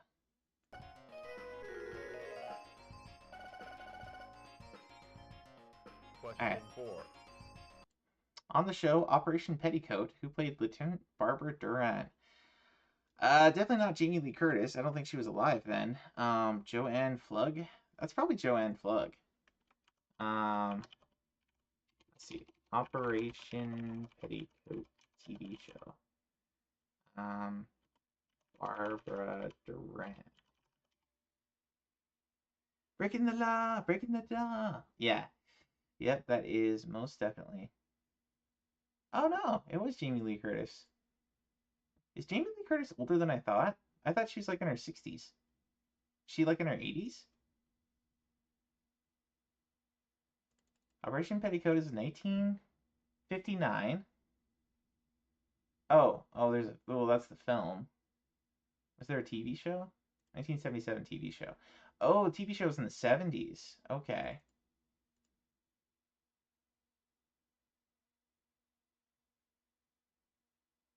Huh. Most notable for the casting, Tony Curtis' daughter. Jamie Lee Curtis. Yeah, wasn't she like? I thought she was a teenager in the slasher films in the 80s that she was in. Wow, she was born in 58. Wow. Okay, so she was already in like her 30s in the slasher films in the 80s. Wow. Okay. Huh. Well then. He woke up in the hospital with his legs amputated. Where's the rest of me? Gotcha. Defeated the mage. She's like a boomer. Yeah. A little, well, no, I guess boomers were like 40s to 60s? 50s to 60s? I don't know. Wyvern. Another player can join in. So you think you can handle my questions? Player 1, use the magic category select. Movies, television, music, potpourri, history, food and drink, geography, miscellaneous. I'm really gonna suck at any of these. I mean, I could do history, but I guess we'll go with movies. Question She was 30s in the slasher films. Yeah, okay. 1. Who was the star of the movie The Marrying Man? I have no idea. The Marrying Man? Definitely not a Kurt Russell flick. That's definitely not it. Probably not a Michael Keaton flick either.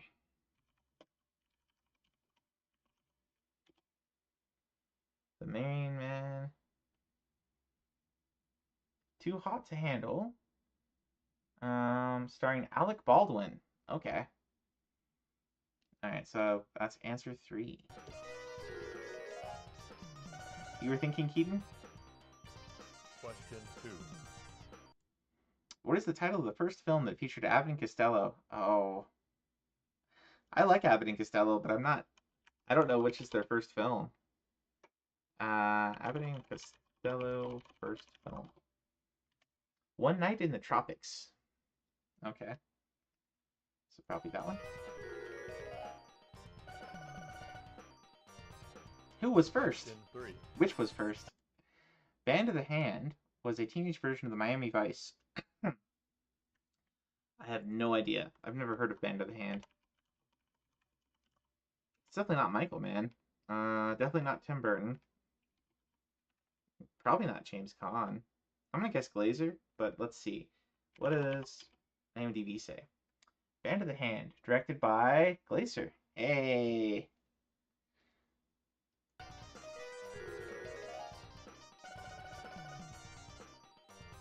Question 4. Which Elvis Presley movie featured Charles Bronson in the supporting role? Ooh. I should know my Charles Bronson flicks. I should know that, but I don't. Kid Galahad, Wiki says. Interesting. And Charles Bronson. Yep. Kid Galahad. So that's answer 2.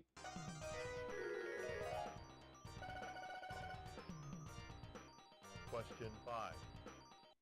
Robert Townsend plays a struggling actor in what self-directed movie? Robert Townsend.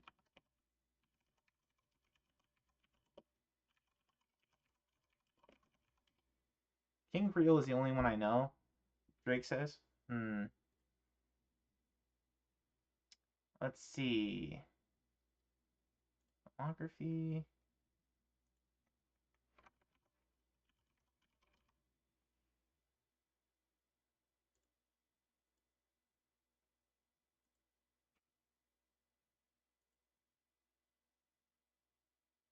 He directed Eddie Murphy Raw.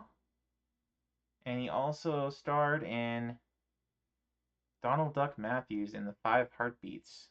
That's not there. Rambro, The Mighty Quinn, Black Like Me, Hollywood Shuffle. Ah, Meteor Man. Interesting. Let's see. Directed a lot of filmed.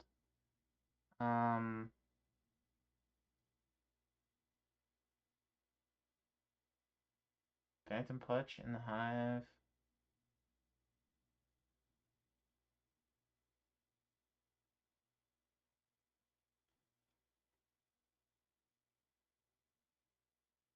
Huh. The Mighty Quinn.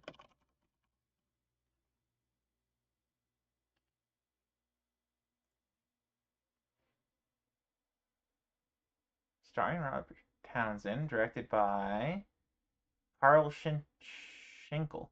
Okay, so it's not The Mighty Quinn. Cosmic says number 4, Hollywood Shuffle.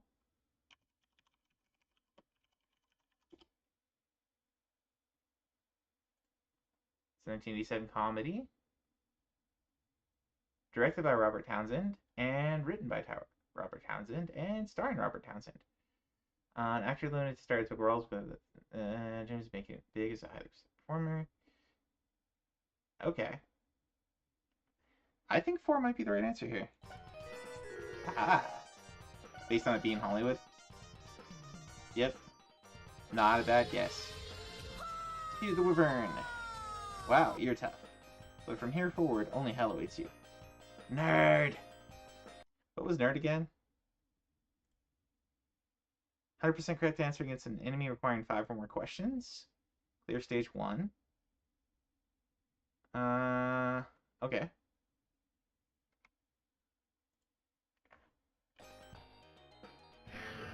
Stage 1 clear. Which path would you like to take? 1 or 2? Let's go through the mountain. Beast Mountain. That proves not to use my answers. Gilgar appears. I see some folks already poke catching. Alright. You went to the inn. Prepare for Innmaster. It's Tornico! Kind of. I'll let you take a rest here. Question 1. What was Mark Twain's real name? Oh, Samuel Clemens. I know this one. There we go.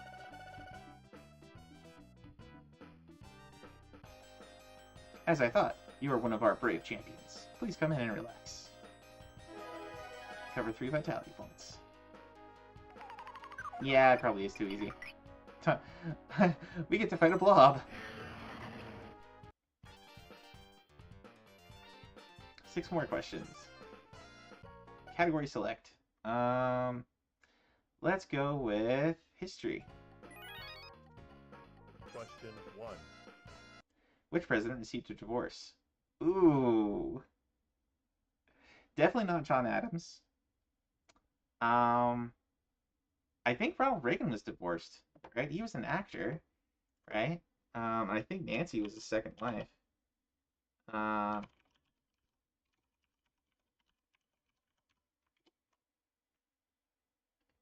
Yeah, so he was originally married to Jane Wyman.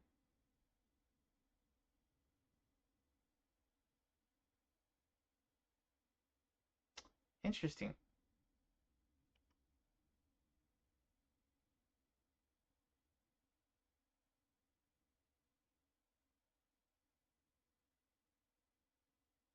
Interesting. Okay. So, Ronald Reagan.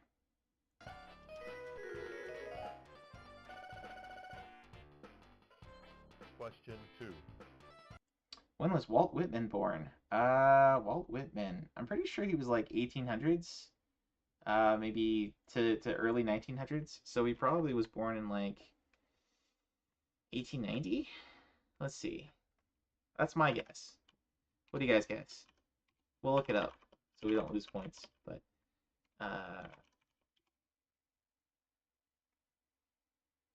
Drake says 1819. Cosmic says 1921. Drake is correct. 1819. So, all right.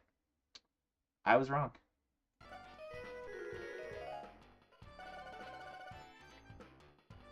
Question 3.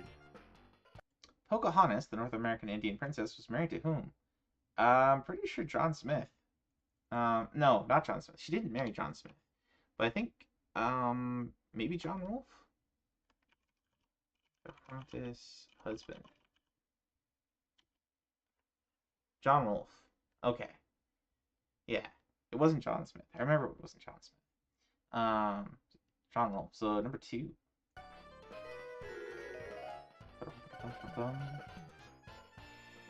Question 4. Who was the first woman in space? McAuliffe sounds right. Or Sally Ride. One of those two. No, McAuliffe was the teacher that got blown up, right?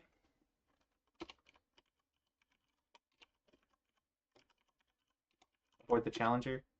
Touch the face of God.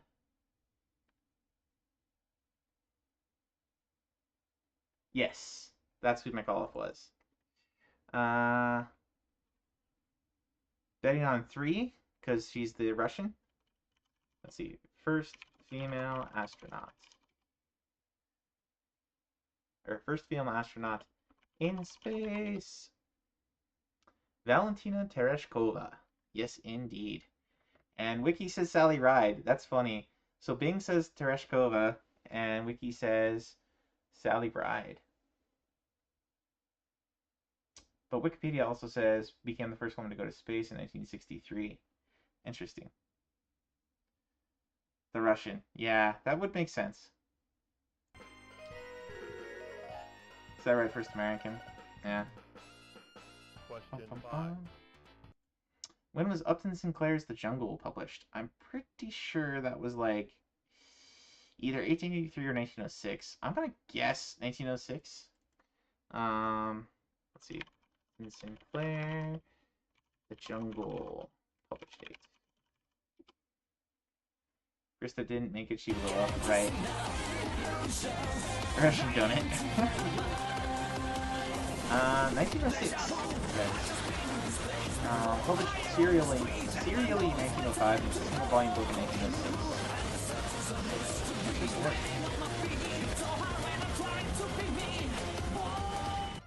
Question 6. Which constitutional amendment deals with freedom of speech, religion, press, and assembly? Ooh, I'm gonna guess 1. Pretty sure that's the First Amendment. What do you guys say?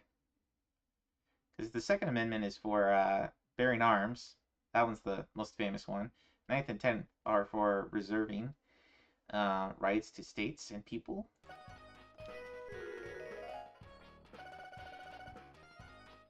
There we go. First Amendment. Defeat the blob. You didn't even have to go to Asteroid M. That's an elf. Which path would you like to take? Press the button. Let's go... Do you want to go towards the, Let's just go straight. What do you guys think? Straight or to the left?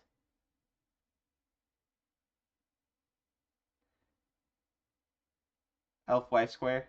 Alright, go straight. The Manticore. Question 1. Where are Ivy League colleges located? That would be, definitely not Europe. Pretty sure it would be the East Coast, because I know Harvard is not in Virginia. Not sure there's any in the Midwest, so I'm going to guess 4.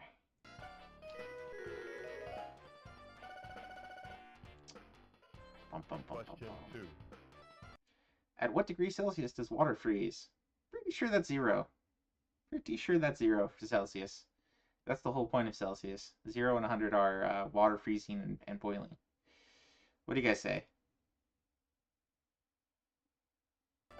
We'll just go with this one because it's obvious. Question 3. What is the largest continent? I think it's Africa, right? Or maybe Asia? Asia's pretty big.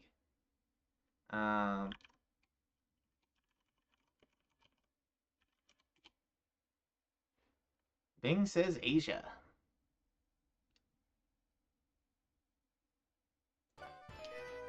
Aha! Question 4. Where was the Woodstock concert held? I'm pretty sure that was in Massachusetts. Definitely not Oregon. It's definitely on the East Coast. Definitely not Illinois. Could be Massachusetts or New York. I'm pretty sure it's Massachusetts. Woodstock location. Woodstock is in Illinois? Wait, it wasn't Illinois?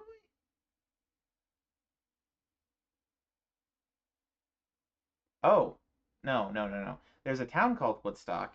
The Woodstock concert was not held in the town of Woodstock. The Woodstock concert was held in Bethel, New York. Ah, I see. You guys are right. You guys are all right. I was wrong. It's not Massachusetts. It's New York. Question 5. What planet travels around the sun every 248 years? Ooh, definitely not Earth. Drake says Uranus. That's not one of the answers. Saiyan says, you know, I do love New York. I know, but I wouldn't necessarily expect you to know where Woodstock took place. It's where Groundhog Day was filmed. Oh, in Woodstock, Illinois? Interesting. Cosmic says Neptune. Saiyan says Pluto. No, Saturn. Okay. So, let's just say 248 year. What would you call that? Cycle? Planet that takes 248 years.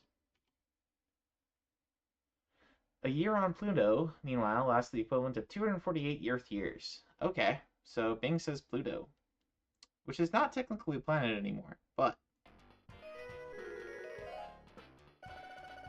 it's not Saturn, it's Neptune or Pluto. It's the farthest planet. Gotcha.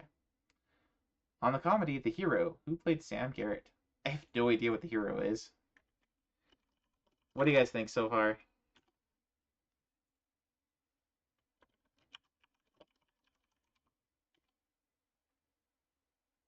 There's a 1966 TV series. Started a fictional Western television series titled Jed Clayton. That sounds like the Hillbillies.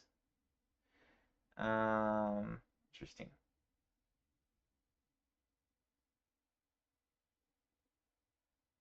Huh. It says Richard Mulligan. Aha. Cosmic is correct.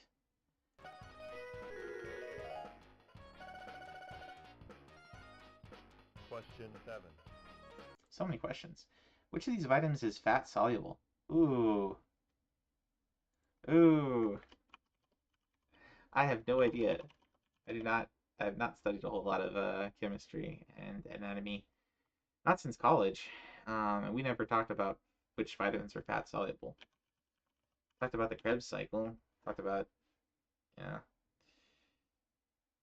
aerobic exercise and anaerobic exercise. There are 4 fat-soluble vitamins, according to Cleveland Clinic. Vitamin A, D, E, and K.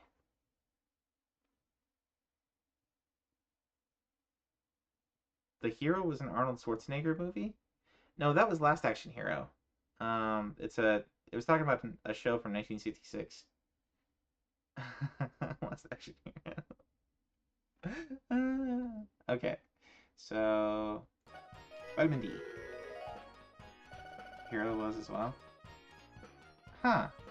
Okay. Defeated the Manticore.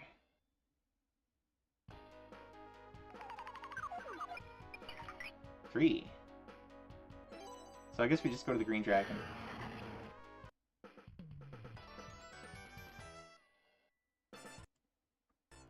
So, you've made it this far. But if you can't answer my questions, I'll char you to the bone. Question 1. Who played the first crude form of soccer over 2,000 years ago? I remember hearing, not the Mayans, I remember hearing that the Incans played soccer with the heads of their victims. Like, of the people that they sacrificed. I think it was the Mayans. It might have been the Aztecs. Or not, it might have been the Aztecs or the Incas. But I didn't hear that about the Mayans. Let's see. First people to play soccer.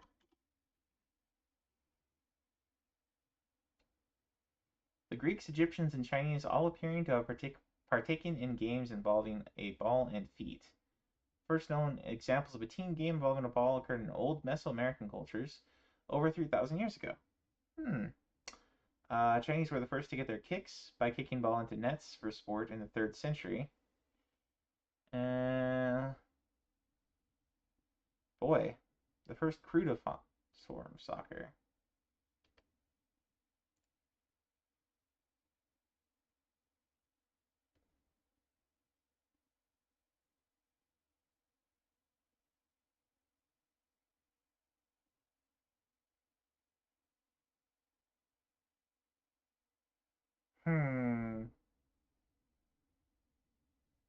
Drake says soccer was invented in England. Right, the actual game.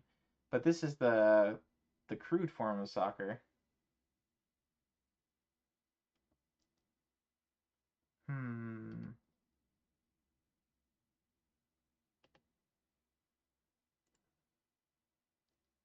History.com has a thing about history of soccer.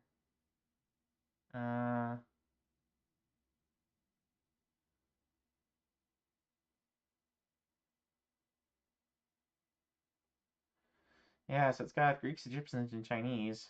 So here we've got Egyptians, Romans, and Chinese.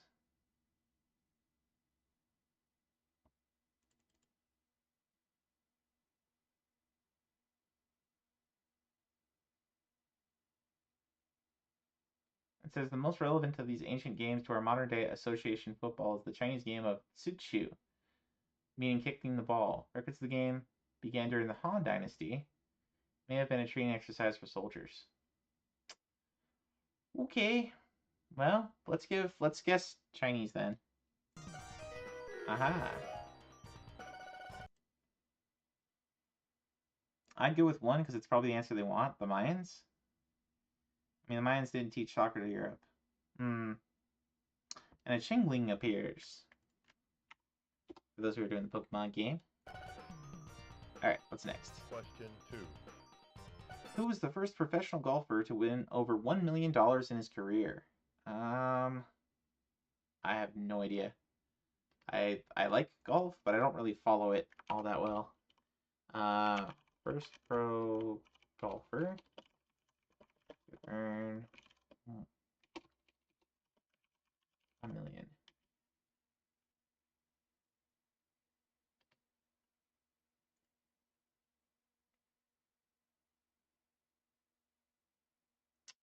Done. Hey, Leo, welcome in. He says Palmer. Cosmic says Nicholas. Jack Nicholas. Drake would also guess Nicholas.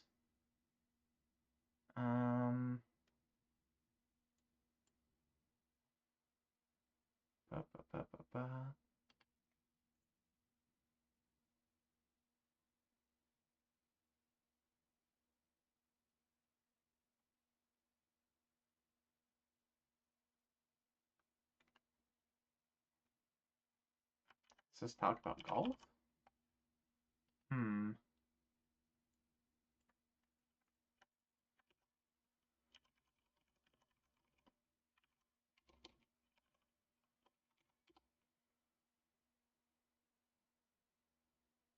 Huh. Okay.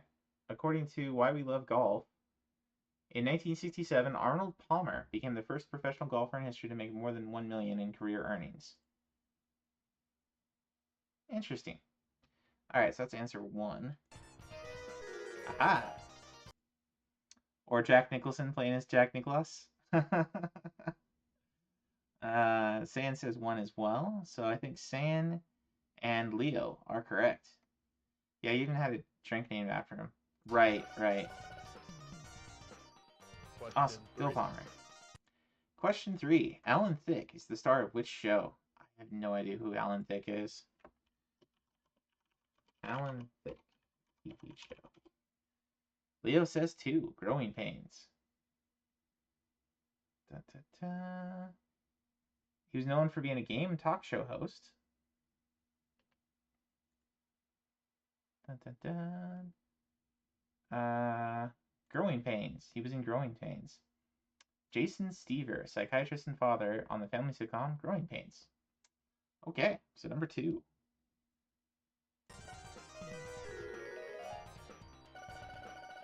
He wrote the theme song to Facts of Life. Question 4. Interesting. So Cosmic and Leo got it. And Saiyan.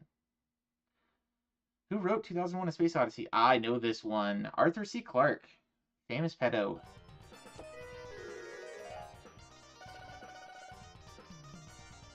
Question 5.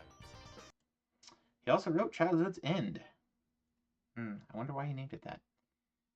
Who wrote the book 1984? I know this one as well. That is George Orwell.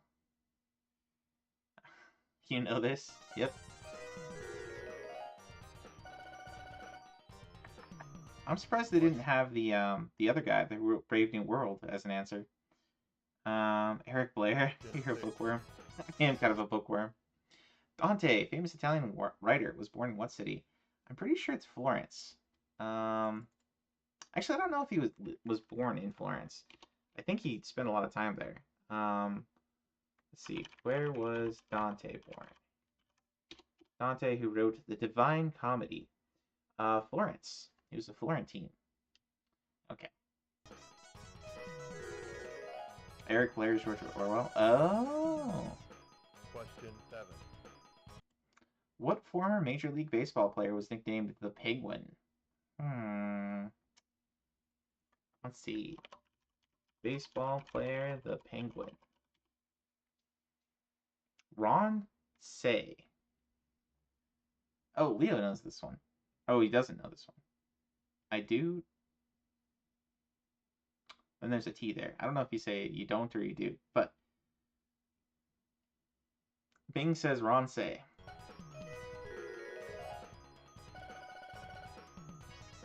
Or K? I don't know how you pronounce that. Defeat the dragon!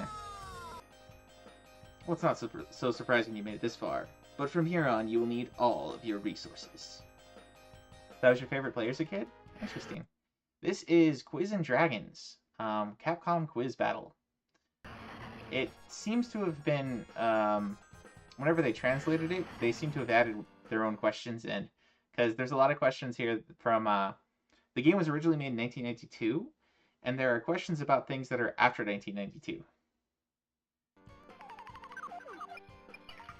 Which, I mean, is kind of expected, because you'd, he's gonna ask me which way to go. What do you guys want? Up or down? 1 or 2? But, we were going through the, new retro achievement sets, and this is one of them. So, up. Okay, so button 1. Okay. So we can go up again or right. I think we probably want to go up because there's an elf square, and Drake's gonna want us to hit every elf square possible. Although we skipped over it. Oh well. Ronke is famous for losing the World Series for Boston. Gotcha. Question 1. On the show Pistols and Petticoats, who played Henrietta Hanks? Huh. I have no idea. Jake says, yes, I hit on elf squares. Pistols and Petticoats. So what you're saying is the more awkward, the better? Total guess of 3. We got a 3, we got a 1. Ruth McDevitt. Pistols and Petticoats. American Western sitcom that ran on CBS during the 66 to 67 television season.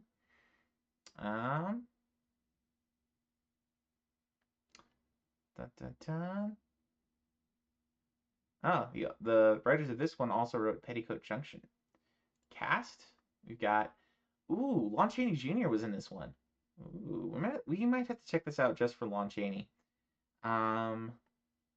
It was Henrietta Hanks. Henrietta Hanks is Anne Sheridan. Number 4. Did anyone guess 4? I see a 3 and a 1. What actress played the title role in the comedy sitcom Angie? Let's see. Angie sitcom. I have no idea about this one. Let's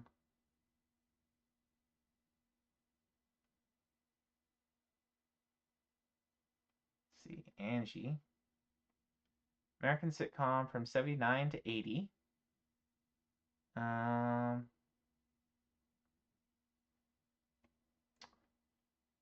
see.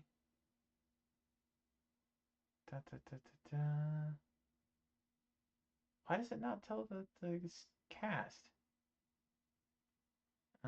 Starring.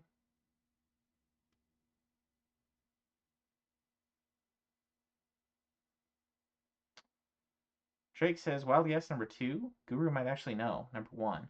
So we got a Deborah Lee Scott and a Sharon Spellman. Deborah Lee Scott was in it. As was Donna Pescow.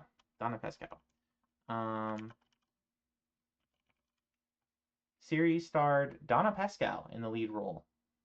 Aha. So it was number 4. Yep. So, not 1, not 2. It was 4. Whose sword is named Excalibur? That is King Arthur. Come on, everybody knows Excalibur. Question 4. On the series Wise Guy, what was the name of the first main character? I have no idea. Wise Guy TV series. King Lear, duh. Arthur Smith. Drake says. Let's see, Wise Guy. From 87 to 1990.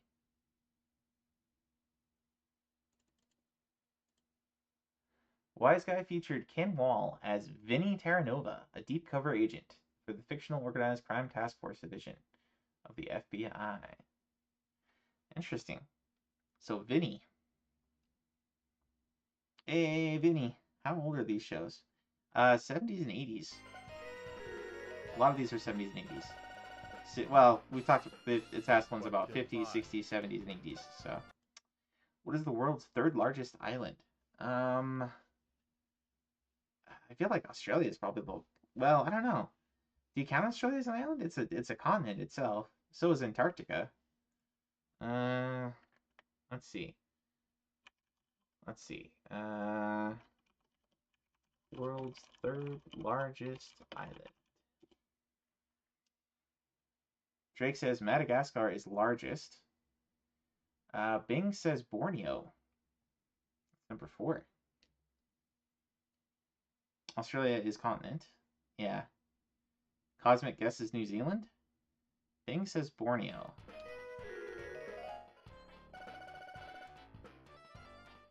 Question 6. 6. Which of these football players has gained the most yards rushing? I have no idea. Okay, so Jim Brown, yards rushing. Let's see, Jim Brown is 12,300. Floyd Little, yards rushing. Drake says number 1. Leo says the murderer, otherwise known as O.J. Simpson. Sand says number 4. Floyd Little has 6,000. So Brown is 12. Floyd is 6. Not Floyd. Joe Perry has 7,000. And O.J. Simpson. Rushing yards.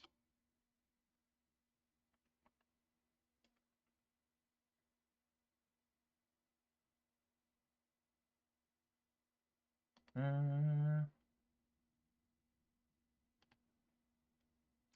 giving me like an amount total. Let's see. Career is see, rushing attempts, rushing yards. So rushing yards is 11,236. Okay. So I think it's the first guy, Jim Brown.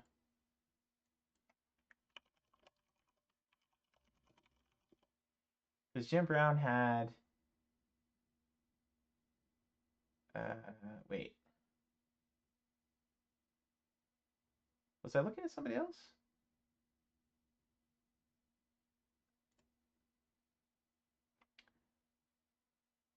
Simpson the Russian guy? I don't remember what position. Because the glove don't fit. So close, it's Brown.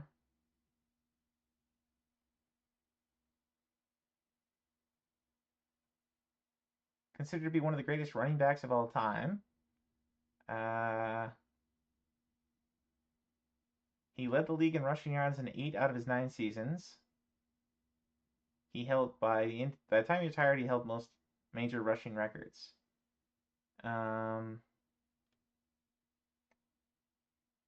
Rushing yards, 12,000. Yep. So I'm gonna go with Jim Brown. Aha. Legendary running back who, funny enough, played for the Browns.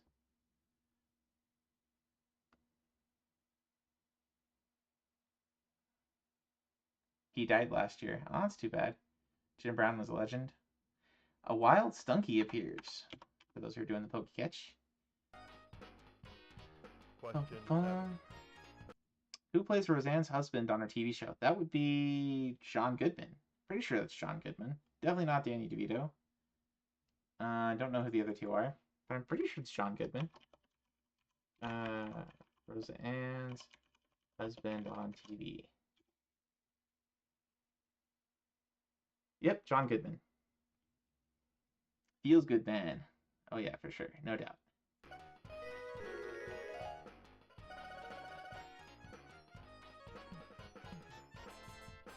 You defeated the skeleton. Alright. Hope we roll high. No! Got another 8 questions.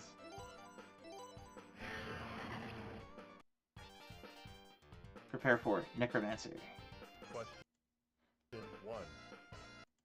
What band plays behind female vocalist Susie? I have no idea.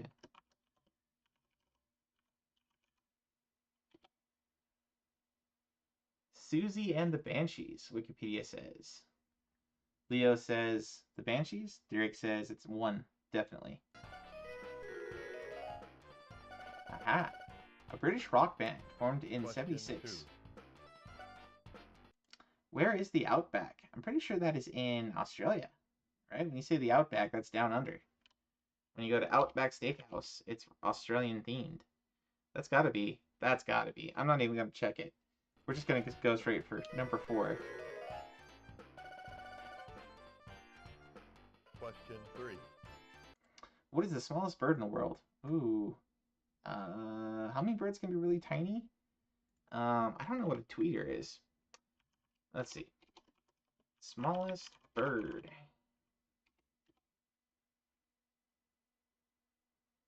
Drake says definitely a hummingbird. Everybody's guessing hummingbird. Bing says the bee hummingbird is the smallest living bird. So it says number 2. Pretty sure they could get pretty tiny. Sparrows are usually 4. sort of medium-sized. On the show, The Montefuscos. Who played Tony Montefusco? I have no idea about this one. I've never heard about this one either. Let's see. Tony Montefusco. Leo says 3. Hummingbird looks like a large grasshopper.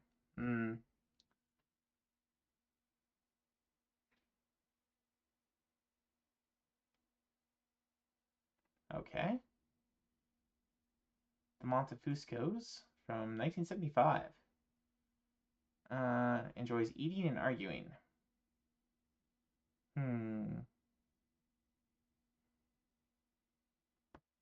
Let's see. So Tony Montefusco was played by Joseph Cirola. Joe Cirola. Okay, so number 3. Leo was correct. Question 5. Kabul is the capital of what country? Kabul. I'm gonna guess. I think that's Afghanistan, isn't it? Kabul. Drake also guesses Afghanistan, as does Leo. Yep, Kabul, Afghanistan.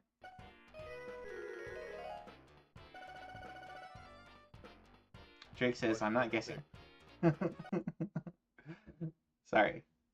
I know because it isn't any of the other countries. Fair enough. I'm pretty sure Turkey is Constantinople, though that's not what the Turks call it. It was Istanbul. Istanbul is the capital of Turkey. The term acoustics deal with what area of science? That is sound. That is sound, my friend. Everybody says number 1. Because you have an acoustic guitar. Question 7. Acoustic violin.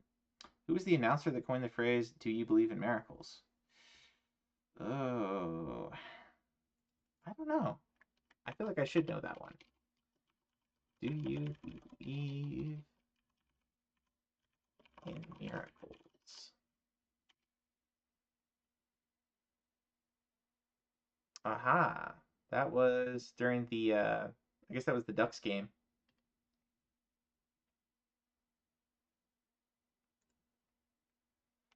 Leo says 1 and 2. Istanbul is actually a linguistic change of Constantinople. Oh, interesting.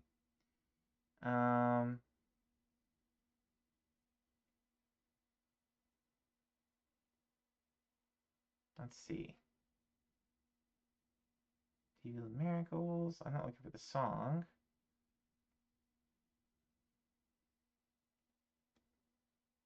Let's see. Al Michaels was the dude who did Miracle on Ice.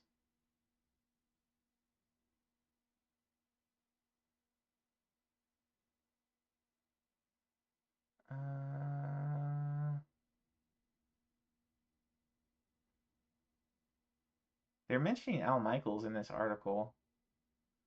I'm really not sure. Ah, I see. He did say, "Do you believe in miracles?" And it was at the Ducks game. Got it. Okay. Hey, Moody. Thank you for the lurk. Question 8. What is Hephaestus' physical deformity? It's his leg, right?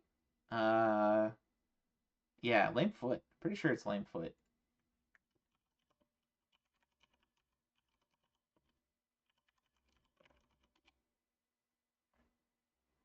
Greek Smith Cobb's deformed or disabled.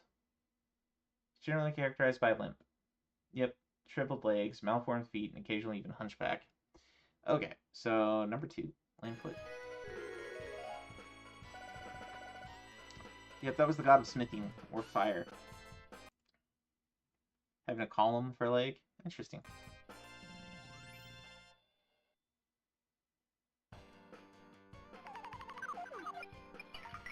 Four.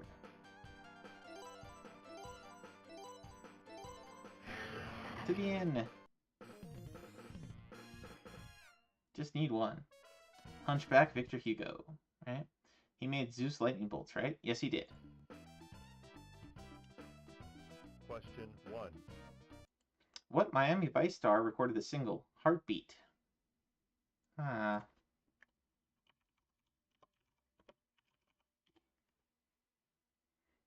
Kelly Clarkson, who is not listed here.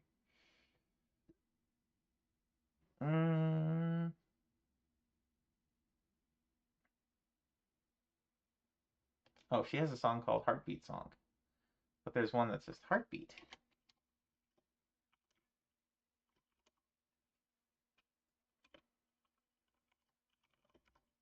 Leo says Don Johnson.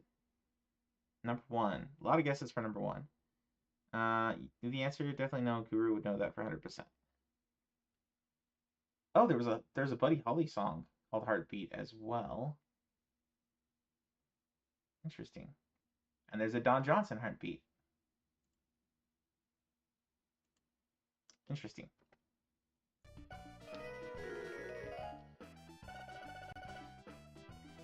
You guys are masters at this, at all the song questions. As I thought, you are one of our brave champions. Please come into our office. Ugh. Oh, hey. I think this is the boss. Gargoyle. The sands of your life will run out in my fortress. Question 1. Before forming Talking Heads, David Byrne and Chris France were in another group. What was the name of this group? Elf from Space, Drake says. Leo says, I'm a music buff for sure. Let's see. So David Byrne and Chris France.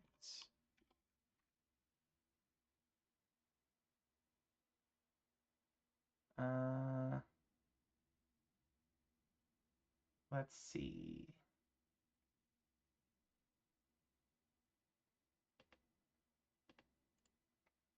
Yeah. What is going on here? Hit the wrong button. I have regrets. Alright. Leo guesses 4. David Byrne. Chris France.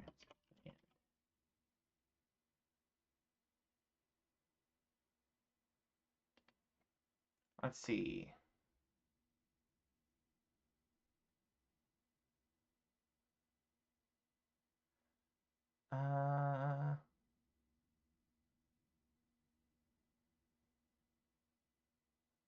Early years. We're alumni of the Rhode Island School of Design. There, Byrne and France formed a band called the Artistics in 1973. Aha!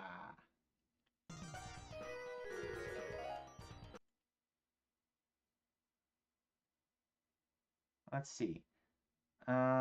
Psycho Killer. Probably 3 or 4. Pretty sure they were never in Marillion. Now everyone else from that band formed another band called No Talking, Just Head. Oh. 4. Dang it. 3 it is. That was my other guess. I would have guessed 3, but it was a guess. Fair enough. Question 2. What was Julie's husband, Max, on the show One Day at a Time? I'm not familiar with this one. I don't really watch a whole lot of TV, especially not like old TV. I mean, I've been watching Maverick a lot because my mom's a big fan of James Garner, but really not familiar with hardly any of these series. Okay, so what do you guys guesses?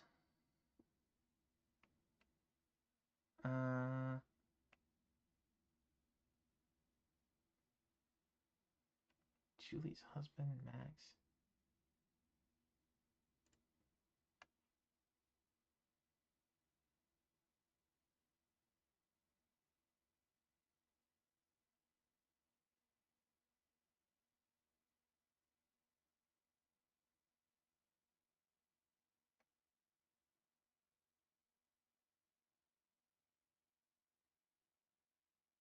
Sand says 3 or 4. Leo guesses 1.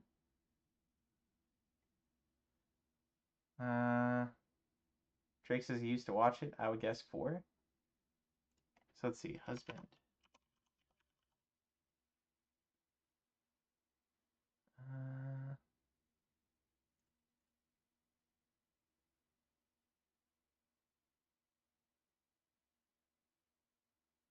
Let's see.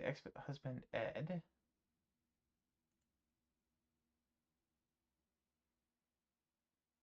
Michael Emmett joined the series as Julie's husband Max. It was written out as a consequence of Phillips firing. Okay, so we're looking for Max.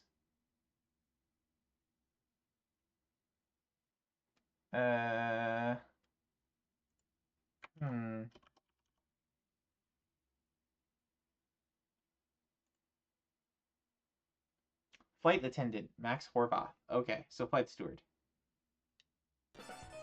There we go. So he was a flight steward. Number 2. Question 3. The Supremes recorded a total of 12 songs, which hit number 1 in the U.S. singles chart. Which one was their first number 1 hit? Ooh.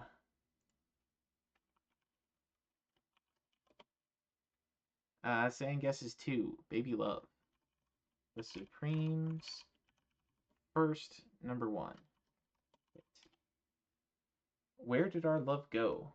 Says Bing.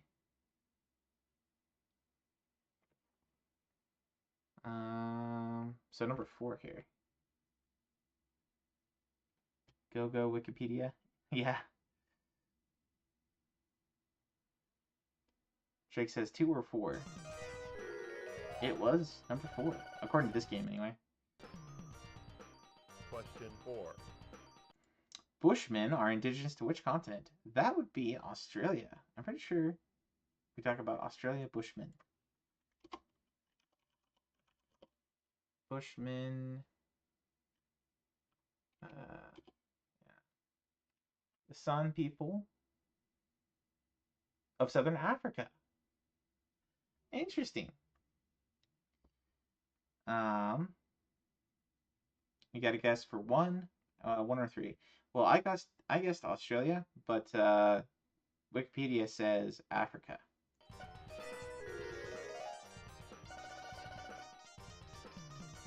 Question Drake 5. guessed 3. Drake was right. Wild Espion appears. Australia is Maori. Well, yeah, Australia has Maori too, but I thought it had Bushmen as well. Who was famous for the line, "Sorry about that, Chief"? I'm pretty sure it's not Perry Mason. Beetle Bailey? It could be Beetle Bailey. That was the comic in the papers, right? Maxwell Smart. Leo guesses Beetle Bailey. Maxwell Smart was from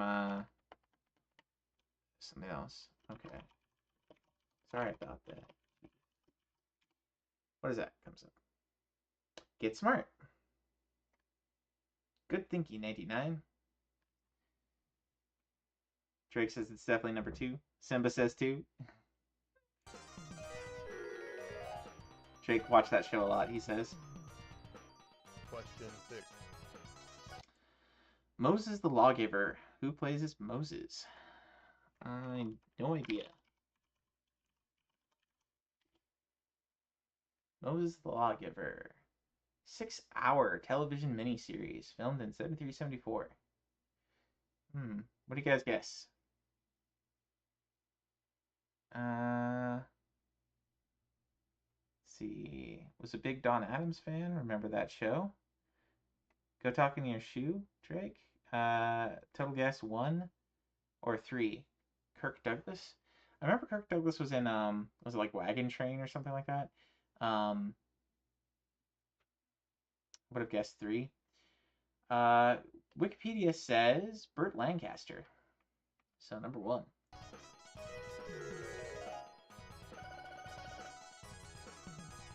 Question 7. I don't think so.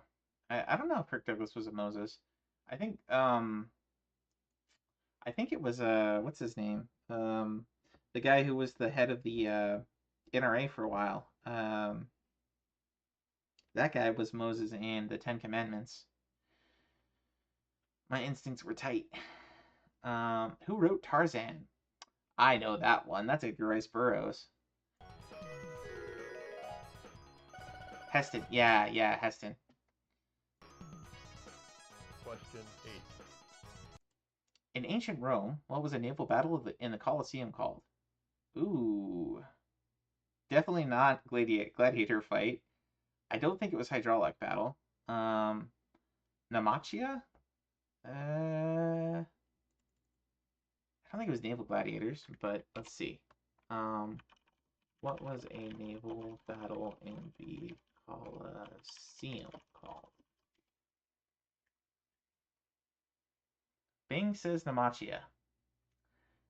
I know you knew that one. You'll have to pry it from my cold dead hands. Yes, exactly. That was Charles Heston? Is it Charles Heston? Anyway, the guy from Last Man on the Earth. whatever. Anyway, 2 would be funny. Naval Gladiators. Yeah, but so it says Naumachia.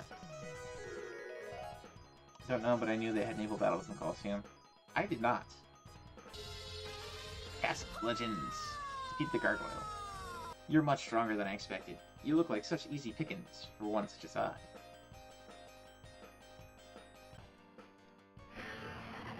Stage 3 clear. Fairy Lake. Nice.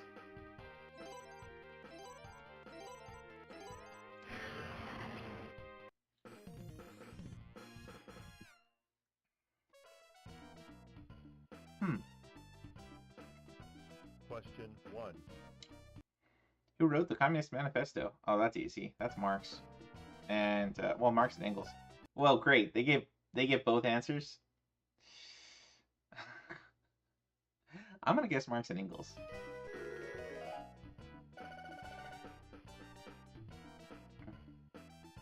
Marx definitely wrote Das Kapital. Though Engels kind of finished that one for him too. He kind of edited it. Alright. Let's go with 4. Man, these are long. This is a long game. As far as a quiz game goes. Question. A lot of questions to answer here. Which state is known as the last frontier? Ooh. Probably Alaska. Could be Montana. The Last Frontier is a film. That's also another film.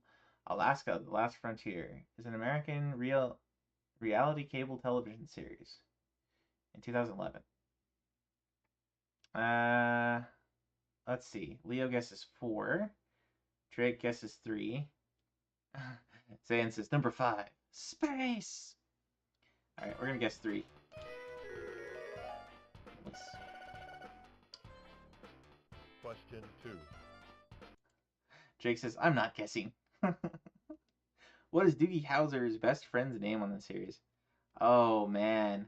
I used to watch Doogie Howser, too. I have no idea what any of the other characters in that series were named.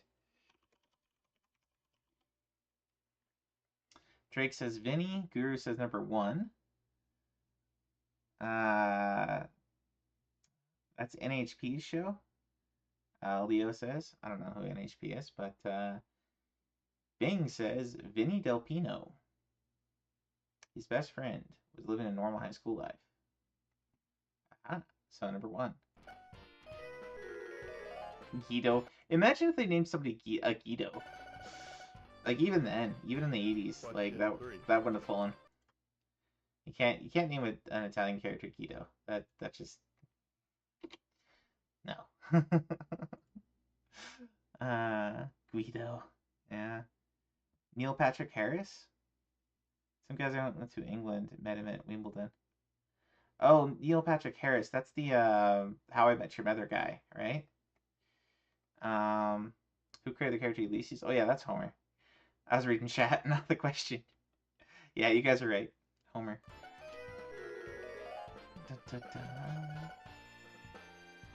Question 4.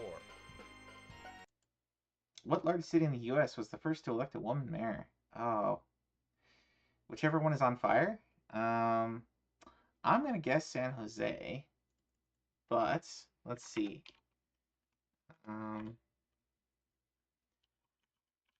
First female mayor in the U.S.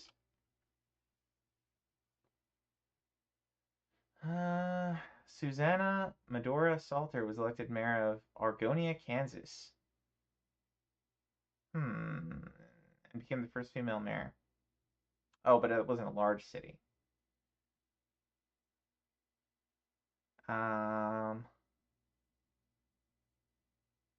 Let's see.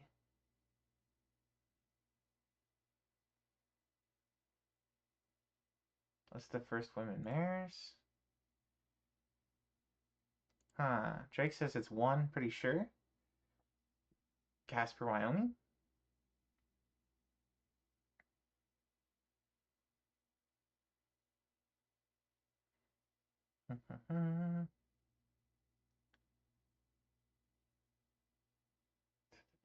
the first woman recorded winning a mayoral election was Nancy Smith, who was in Oskaloosa, Iowa, which is also not listed. There's a separate list for 20th century. Jeez. In 1906, there was somebody in... Oh, well, this is UK. England. Another Kansas, Illinois, Arcadia, Illinois, Honeywell, Kansas. Warrenton, Oregon. Kanab, Utah.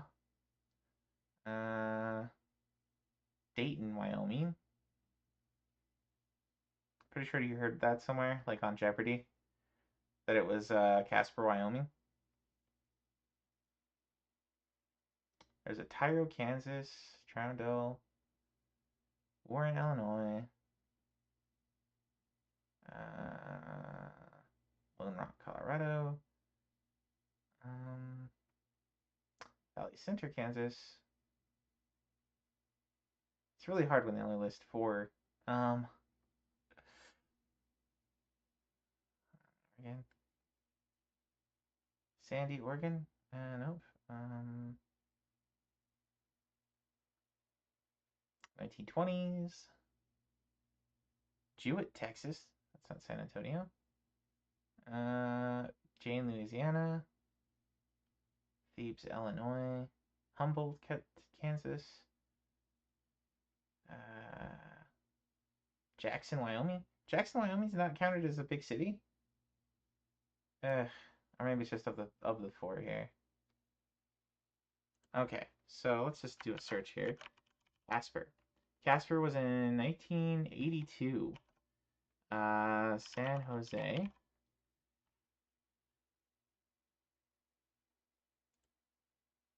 San Jose was 1974. So San Jose is earlier than Casper. San Antonio, 1975. Topeka is 1997.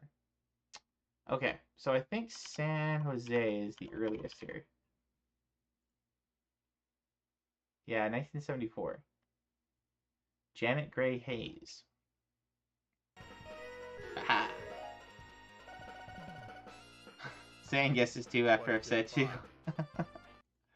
Who directed the movie The Sunshine Boys? This should be easy to look up.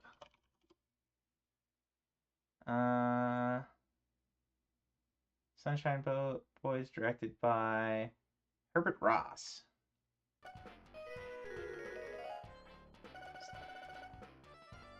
Drake wants it to be 4.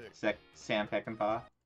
What is the name of the cat in the comic strip Mother Goose and Grimm? Oh. I think it's Aesop. It's Aesop. The cat in Mother Goose and Grimm. Attila.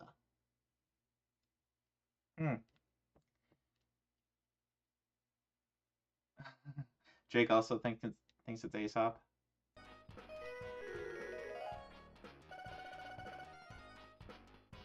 Question 7. Since 1903, the World Series has been played every year but one. In which year was there no World Series? I'm going to guess 1944, because the war was on? Let's see. Year without a World Series. 1994. Because players went on strike in 1994.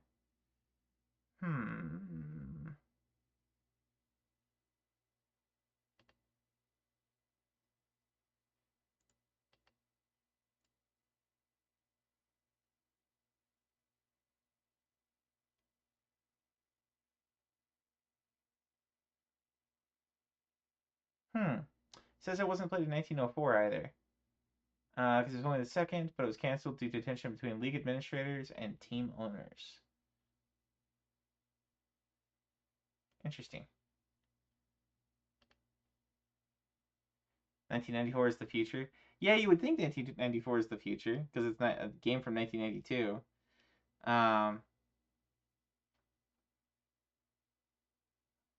Okay, so Drake also guessed 1944. The movie A League of Their Own was based off this. Oh, wait, no. That just says 1904, so we're gonna go with 1904. There we go. So I was wrong. I was guessing 1944 because of World War II, but nope. Sammy Joe Dean on the series Dynasty.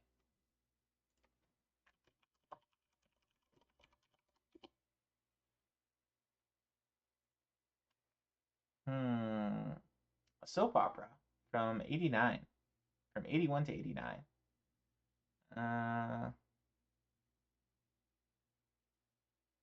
Let's see. Da, da, da.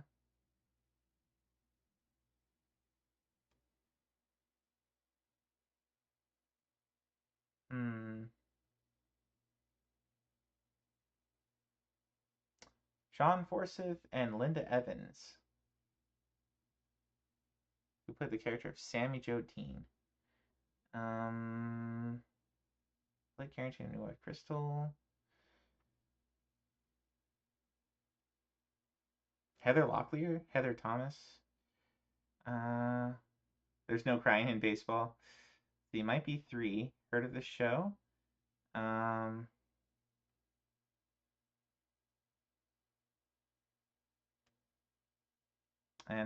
Wild Roadsill Affairs. It's Locklear. Leo says it's Locklear. Oh, Heather Locklear was in it. Okay, so we're looking for Sammy Joe Dean. Sammy Joe Dean.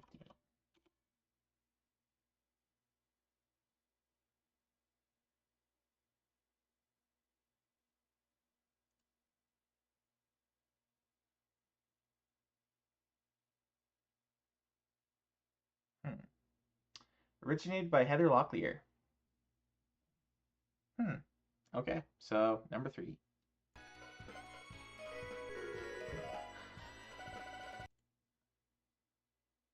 Oh, Leo looked it up too. Wait, he's in Dallas? Whatever, Locklear was my guess. Fair enough. Defeat the Lizard Man.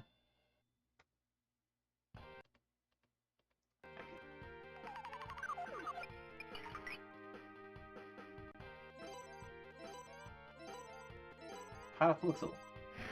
Ah, we missed the elf again. Got a werewolf instead. Question 1. At least he still has pointy ears. Sometimes. Who was the youngest man to win an Academy Award for Best Actor? Wow. Let's see. I think only one of them on that list probably deserved it. Let's see. Youngest winner of Academy Award Best Actor. Leo says Hoffman. Adrian Brody is what it says in what Bing says.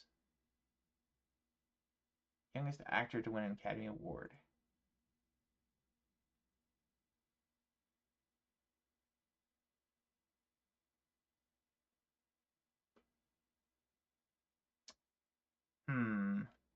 Okay, that's not quite what I want to know. Man, the AIs that they have on for like when you're doing a search on Bing or on Google nowadays are so they get in the way more than anything else. All right, youngest best actor Academy Award.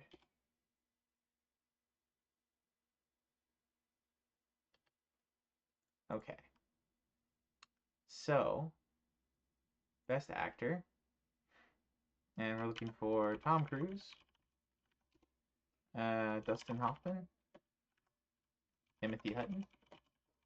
Okay, Timothy Hutton got an award for Ordinary People.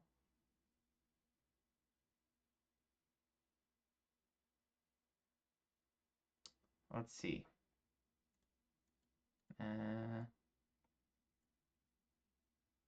Can't keep up with chat.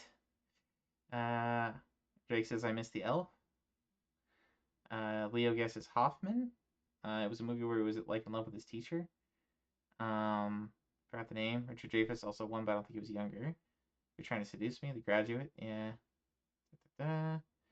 We should watch that. That's a good one. Does Tom Cruise even have one?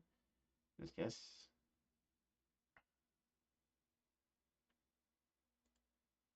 Hopefully not. I mean, Tom Cruise is a good actor. He certainly deserves. I don't know. Maybe for like Vanilla Sky, it was pretty good.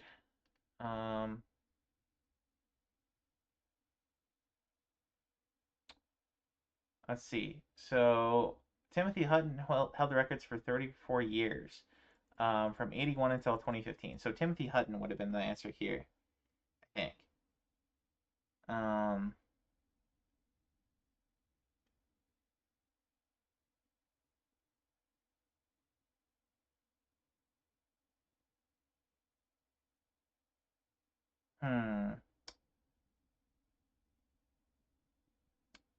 Johnny, let's see. Van Heflin held the award record for 13 years. Yeah, I'm gonna go with Timothy Hutton. So answer 3. Oh, it was Richard Dreyfuss. Question 2. You were right. You're right. It was Dreyfuss. Richard Dreyfuss doesn't even show up on this list. Oh no, there he is. He's down there. Held record for. Wait. What? That's the same period of time the other guy had. Oh. Okay. I was looking in the way they organized it was all weird. Okay. Who did the title song for the movie Pretty in Pink? Was it for Encounters of the Third Kind? Yeah, I don't know. Dreyfuss wasn't that young in Third Kind. No, he wasn't. So, Pretty in Pink title song. Guru says 1. Drake says 1. Psychedelic Furs, originally in 1981 as a single from the band's second album. Talk, Talk, Talk.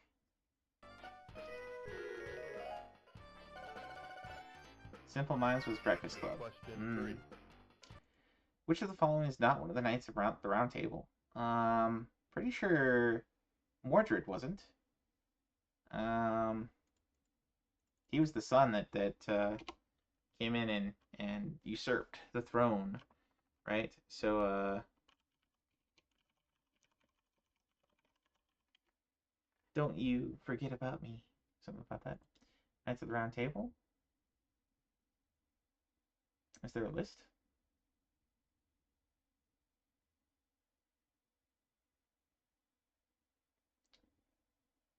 There's a list of Arthurian characters.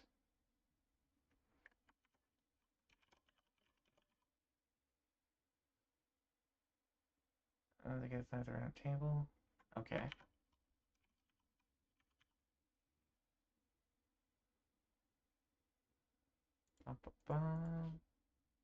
Oh, Mordred was a knight of the Round Table. In some literature, Arthur's legitimate son.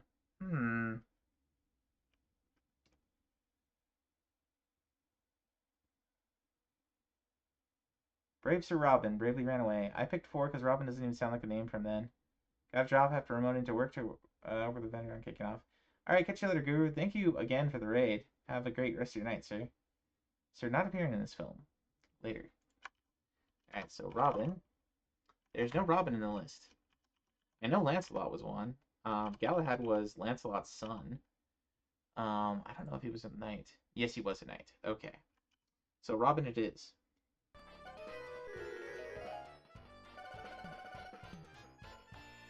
Question 4.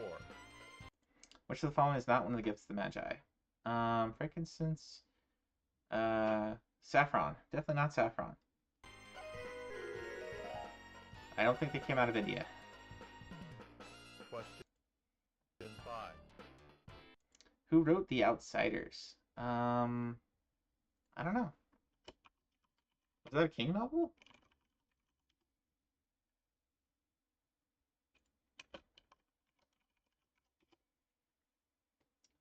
Coming of age novel by S.E. Hinton, published in 1967. Sir Robin was from Monty Python and Holy Grail. Yeah, I remember Brave Sir Robin from Monty Python. So S.E. Hinton. So 2. Drake guesses 3. Question 6. What is the ectoderm part of? Isn't that skin? Your ectodermic layer? 3 primary germ layers formed in early embryonic development. It is the outermost layer. It's rise to skin, sweat glands, eyes, teeth, and other things. Drake also guesses 4. Embryo. Oh, it's the epidermis is the skin layer. So the ectoderm is the germ layer.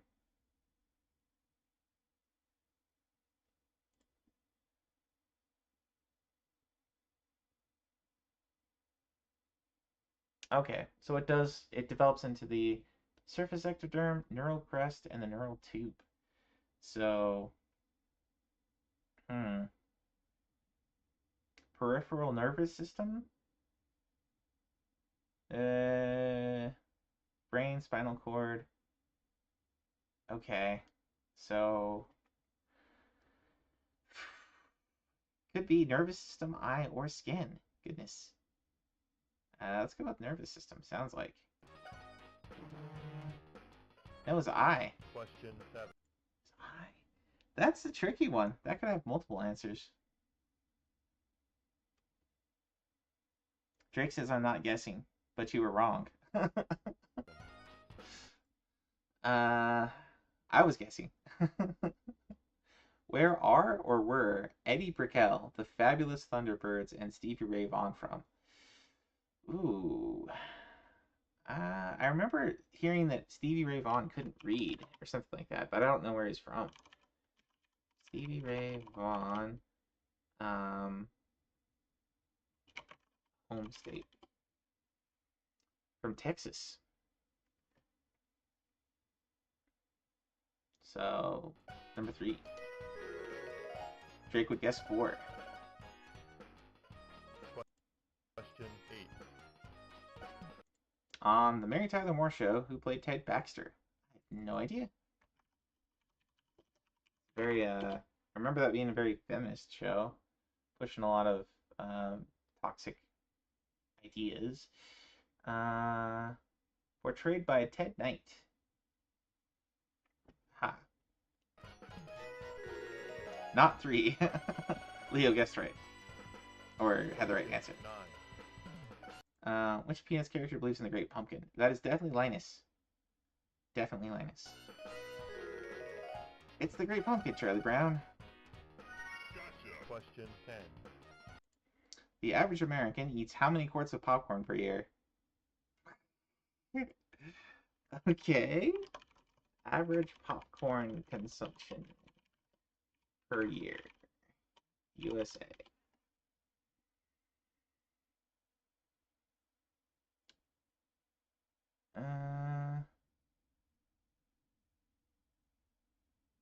U.S. consumption of popcorn products? What a question. In 1989, more than 17. How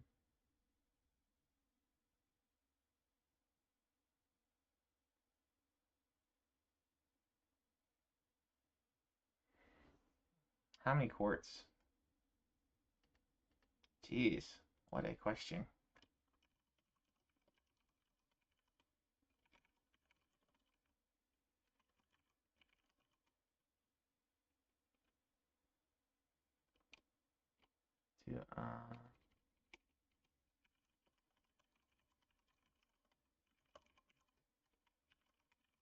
Let me just ask the actual question here. The full question. According to 2 sources, 68 quarts.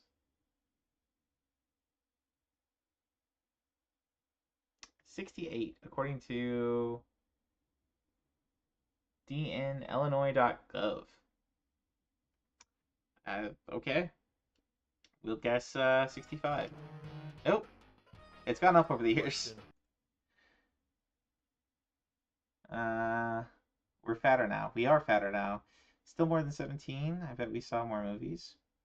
Also, quarts is a dumb unit of measurement. It should be weight instead of volume. According to Illinois. 11. Yeah, that was just like an answer designed. What occupation did Red Baron have? He was a pilot.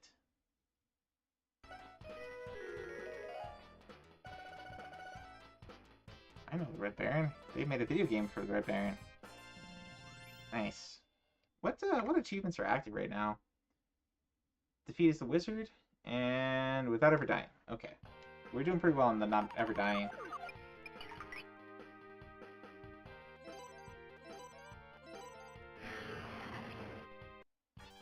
Another 8 questions. Oh, jeez. Question 1. Jack Nicholson won Best Supporting Actor for playing a drunken former astronaut in what movie? Who knows? Jack Nicholson as an astronaut.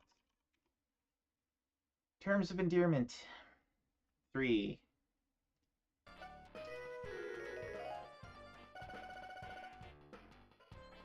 Question 2. When did 34 U.S. crewmen die in an Israeli assault on the USS? Wow! Wow, that's a question in here? That surprises me. That is a, somebody should bring this game up on charges. You're not supposed to mention the USS Liberty. Let's see. In fact, I'm pretty sure that was in the 60s. I'm pretty sure. Yep, 1967. Yeah, 67. That's crazy that they had that they put that in there. 3. What is the capital of Nevada? That is Carson. No, Reno. Yeah, I think it's Reno. I think it's Reno. I know it's not Las Vegas. Capital of Nevada. Carson City. Carson City. Yeah. Okay. Not Reno. He wanted to nuke Cairo. Carson City. Yep.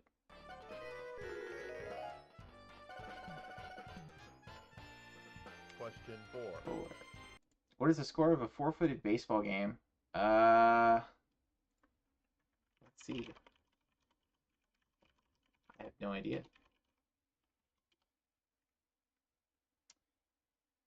A forfeit is recorded as a 9-0. Leo says number 1. That's when the poop hit the fan in the Middle East, right? In the 60s? Yeah, so the from what we understand, or what I understand of why the Liberty was attacked, is that they were trying to convince the U.S. that somebody that they were up against was attacking them. So, like, they were trying to pretend that they were the other side to get the U.S. to attack the other side. Something like that. That's a skunk, right? Which Ford car line, introduced in 57, was such a dismal failure that its very name became a symbol of futility? I'm pretty sure that's the Edsel, right? Ford failure of 1957. The Edsel, yes. My dad talked about that a lot growing up. Question. Egypt. They thought it was an Egyptian ship. Keyword thought. Hence Cairo Nikki. I see. Ford is found on road dead. Question 6. Who was the first U.S. president never to vote in a presidential election? I've never heard of that. First U.S. president to never vote in a presidential election.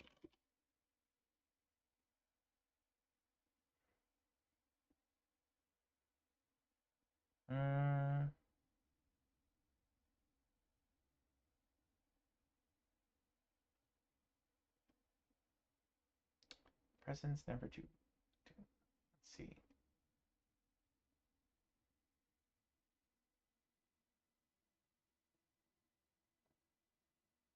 One, he took a shot in the dark with this one. Oh, Saying guesses 1. Leo says 4. Why did it catch bum? I almost want to guess an early one because less elections to have opportunity. Yeah. James Garfield.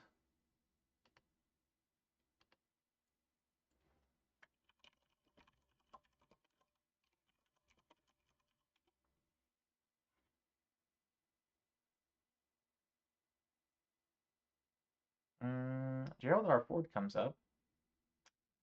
Well, because he wasn't voted in.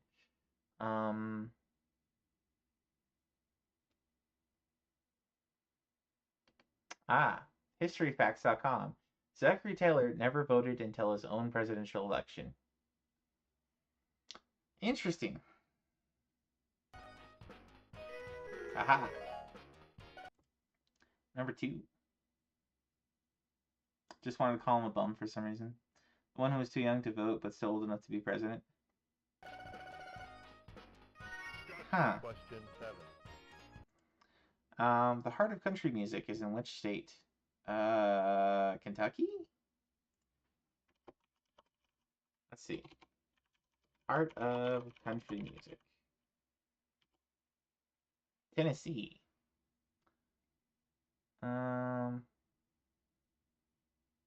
There's a Heart of Texas Country Music Festival in Texas. That's not it. Heart of Country Music Festival in Brady, Texas. How a small hill country town became a hub.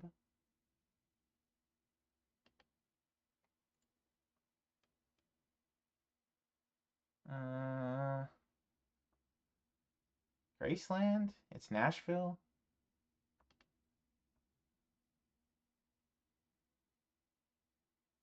Huh. The Heart of Country, Texas. Heart of Country Music, Texas Highways. Grand Ole Opry. Alright. I'm gonna go with Tennessee. Okay. We'll go with you guys, because I have no idea. I'm a metalhead, not a country guy. So I like rockabilly. 8. What shoe company used the slogan, "Because life is not a spectator sport"? Huh.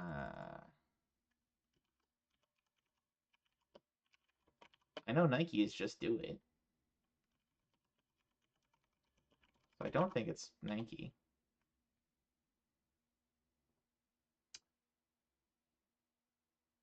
Jackie Robinson, Life is not a spectator sport. Allen Iverson, Reebok's Life is not a spectator sport or campaign. Okay, so Reebok had a campaign. Either 1 or 2. Not a country guy either, but I know country is a big deal in Tennessee. LA Gear. Yeah, 1.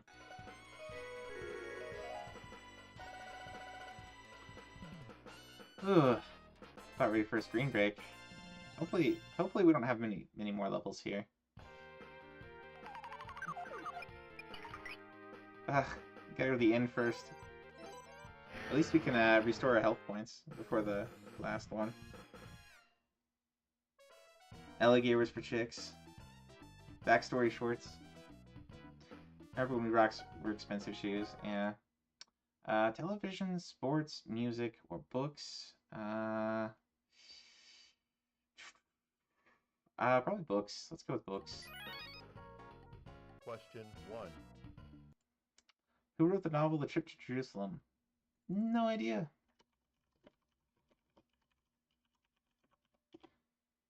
Three. Edward Marston. Trip to Jerusalem is the 3rd in Nicholas Bracewell series of mysteries.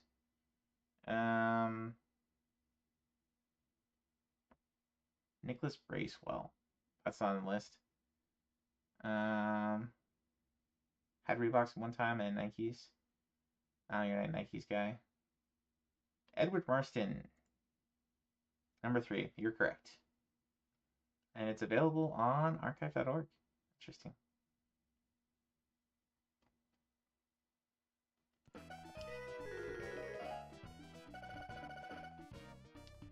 Bushy.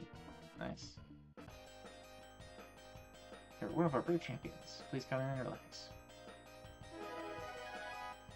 Nice.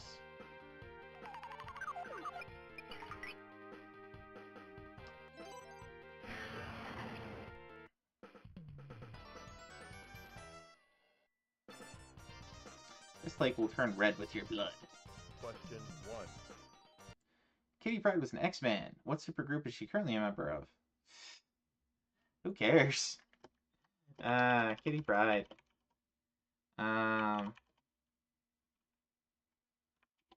Excalibur? Leo guesses Excalibur.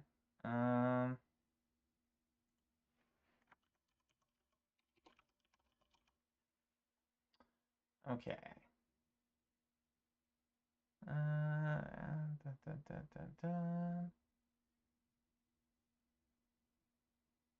Thinking the X-Men were dead, they joined Rachel Summers, Captain Britain, and Megan to form the Britain-based team.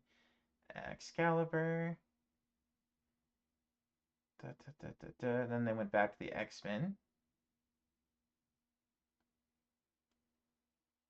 And a bunch of other stuff happened, but this is in 1982. So I'm going to guess X-Men, Excalibur. There we go. Captain Britain and Nightcrawler. Yep. Question 2. Comedian Steve Martin had what 1978 top 40 hit? I remember King Tut. Purple People Eater was not Steve Martin. That was Little Richard. Steve Martin, 1978 top 40 hit.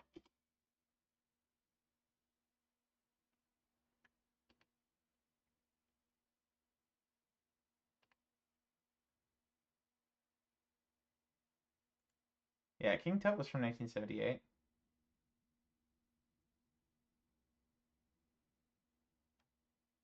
Yeah, King Tut.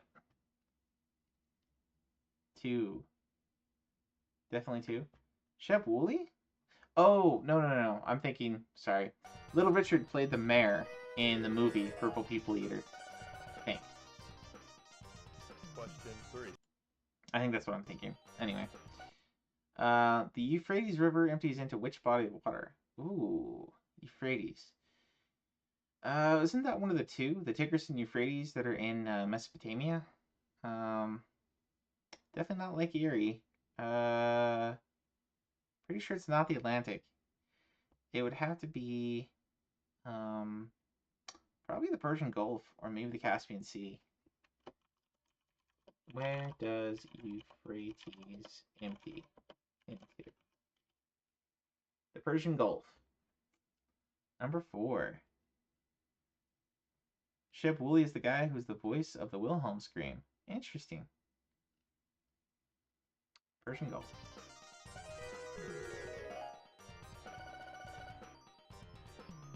Question 4. Which baseball team won the World Series in 1977? World Series 1977 victor.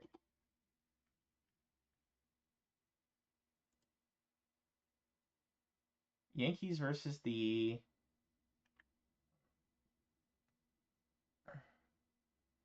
Dodgers. Ooh, Yankees versus Dodgers. Yankees defeated the Dodgers. So it was the Yankees. Yeah, Dodgers aren't even listed, so it's definitely the Yankees. I suppose, given my name, you'd think I just always answer number 4. Except my name has something to do with the baseball team. Because it's like an industry inside joke to insert that Wilhelm scream into everything possible. Yeah, fair enough. Today I learned. In the series The Nancy Walker Show, who played Lieutenant Commander Kenneth Kitteridge? No idea, because I don't even know what that show is. Lieutenant Commander Kenneth Kitteridge.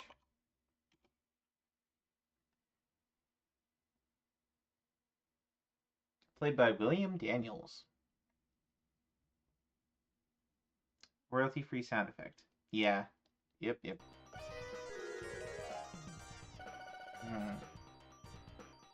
Question 6.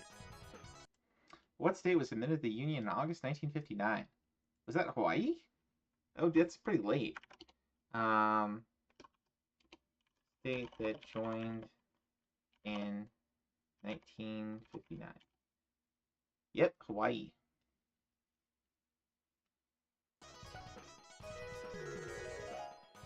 Alaska? No, Alaska's older than that, isn't it? When did Alaska join the U.S. as a state? Oh, 1959. They're both 1959. Okay.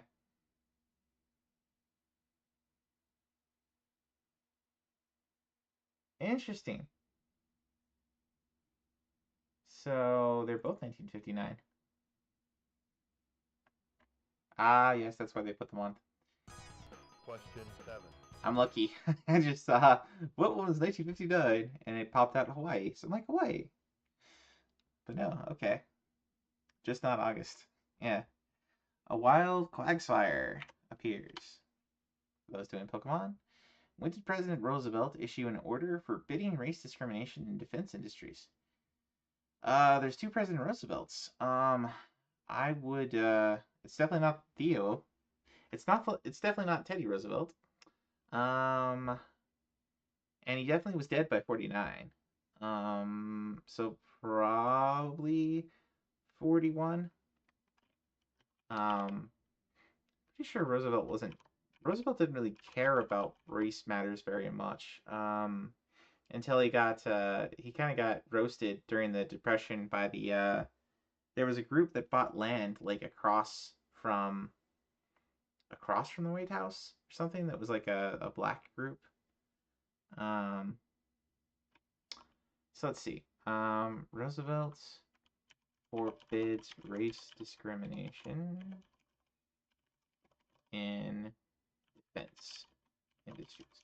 So he was a Democrat in the 30s, which would have put him on the side of Jim Crow. But let's see.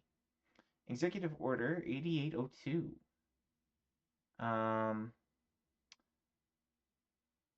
1941. So early on. June 1941. So before the war. Interesting. But before we entered the war. But long after we had started doing Lend-Lease.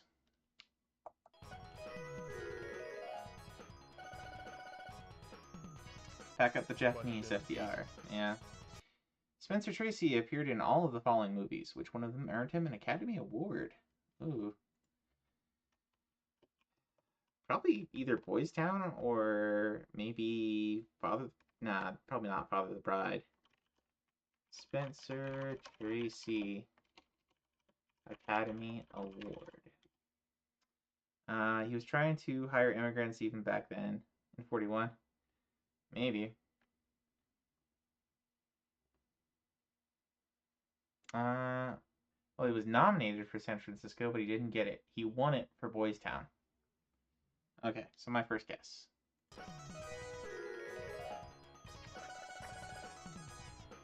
Alright. Looking for a sword. We're getting quite a few Hihos tonight. That makes me kind of happy. Be happy you defeated me. However, none is a match for the master. Gordian. Boys Town. Which path would you like to take? 1 or 2? The forest or the graveyard? Oh, so shoot, we have 3 more levels. Ugh. All right, you want to go to the forest or the graveyard, guys? 1 or 2? Plex update is Boys Town. Forest. All right, 2 it is. Graveyard. Sorry, I saw Drake's answer first. Party with the undead. Fight a ghoul.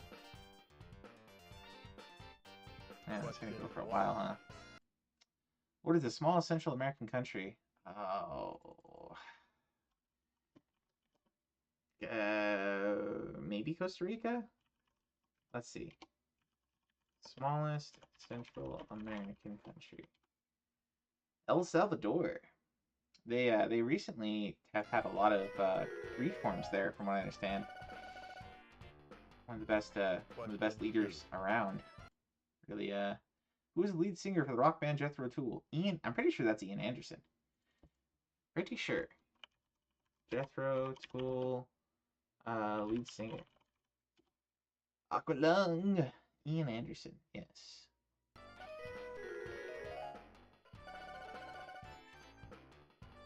Question 3. Ian is the flutist. He is that too. What current major leaguer starred for the Minnesota Gophers during their only College World Series appearance? Oh, great. Current in 1992.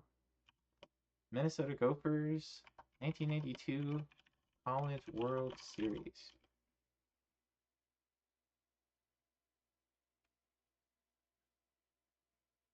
Dave Winfield is an American former Major League Baseball right fielder.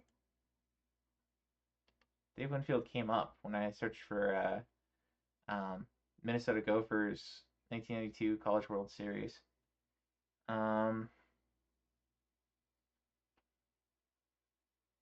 Well, I did 1982, but I didn't really need to do 1982.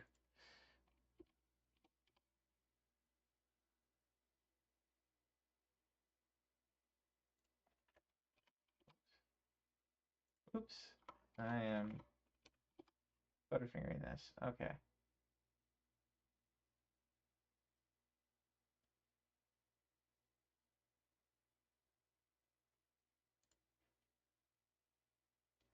Let's see. He earned a full baseball scholarship where he started in the Golden Gophers.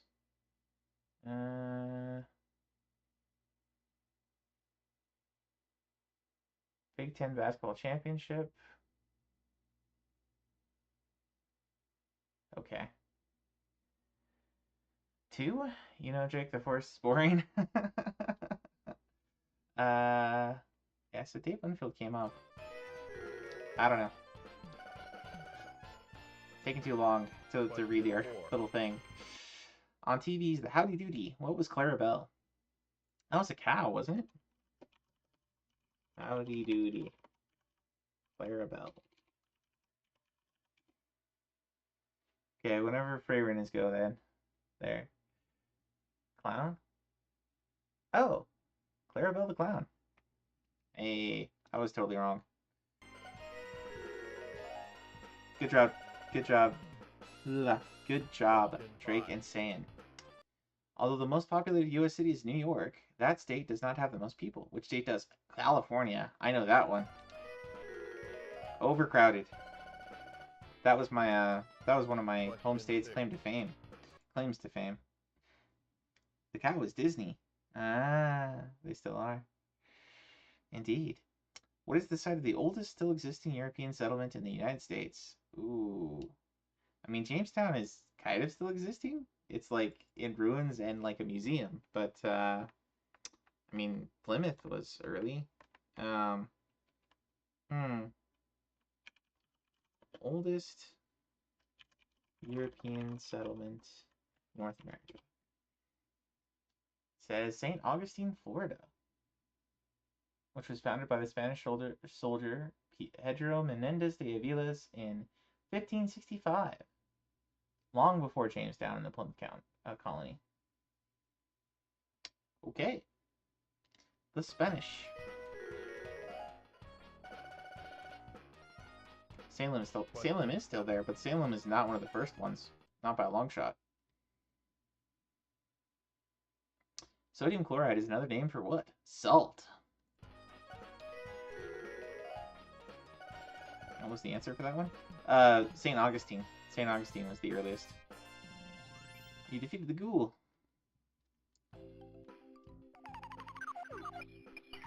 Alright. The green dragon.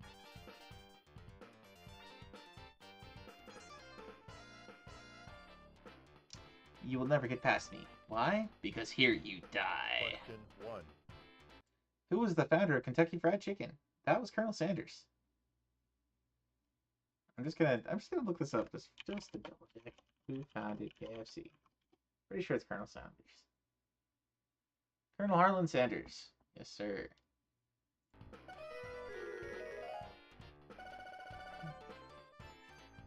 The Fountain of Youths. Who wrote the autobiography Giant Steps? Giant Steps autobiography. Kareem Abdul-Jabbar. Wasn't he the shooter? What's the matter, Sanders? Chicken? Kareem Abdul-Jabbar. That was the sniper, wasn't it? The DC sniper. Oh no, basketball player. Tiki. I know things sometimes. Who was the lead singer for the rock group the Runaways?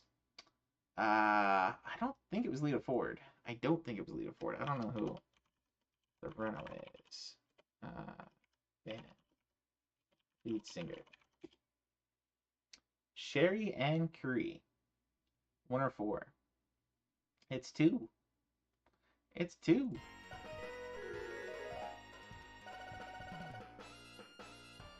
Question 4. What is combined with copper to make bronze? Isn't it tin? Pretty sure tin is in bronze.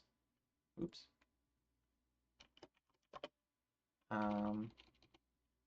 Oh, 1 or 4 is the basketball one. Sand says 5. I'm lost. Bronze.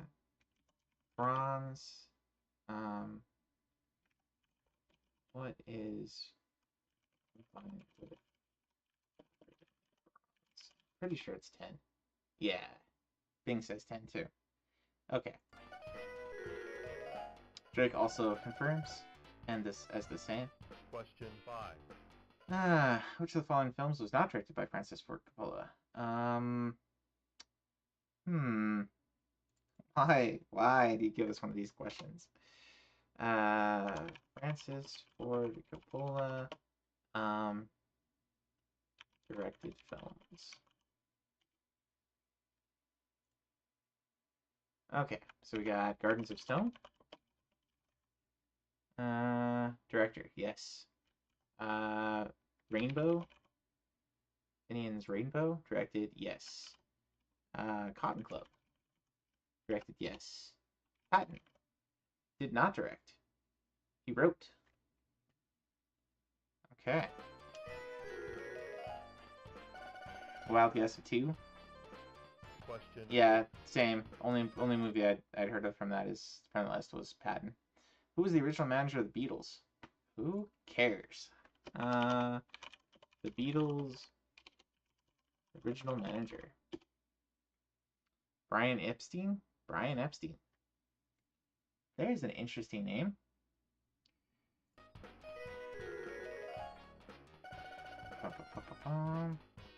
Question 7. Which of the following islands belongs to France, not Italy? Corsica is where Napoleon was born.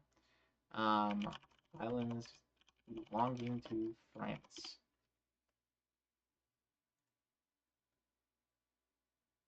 Normandy is considered an island? Huh. Okay.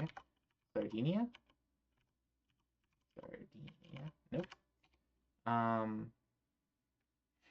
Capri? Corsica?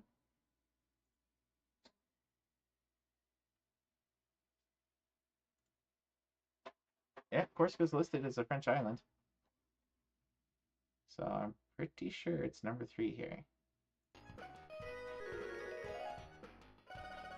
Yeah, I just remember that Napoleon was Corsican. Gregory Hines and Billy Crystal starred Chicago detectives in what action movie? Billy Crystal as Chicago detectives. Running Scared? I think it's Running Scared. Let's see. Gregory Hines, Billy Crystal. Detective movie. Running Scared. Yep.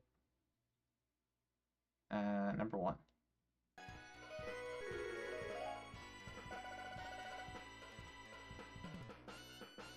Alright. You defeated the green dragon. Onward we go.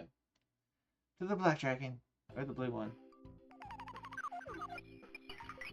Alright. Necromancer. Dude, these levels are so long. There's 2 more after this. I wanna cry.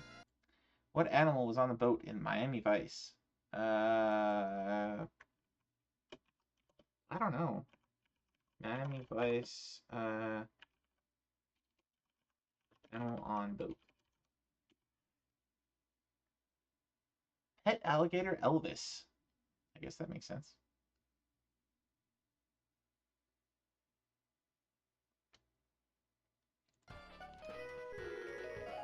Guessing 2, because Florida. Question 2. Which of the following James Bond movies did not star Roger Moore? Spy Who Loved Me, Moonraker were definitely Roger Moore. Pretty sure You Only Live Twice is also Roger Moore. Live and Let Die? James Bond. That one was, Live and Let Die was Roger Moore. So probably You Only Live Twice. Yes, You Only Live Twice. A wild lickitung appears. That's one you can only catch in the Cerulean Cave. In yellow, anyway. Question 3. Paul McCartney. Interesting. What is the chief mineral resource of Lesotho? I don't know.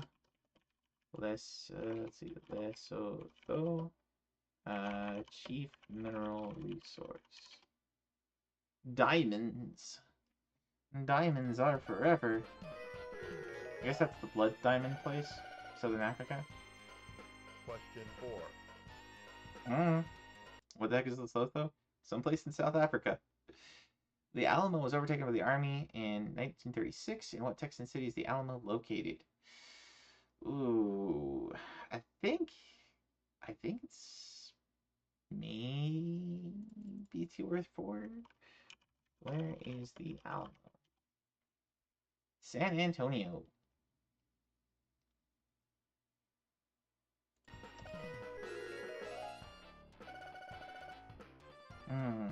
Question 5. French vegetable stew, ratatouille, consists of what vegetable? It's not a rutabaga? I just wanted to say rutabaga. I'm getting tired. Ratatouille. But we're already this far. We gotta finish this. Vegetable.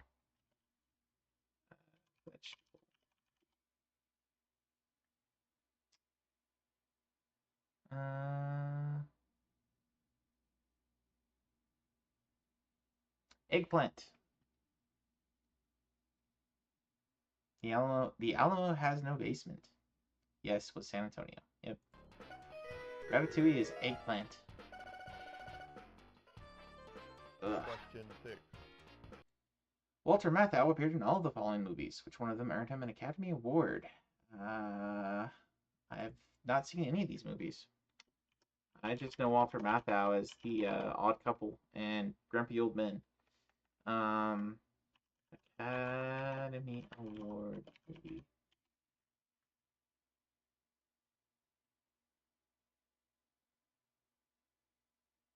The Fortune Cookie.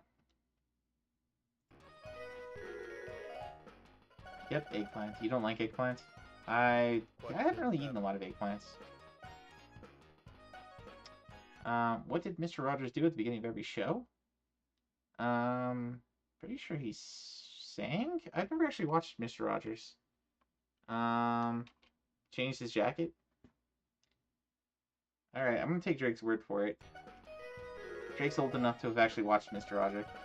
Question 8. What is Claire Huxtable's occupation on the Cosby Show? I know Mr. Huxtable was like a psychiatrist or something. Claire Huxtable occupation.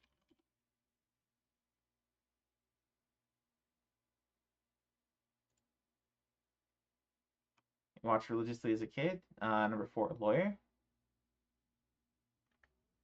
Yes. He was a doctor. Yeah, he was was he a psychiatrist or something else? Bill was in charge of doing bad things. Yeah. He fit the necromancer. He would prescribe sleeping pills. Sure. Let's go towards the elf because I'm sure Drake's gonna have me go towards the elf.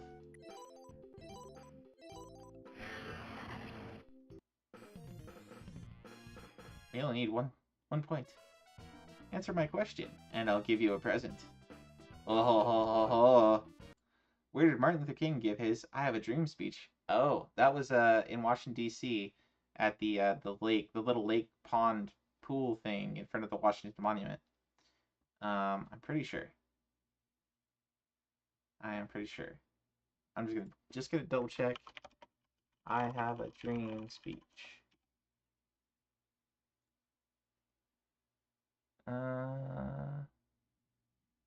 The March on Washington for Jobs and Freedom. Lincoln Memorial in Washington. Yep. Yep.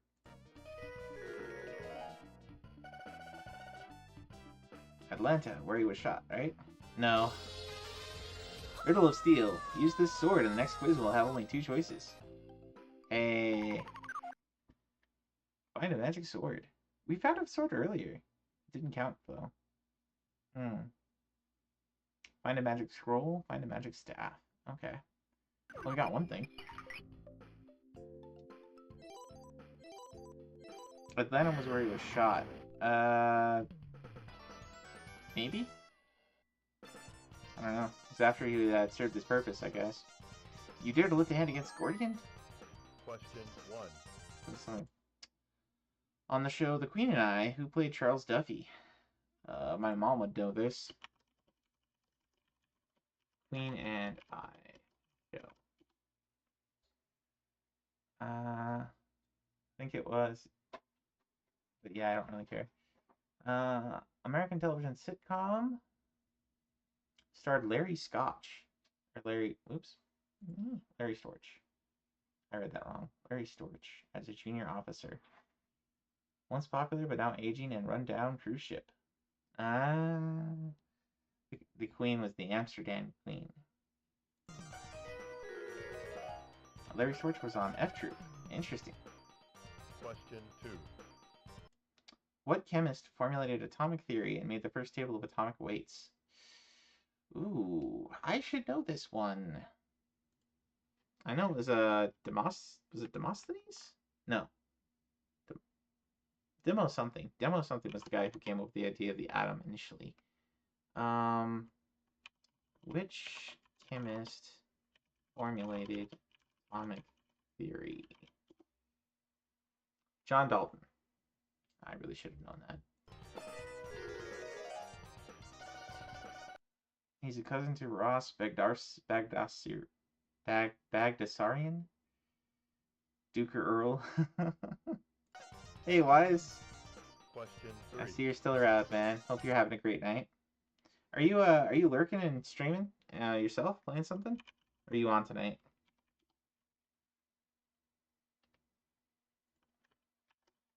I'm gonna throw you a shout out regardless. Dun, dun. Clint Eastwood made his film debut in 1955. What is the title of his first movie? I thought Clint Eastwood's first movie was the Creature of the Black Lagoon. Lurking just playing Final Fight 3. These Chivos are tough. Yeah, the Final Fight games are tough. Clint Eastwood first movie.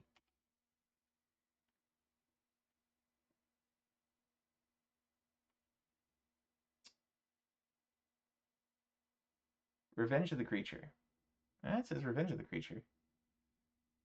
1955.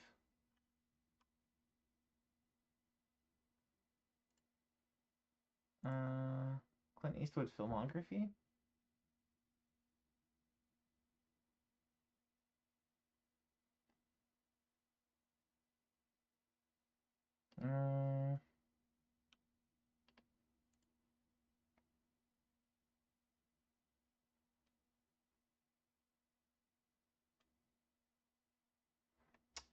1955, though.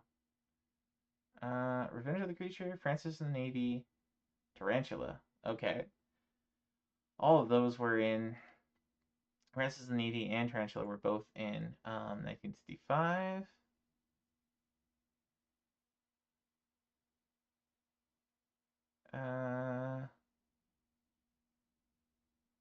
Let's see. Back to the Future 3. I want to say 2. Back to the Future 3, Clint Eastwood. What kind of stupid name is that? Oh, yeah. When he's dressing up as a cowboy or whatever. Oh, man. Francis and the Navy is the 6th film in the Francis the Talking Mule series. I've seen it. I've actually seen some of those. My parents liked those quite a bit.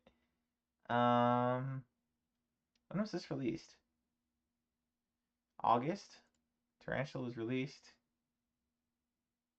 in December. So I want to guess the Francis and the Navy one because it was released earlier. That took way too long. Question 4. John Cage, Aaron Copland, Leonard Bernstein, and Franz Hayden are famous for what profession? John Cage is a... no. I'm pretty sure they're all composers. Hayden's a composer. You pick Harry Callahan as a big name for Marty in the game. Ah, it's wrong. Yeah, I'm pretty sure they're composers.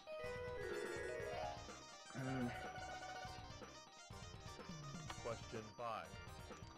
What year did the Supreme Court uphold the involuntary sterilization of mentally retarded people?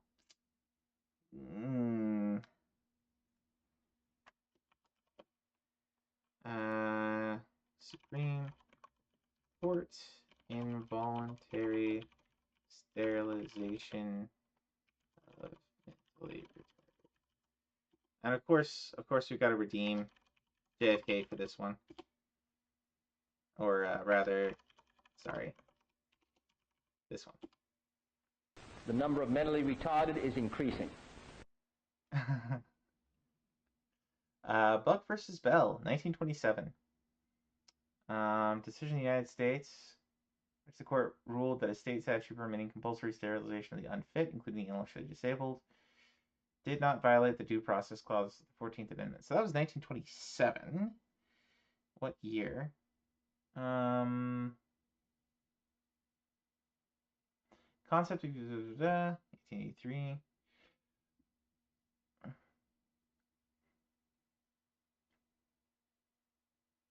Okay, so the law wasn't even put into place until 1907. So I'm going to say 1924.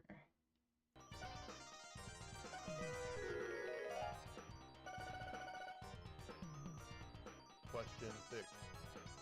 What was the first capital of the U.S.? Philadelphia. I think Philadelphia.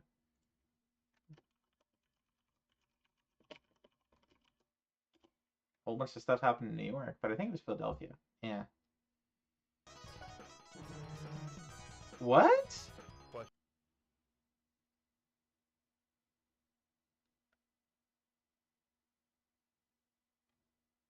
What? 2? Drake says 2. Didn't sound like a law that would be that old. Yeah, I didn't read your thing first. Question 7. Oh well. Who's King Arthur's son? That's Mordred. Galahad is Lancelot's son. Successfully redeemed Run Coward. Yeah. Question 8. How many times have the New York Yankees won baseball's World Series? A lot. How many times have the Yankees won World Series? 27. Let's see.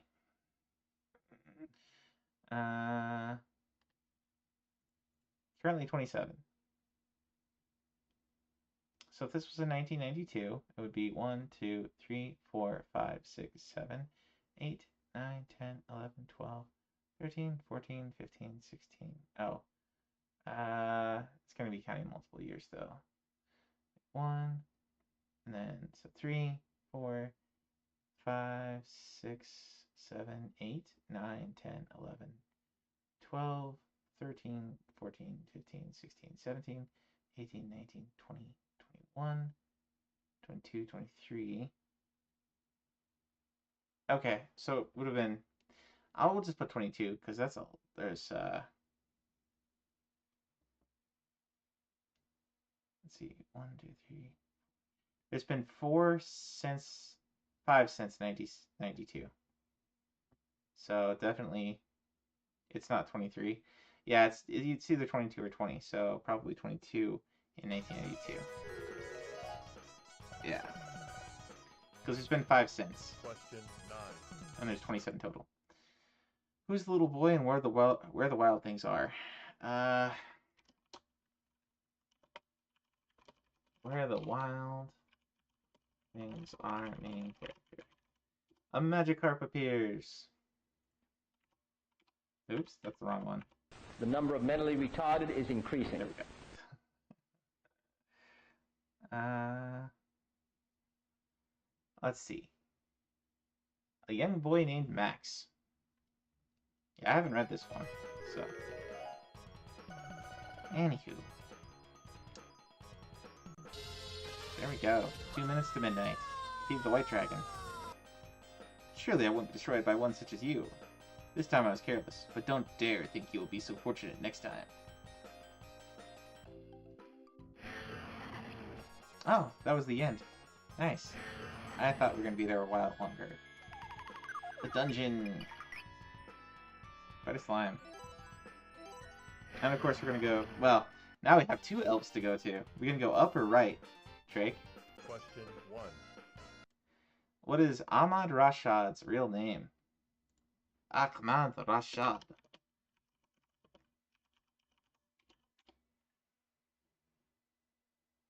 American sportscaster.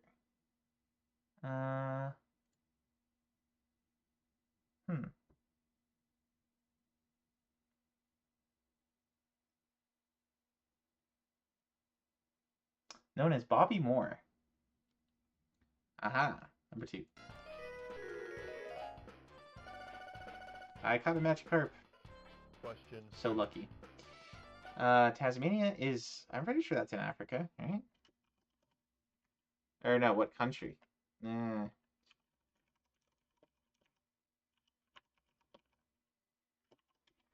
that Madagascar? I'm gonna guess Madagascar.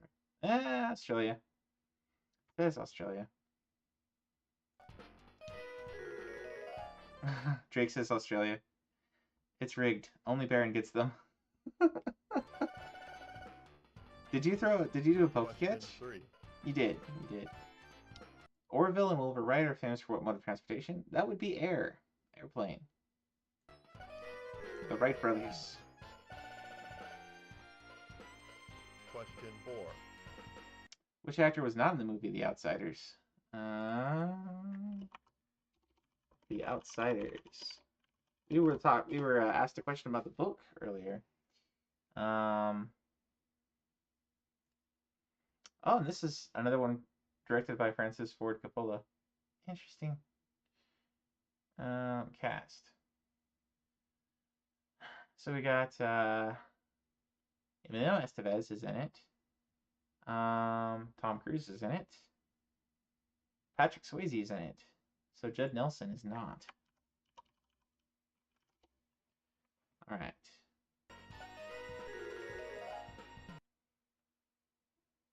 Skater Boys for sure. Dude, I'm getting really tired. On the comedy series My Favorite Martian, who played Tim O'Hara? I'm pretty sure My Favorite Martian was the main character, or the main Martian was Robin Williams, right? So Tim O'Hara, My Favorite Martian. Drake says 2, Walt. Or wait. Jeff Daniels as Tim O'Hara. From 1999? Wait. That's a remake.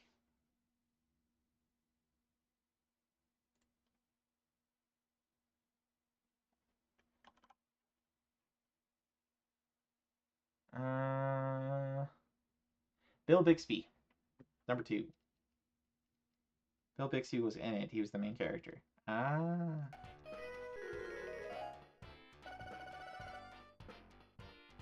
Question 6. What was Julia Roberts' first film? Probably not Steel Magnolias. Pretty Woman was pretty early on, but that was definitely her first standout film.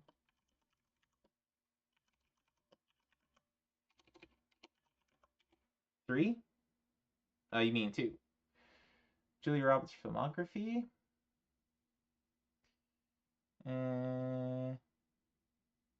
Mystic Pizza was her 3rd film. Firehouse was her first film. Uncredited. Direct-to-video release. Firehouse is not an option. So Satisfaction or Mystic Pizza? Looks like it's Mystic Pizza.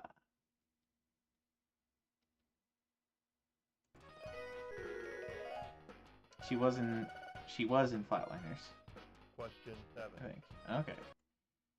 Mickey Rourke starred with what attractive actress in the film 9.5 Weeks? No clue. Mickey Rourke. 9.5 Weeks.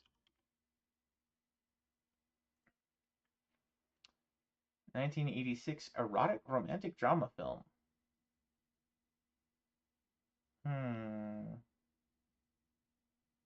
Cast. Kim Basinger as Elizabeth McGraw. That's number 4. What was it, Mystic Pizza? It was Mystic Pizza, yeah.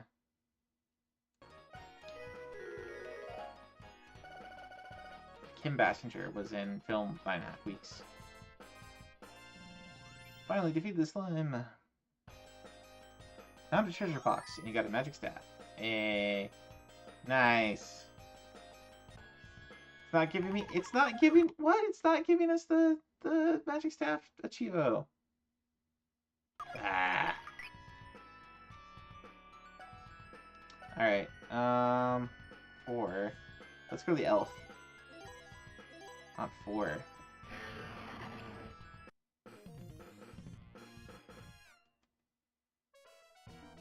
Wise Man game over. Elf. Use the magic staff. Question 1. Who is not a member of the rock group Motley Crue? I have no idea. I should know this, kind of.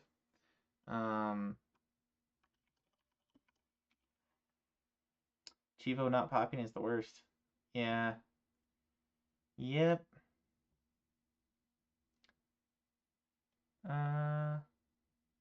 Group was founded by bassist Nick Six and drummer Tommy Lee. Who were later joined by guitarist Mick Mars, vocalist Vince Neil. That leaves Ian Hunter. Ian Hunter. Where is Game Boy Guru when you need him? Wise Man says Ian. You are correct, sir. He wants to say 2. Well, 2 is not correct.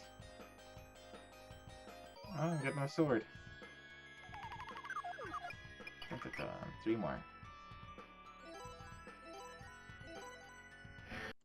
3 was probably Iron Maiden? Ian Hunter? No, Ian Hunter's not in Iron Maiden. I don't know what he's in.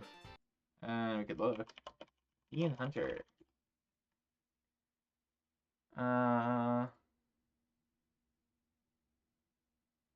Best known as the lead singer of the English rock band Mott the Hoople. I've never heard of that band. Mott the Hoople. Fire Dragon. I'll make you do your own death dance. Question 1. Who was the first black heavyweight boxing champion of the world? I think that's Joe Louis. First. Let's see. First black heavyweight boxing champ. Jack Johnson. Oh. Okay.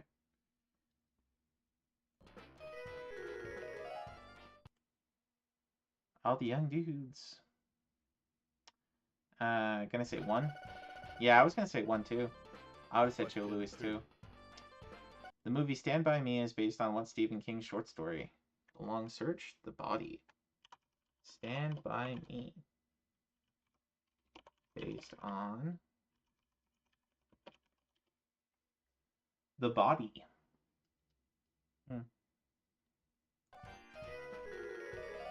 Drake says it's 2. It's definitely 2. Question 3. Judy Garland was married to all of the following people at different times. Which one did she marry first? Oh, wow. Wasn't Judy Garland Dorothy in Wizard of Oz? Sid Love, David Rose. Judy Garland marriages. She had 5 marriages. Yes, she was.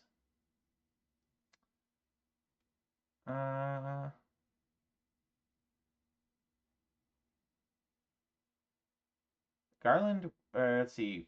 David Rose was her first husband. Jeez. Serial marrier. Which actor played Howling Mad Murdoch in the show? Oh, I want to say Dirk Benedict, but Dirk Benedict was Face, right? Howling Mad Murdoch. 18. Drake says it's 1. Dwight Schultz. Yes. Bing confirms.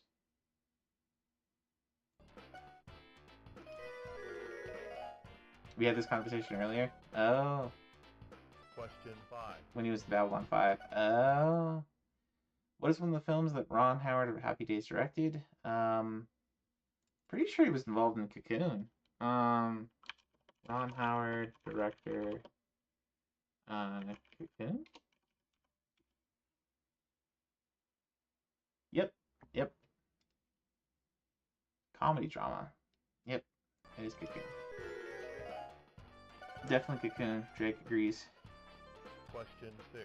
I don't know what the Green Door is, but Richard Cromwell, son of Oliver Cromwell, was referred to with disdain as what? Queen Dick, the usurper. I don't know. Starring Wilfred Brimley. Richard Cromwell, nickname. Queen Dick, because he's Richard. Of course, Queen Dick. That would make sense. Right. Such boomers they were. Question 7. Indeed. What was Muhammad Ali's name before he changed it? Cassius Clay. Cassius Clay. What was that one like? Float like a butterfly, sting like a bee? 8. Something like that. According to Greek legend, who went sailing in search of the Golden Fleece? Jason. Jason and the Argonauts. Finally, some stuff I actually know. How about that? You defeated the Fire Dragon.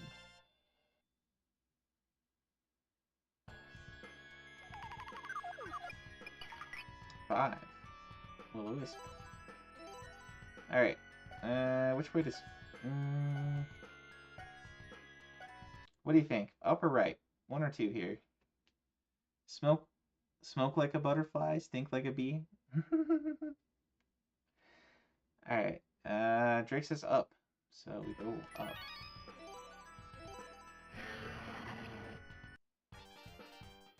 A Minotaur.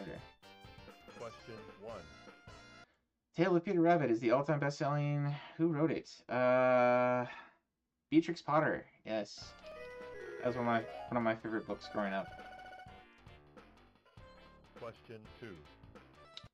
Who wrote The Lion? Oh, yes. C.S. Lewis. C.S. Lewis. Oops. Definitely 4. Yep. Question 3. Which of these Martin Scorsese films features the band? I don't know. Martin Scorsese. The band. The Last Waltz.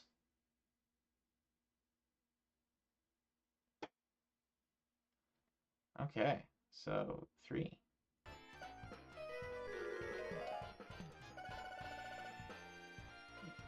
Question 4. Who's the cat who's always trying to catch Tweety? Sylvester.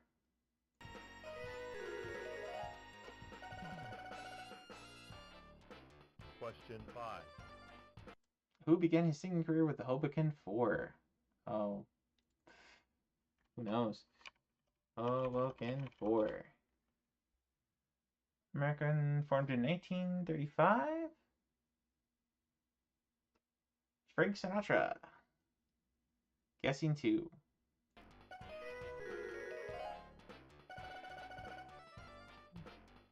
Question 6. Heliolisk appears.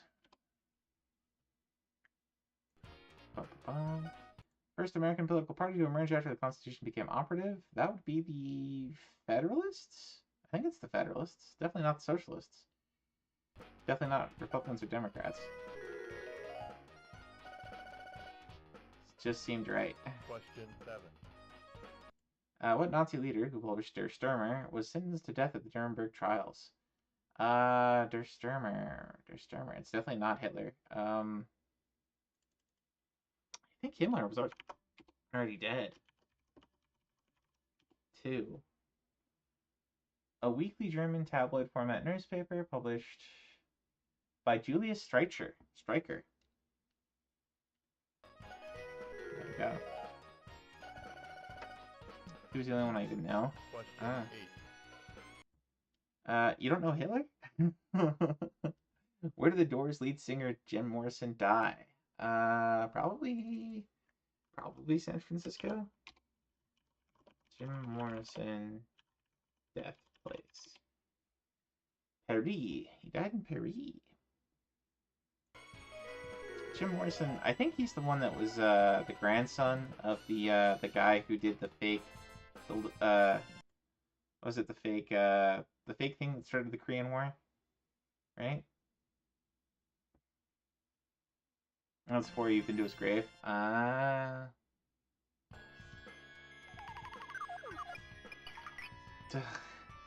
Great.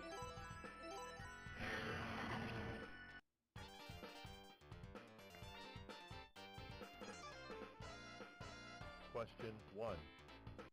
Which of the following do not contain chlorophyll? Pretty sure mushrooms, because chlorophyll is for doing the cycle where you take in sunlight to make energy. You're not because a big Doors fan, but someone I was with was. I see. Yeah, I'm pretty sure it's mushrooms. Yeah, we're just gonna guess mushrooms.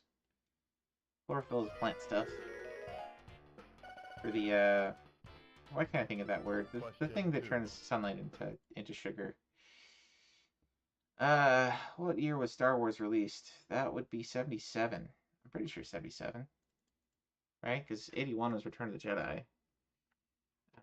Star Wars release year. Yep, 77.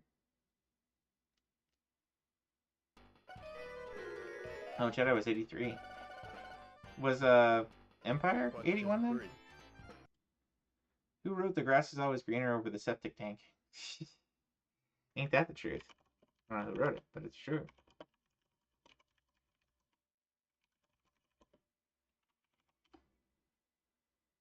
Irma Bornbeck. Empire was 80. Gotcha. It is true. It is. We have my parents have a septic tank. Grass. Actually, it's kind of false because where the septic tank is too salty, the land, the soil above it is too salty. Question 4.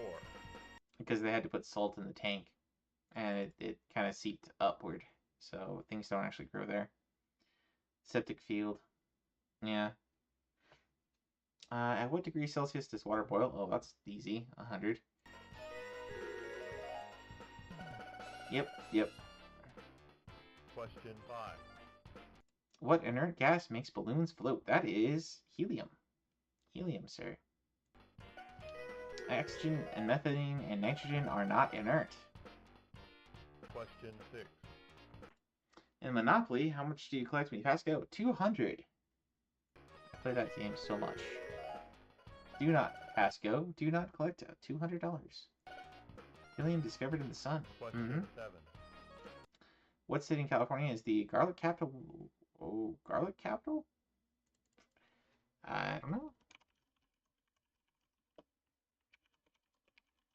San Francisco is known for smelly people. I don't know about garlic. Gilroy. Gilroy. Thing says Gilroy. Question 8. What Major League team's farm system did NFL star John Elway play in? No idea. John Elway farm team.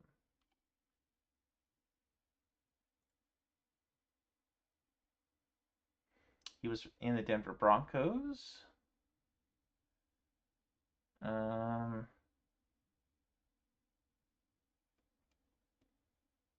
Let's see. Played for the Baltimore Colts.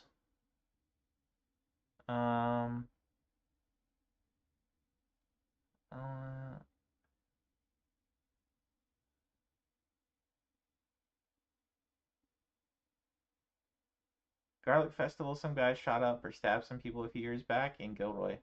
Oh, interesting. Was he a vampire? He just hated them for celebrating garlic? Maybe he was a Dampeel. He was getting revenge for his father. Or his mother. I shouldn't be laughing about something like that, but anyway. So it sounds like Baltimore. So I'm gonna guess Baltimore. Just Colts. No, it was the Yankees. Question 9. Wait, the Yankees are major. What? Maybe I misread that question. When was LSD made illegal in California? Pretty late, right? 66? Sounds like 66. Most of the really weird experiments were in the 60s, right?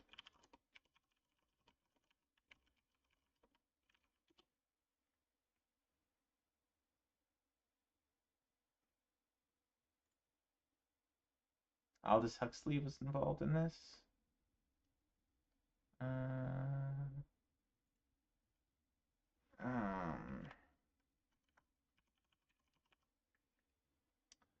By the mid-60s, the backlash against the use of LSD and its perceived corrosive effects. Governmental action to restrict the availability, making any of it illegal.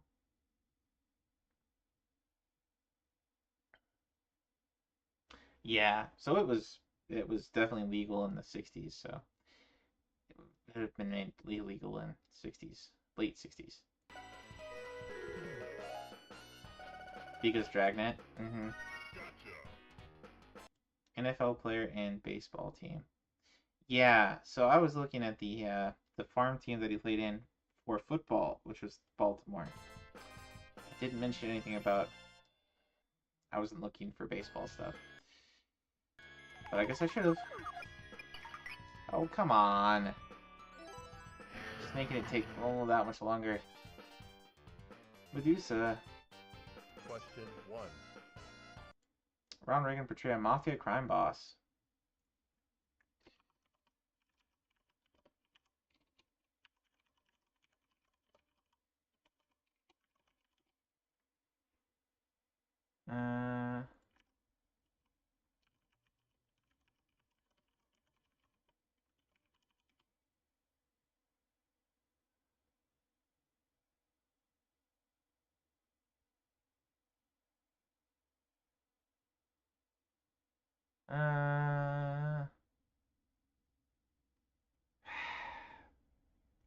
Number 4 is guess. Accidents will happen.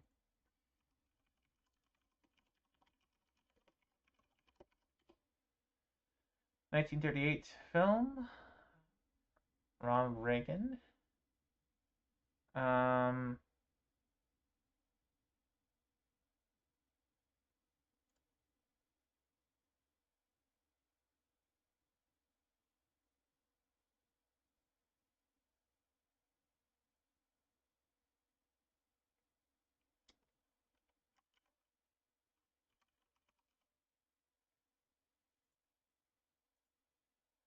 Eric Gregg.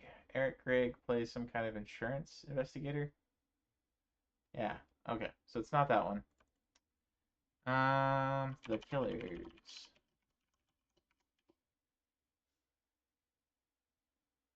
(1946).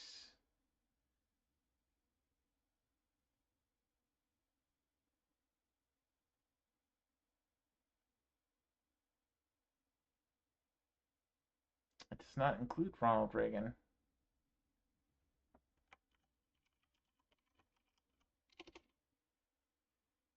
Oh, wait, no.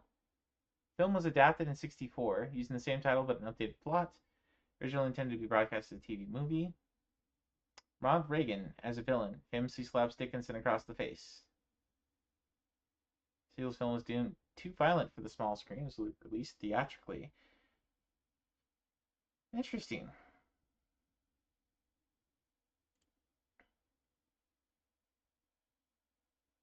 It was Reagan's last theatrical film.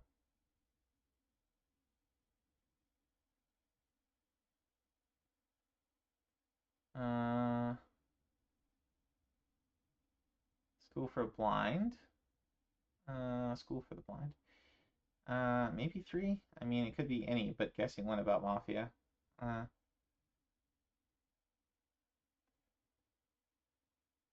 Let's see. Where does Reagan play?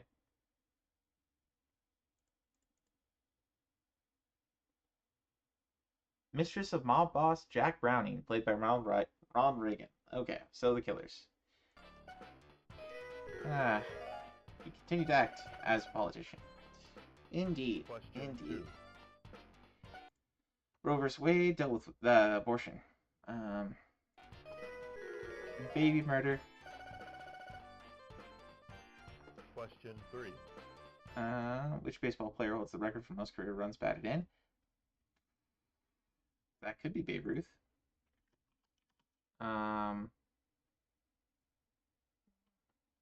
Most runs batted in player.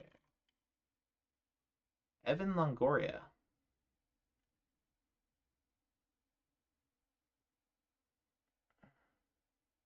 Well, I think that's in the current season.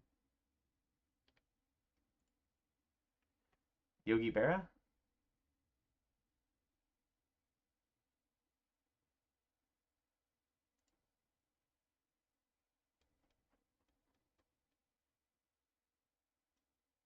Let's see. Babe Ruth has 2,200. 2213. Hank Aaron has 2,297. So Hank Aaron's at the top, looks like. Yeah, it looks like Hank Aaron's the most.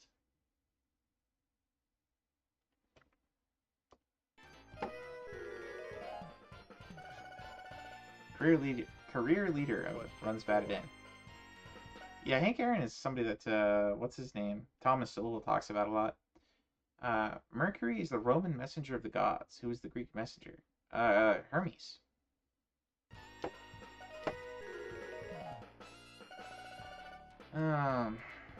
Question 5. That's one that should have been easy. Yeah, Hank Aaron.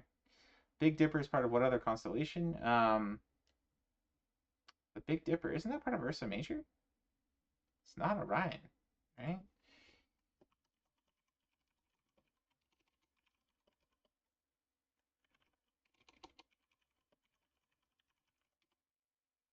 Ursa Major. Yep. Big Bear. Definitely 2. Yep.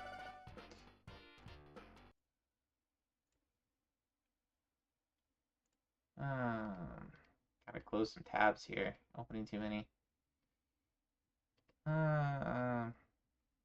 Question 6. What actor starred in the movies Fistful of Dollars, Every Which Way But Loose, and The Good, the Bad, the Ugly? That would be Clint Eastwood. Clint Eastwood. Fistful of Dollars. The Man with No Name. Question 7. You drove 5 hours to see the eclipse? Yeah, you know astronomy. Bette Davis and Lillian Gish appeared as sisters in what recent drama? I don't know. I don't know who either of those are. Lillian Gish sisters. The Whales of August, 1987 film drama. Ah, aha.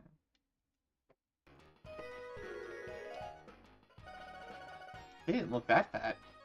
Question 8. It's probably not about them. The Whales is probably not about the sisters. Oh, I'm sorry. I'm being super silly. Super tired. Lillian Gish, what a dish. She has Bette Davis eyes. What was the name of the town where Captain Nice fought the forces of evil? Oh, and a Blitzel appears. Captain Nice fought the forces of evil. I don't know. Captain Nice? TV show? American comedy TV series from 67. Just throughout the years of 67. Carter Nash. The Citizens of Big Town. Big Town.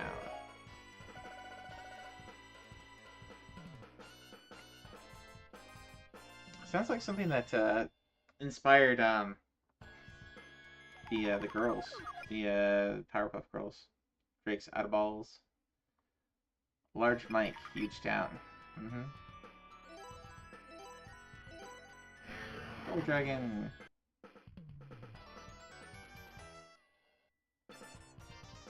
I'll make you rue the day you decide to oppose us.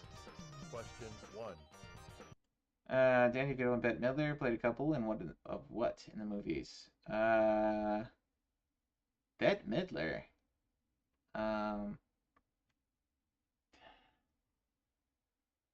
Bette Midler. Danny DeVito. Bette Midler. Ruthless People? Drake says.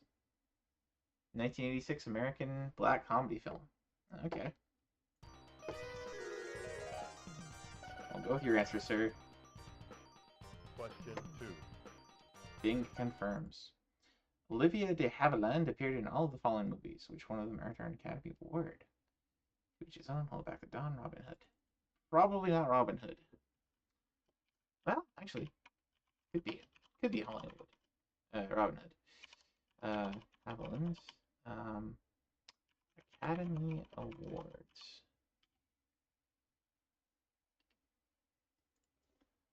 IMDb has a page for her. The Heiress, The Snake Pit, To Each His Own, Hold Back the Dawn. Hold Back the Dawn.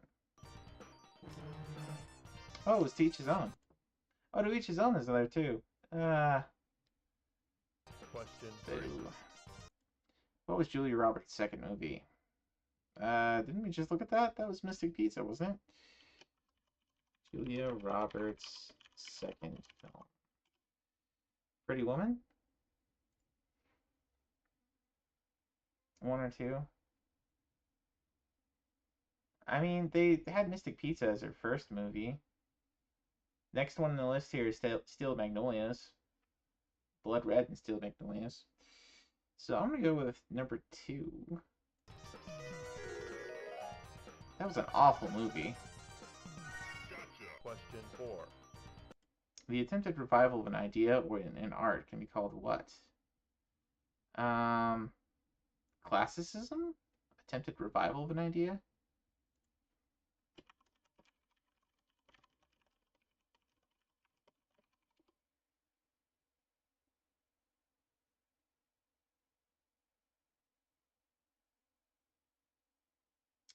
Glad to have not seen it.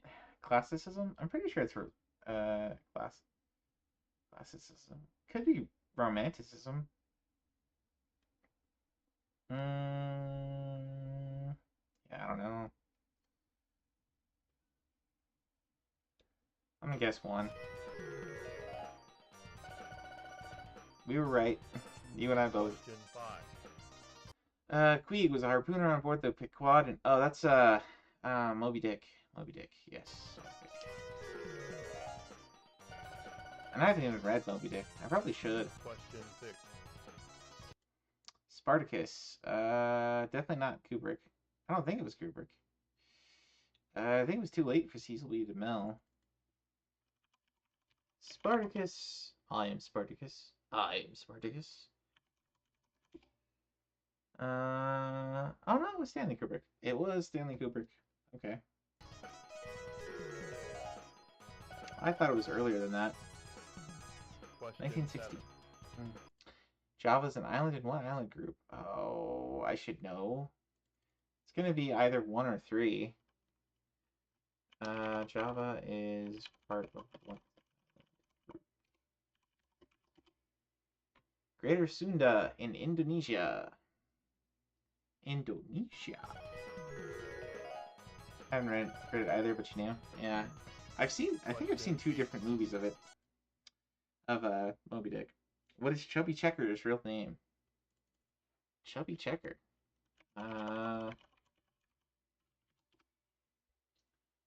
Chubby Checker, American singer and dancer, popularizing many, including the twist.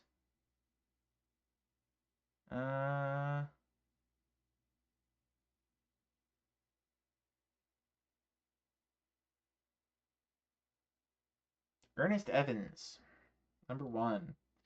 Guessing 1, but it feels right. Ernest Evans would have been a good nom de plume, or not nom de plume, but a good stage name too. Spencer Tracy. Oh, we already had this one. This is a different list. This is a different list. Spencer Tracy. Yep.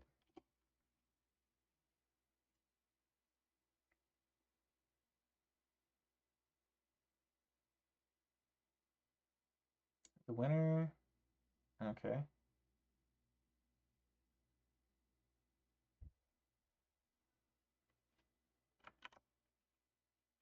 Captain's Courageous. He won in 87. Yeah, I guess the other one was his first one, which is Boys Town. So Captain's Courageous definitely earned him one. Yay, one of the year as the title creator, right? I don't know. Defeated the Gold Dragon, last defense line. Going to Yon Castle is certain death. This was made last year, right? This game? This game was 1992, and I don't know when this translation was done. Gordian's Palace. Up or down? Let's go up. I hit the wrong button for up. Oh well. Hydra. Question 1. It's too dang late. It's already 12:27. Ozzy Osbourne's real first name. I think it's Wendell. Ozzy Osbourne. Real first name. John Michael Osbourne. John. He's a John. One of the years firing Spencer Tracy's lie. Question 2. Oh, I don't know. Which of the following animals is actually a flying fox? Flying fox? I mean, does a lemur fly? A flying fox. It's a bat.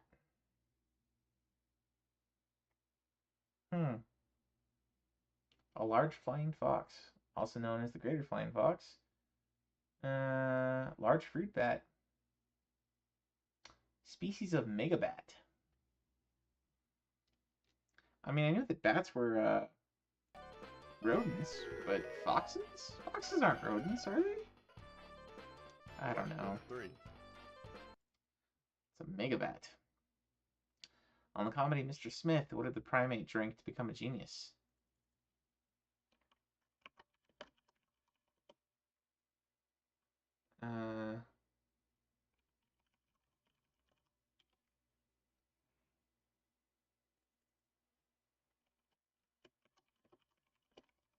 TV show.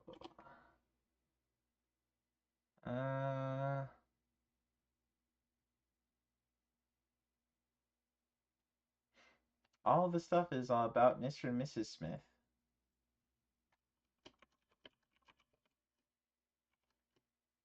I'm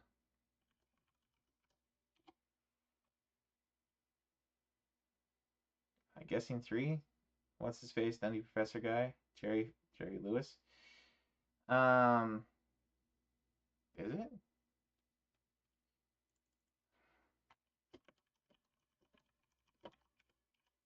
I remember Jerry Lewis as the Nutty Professor. I spelled his name wrong. Or no, you spelled his name wrong. We both spelled his name wrong. It's Lewis with the W. I don't know. Nothing about Mr. Smith in the article on Jerry Lewis. I'm gonna guess hair tonic. It was an experimental enzyme. Question 4. Who was the first known U.S. president to father illegitimate children? Ooh. I feel like Thomas Jefferson was suspected, but we still don't know for sure. First U.S. president to have bastards.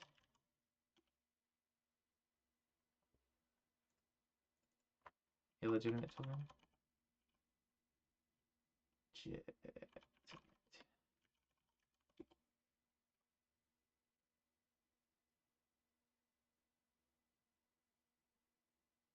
Illegitimate children of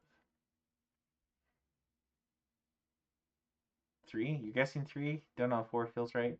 I don't know if Franklin Roosevelt ever had. The latest to come to light is Warren G. Harding. I can't expand this article because it's for subscribers only.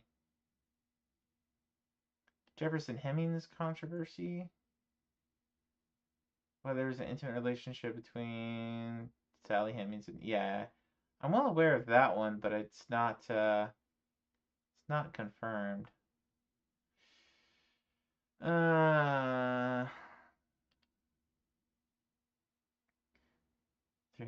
4 feels right, but 3 might be right. I'm pretty sure Martin Van Buren did not. I think he might have been unmarried.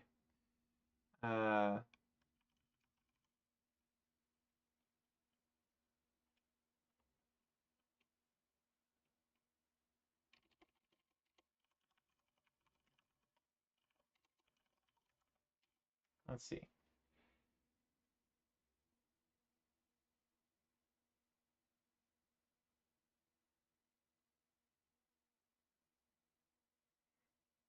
It was rumored to be Aaron Burr's illegitimate son. Family of Martin Van Buren.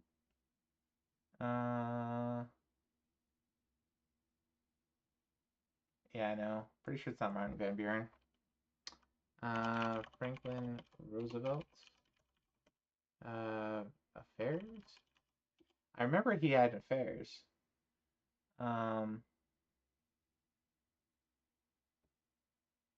Yeah, he had an affair with Lucy Mercer Rutherford. But that's fairly, I mean, Franklin Pierce was before that, right?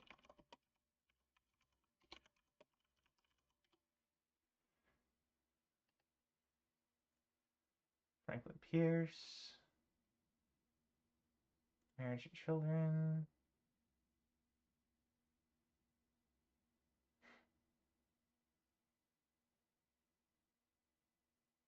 No mention of illegitimate children.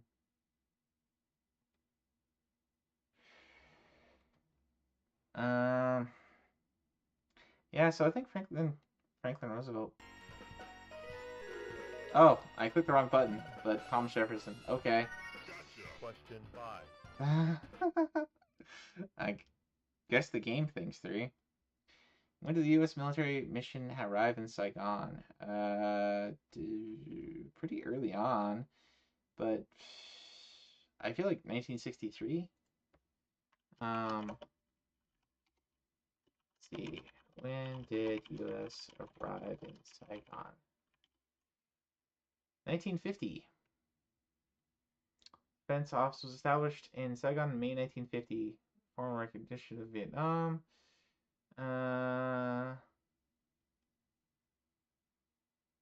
Fall of Saigon was 75.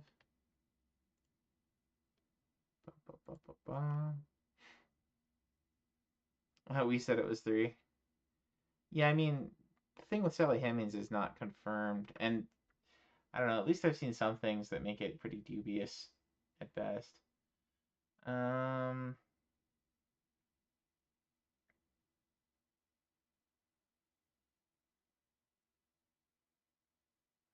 Yeah, I'm gonna guess 1953 here. So there we go. Question. That was LBJ. Was it military in 63? Well, I mean, we sent in advisors before we sent in a military force, but the advisors were there in the 50s under Eisenhower. Yeah, I think it was under Eisenhower. Anyway, Pokecatch. A wild what? A wild Hakamo. Oh. Who played Julie on the show One Day at a Time? I have no idea. One Day at a Time. Julie.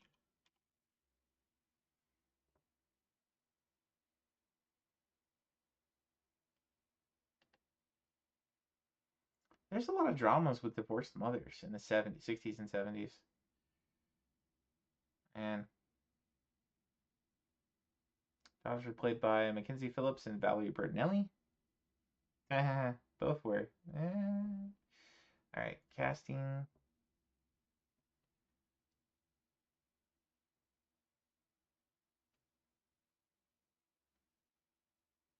Valerie was on the show. She married Eddie Van Helsing. Eddie Van Halen. Why did I say Van Helsing? Clearly I'm getting very tired.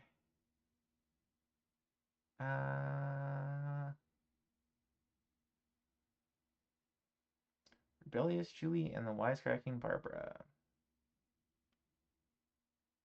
Can it tell us who was in? Who was? Okay. IMDb.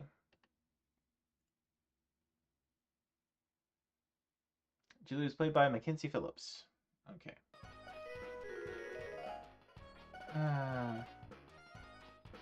Question 7. Who was the Incredible Hulk's cousin? She-Hulk.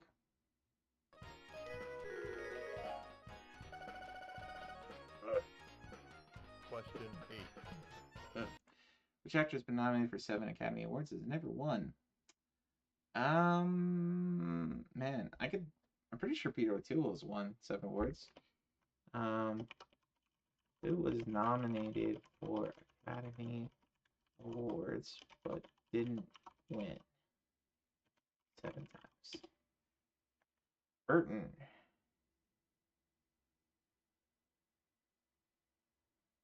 Burton is not listed.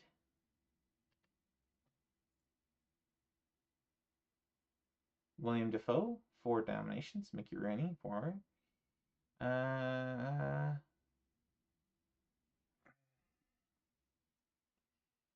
Richard Burton, 7 nominations. Peter O'Toole, 8.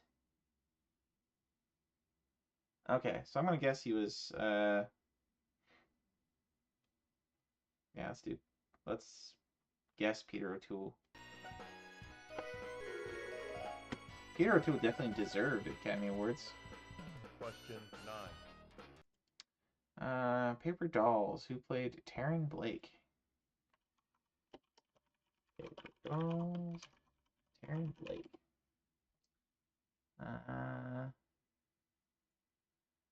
In the show? Oh, primetime show, soap opera.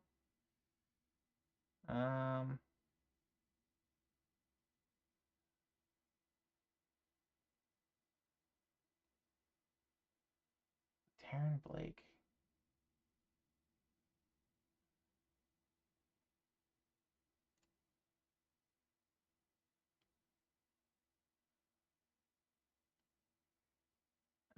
Nicolette Sheridan.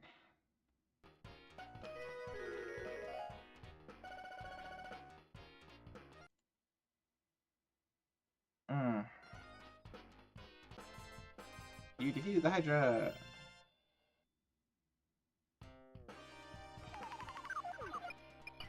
Five.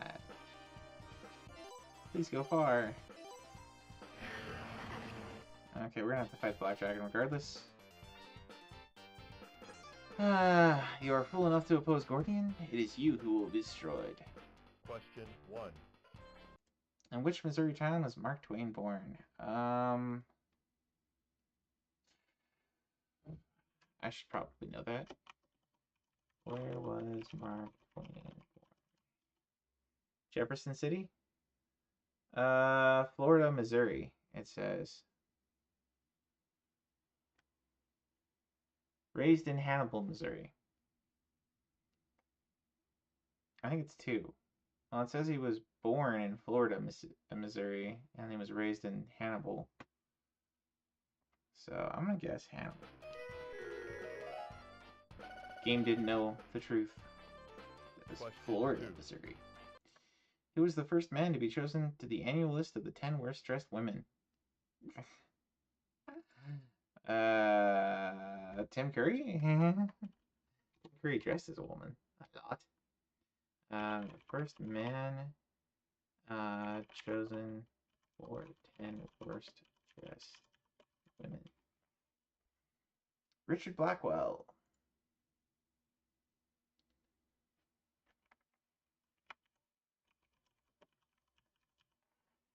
He was the creator of the 10 worst dressed women list. Huh.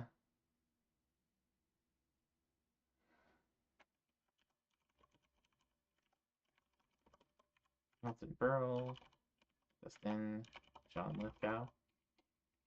None of those are listed.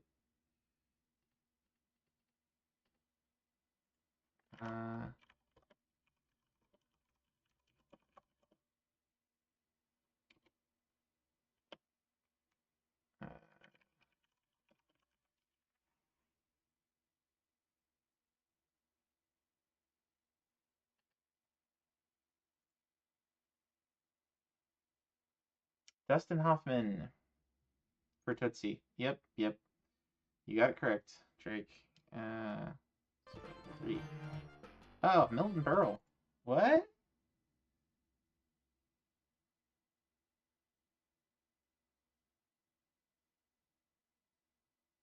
With Houston marrying Kathy Whitmer.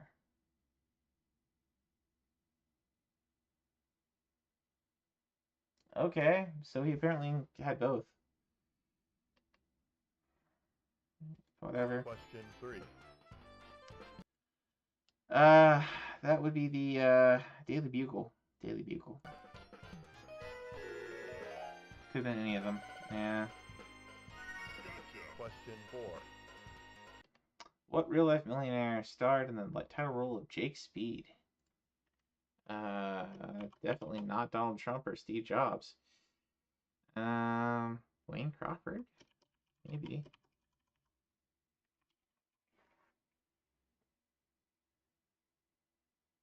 Wayne Crawford. Yep.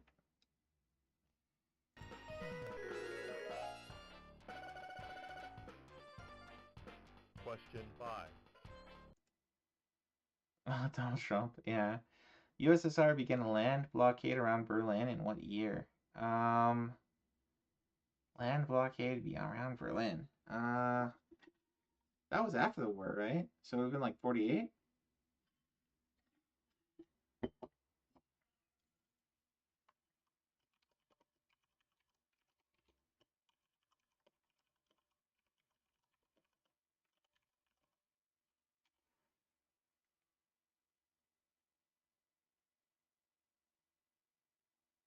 In 1949, they lifted the blockade of West Berlin. Berlin blockade. From 48 to 49. Yeah, so I'm gonna guess number 4. Yep. One? You guessed one for Question 1945. 6. Who wrote the song Stars and Stripes Forever? It's not Francis Scott Key. That's a different song. John Philip Sosa in 1896. Sosa. Yeah. Question 7. I want this to end so I can end stream. What was the name of the world's greatest athlete in Walt Disney's movie? World's greatest Disney movie.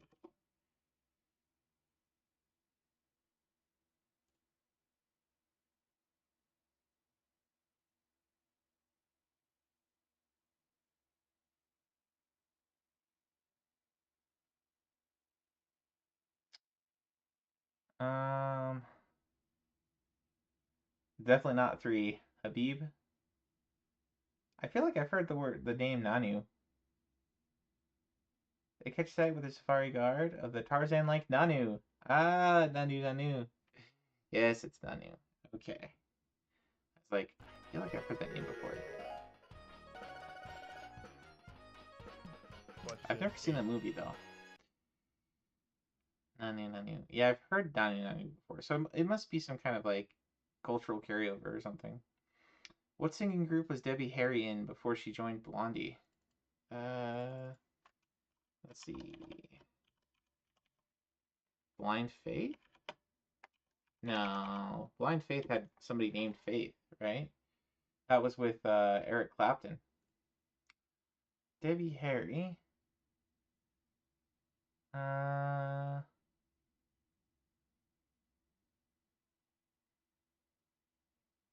Career beginning. A backing singer. Wind in the Willows. Nanu is from Mork and Mindy. Ah, okay. You also guessed 4. Well, Wikipedia says 4.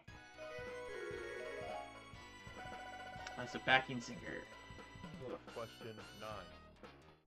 Germany's invasion of what country started World War II? Poland. I mean, technically World War II was already on by then, but Poland.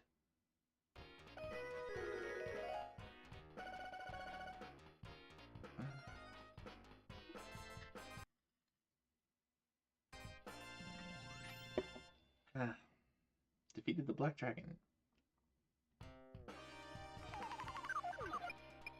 No. Okay, it's in the end. I'll go to the end. That's fine. The official story, Baron. Well, yes, but even in the official story, like, it's recognized that Russia had already had, you know, like, there was already the war in Scandinavia and so on. And, like, you can count that as a separate war, but it was all kind of the same conflict. Where's the Alamo? Texas. That's easy.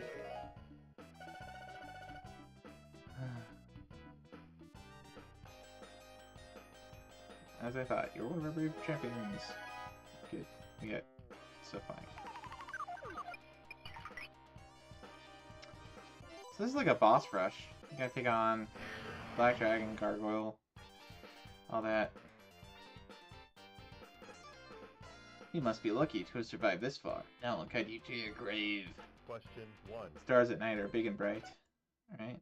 No basement. What kind of car was Herbie the Love Bug? He was a bug. He was a Volkswagen.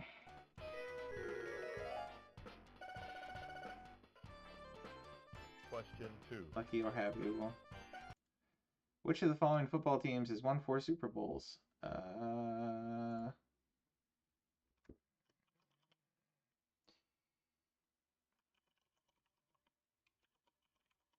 There's a lot of teams that have won at least 4. Goodness. How many Super Bowls have the Rams won?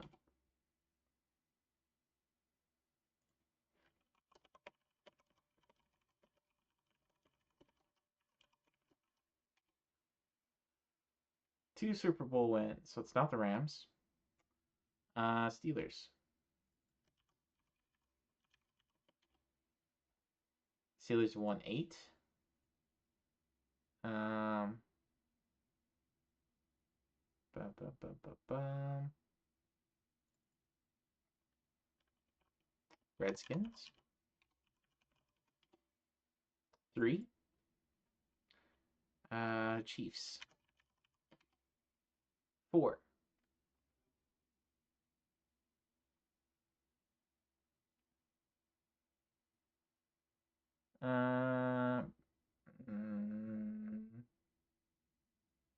How recent though? Defending Super Bowl champions in 2024. Okay, so probably Steelers. I'm a guess too. And a Lickle-Key has spawned. Yeah, that's what I'm saying. Is the Chiefs just won, so it's Steelers. Because they have won 8.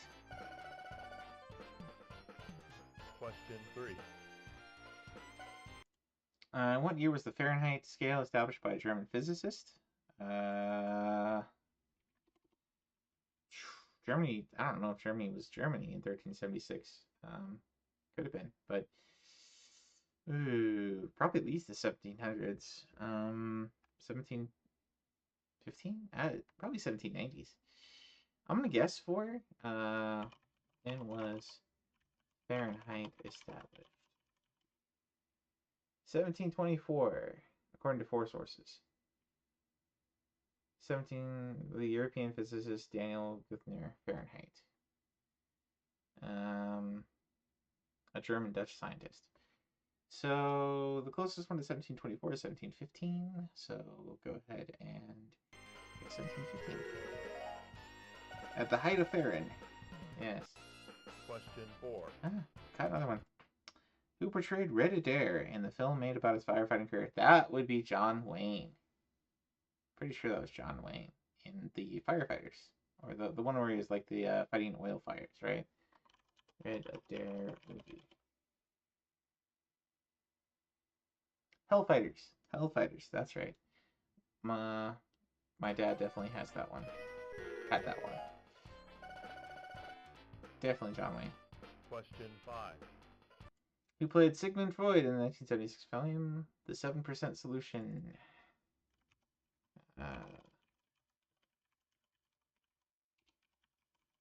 Probably not Peter Sellers.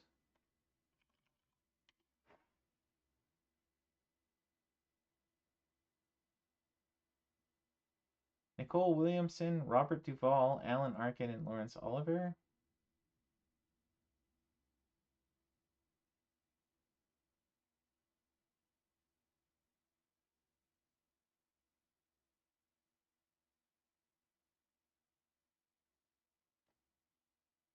What?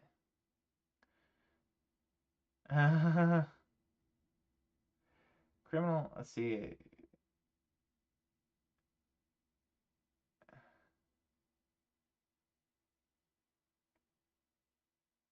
Where he will be treated by Sigmund Freud, Alan Arkin. Okay.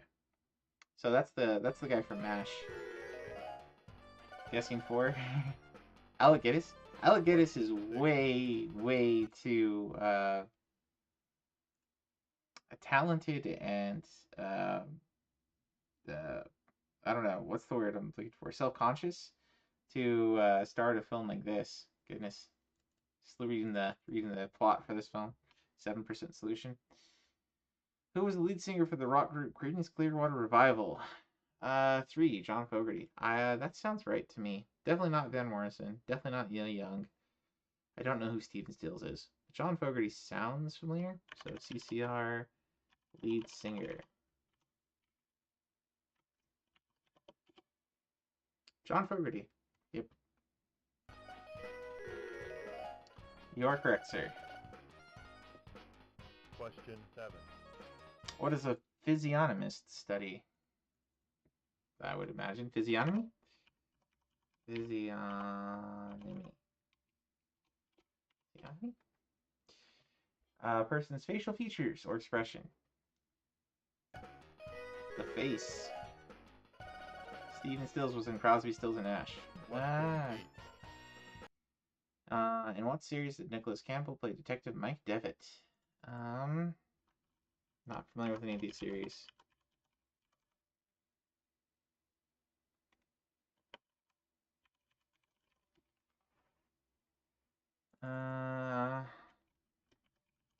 Nicholas Campbell as detective.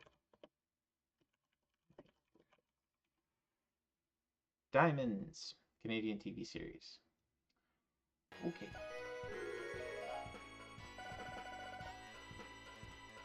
Activate sounds familiar, but nothing else does.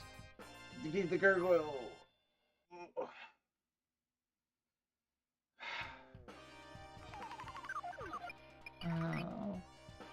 Is that to the elf?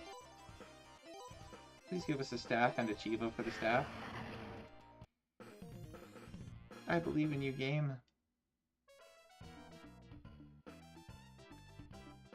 Question Pointy 1. ears for the win. Peter Ustinov appeared in all of the following movies. Which one of them earned him an Academy Award? Okay. Peter Ustinov. Academy Awards. Received 2 Academy Awards. Spartacus and Topicapi. He also starred in notable performances as Quo Vadis.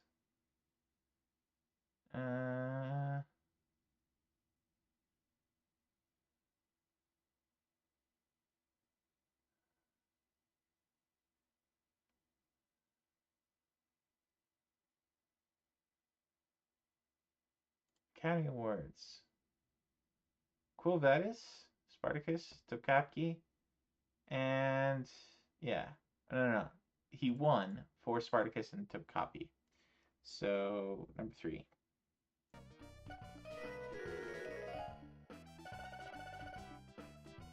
Yep, Spartacus. You were correct. We got a scroll.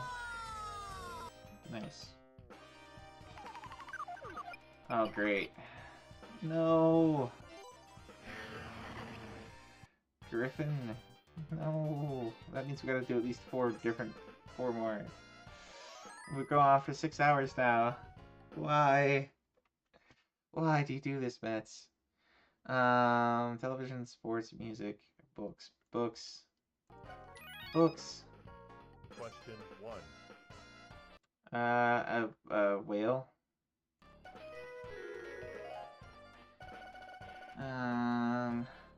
Question 2. First major playwright. America's first? Oh, good grace. Good gracious.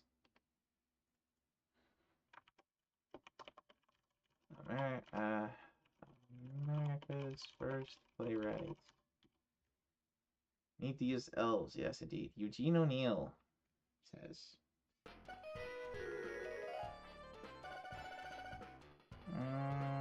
Question 3. Hans Christian Andersen, children's stories, fairy tales. Hans Christian Andersen. He wrote Sinclair Lewis. 4. Yeah. And what were the butcher, the baker, and the candlestick maker writing? A tub, right? They were writing a tub.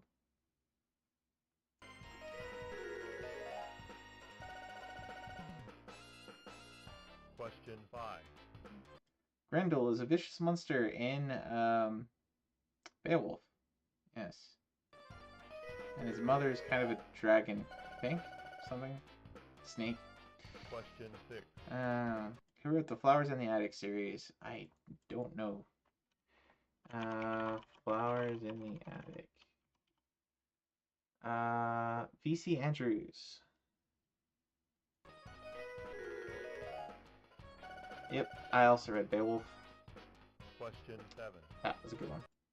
Who was the author and compiler of Poor Richard's Almanac? That was Benjamin Franklin. Benjamin Franklin. A Light in the Attic was Shel Silverstein. Ivan Turgenev, Leo Tolstoy, and Alexander. Those are all Russians. In Soviet Russia. War and Peace was invented in Soviet Russia. So that was about Napoleon. Good. But it's gonna stop with White Dragons, isn't it? Yeah. Mother. No turning back now. Prepare your soul, and then come face me. Question 1. War and Peace was invented in Soviet Russia. It was, except it was invented by Tolstoy before it was Soviet. The city of New York has 2 NFL teams, but only one of those, the Jets, play home games in New York. In what state did the Giants play? Jersey?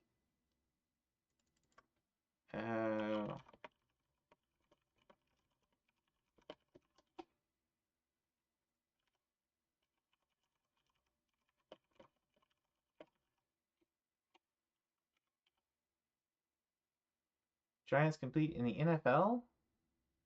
Team plays its home games at MetLife Stadium in New Jersey. That's what I figured.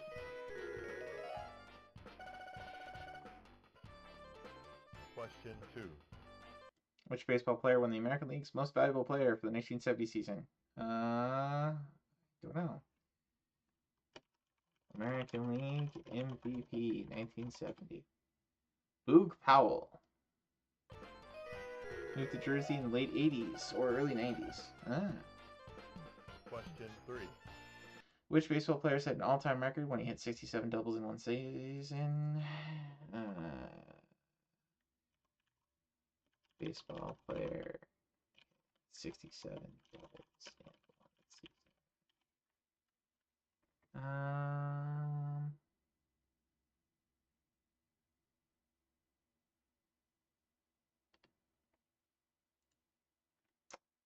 Let's see.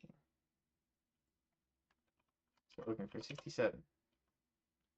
Earl Webb, Boston Red Sox. Guessing 4, Ted Williams. Question 4. On the show, Stop Susan Williams, who played Bob Richards. Stop Susan Williams, Bob Richards. Stop Susan Williams. Ray Walston.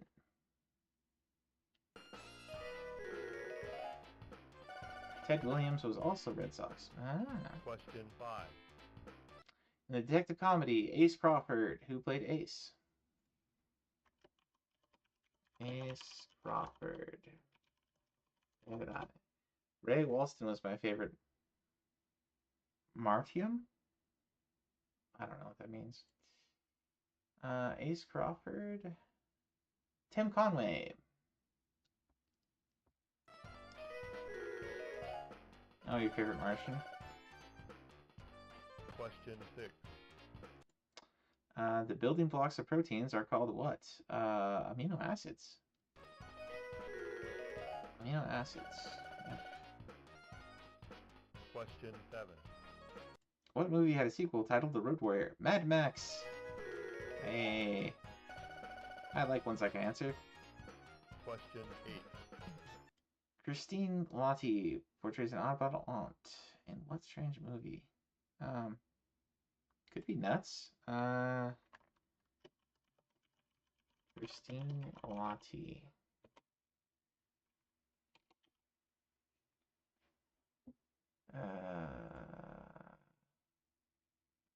Was she in Nuts? Not in Nuts. Crazy Woman? Nope. Homemaker? Housekeeping? She was in a movie called Housekeeping as Sylvie. By the eccentric aunt, whose unconventional and unpredictable ways affect their lives. Okay. Housekeeping. Guessing 4. Defeat the White Dragon. You're a pretty good guesser. Yeah.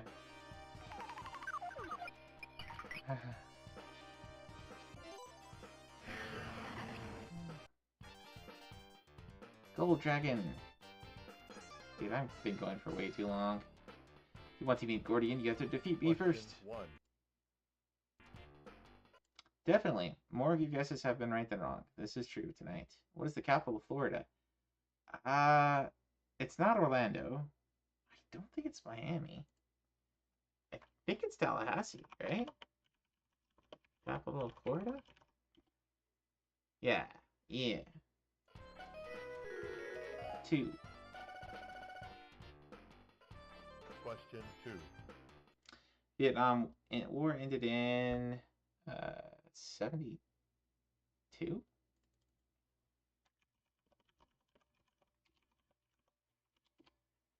75. Right, 75. Question 3. A maximum. Most doctors recommend a maximum of how. Wait, a maximum? What?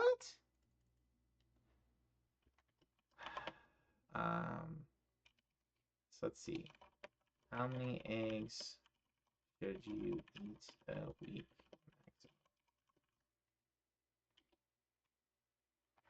How many eggs can one safely eat? Healthy people can eat up to 7 eggs a week. Another answer says 12, without really explaining why. 12's on this list, so sure, 12. There's no way it's just 1. And 6 would be less than 2 a day. Question What? 4. 4? Dude. I regularly have an eggs in my sandwich. Like, I really have like eggs in a breakfast sandwich every day. There's no way that's unhealthy.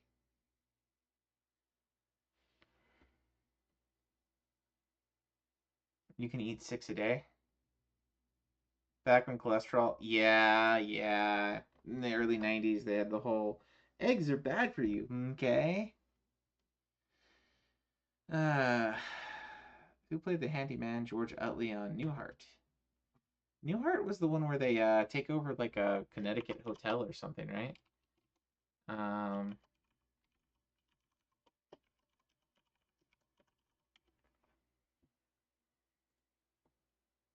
Definitely 4. Tom Poston. Writing credits, cast. Here we go. Tom Poston as George Utley. Yep. I only watched it because Vox mentioned it the one day. I watched a couple episodes. What U.S. president started the Peace Corps? Probably Kennedy. Pretty sure Kennedy. Maybe Truman. I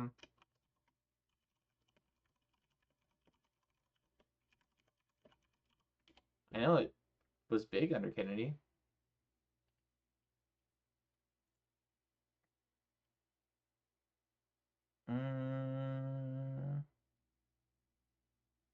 Program was established by executive order by JFK. Which of course we have to go not SL. Dang it. Redeem.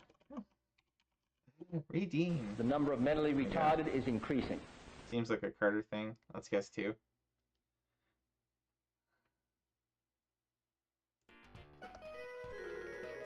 Good for you. Yeah, I was pretty sure it was Kennedy. Question 6.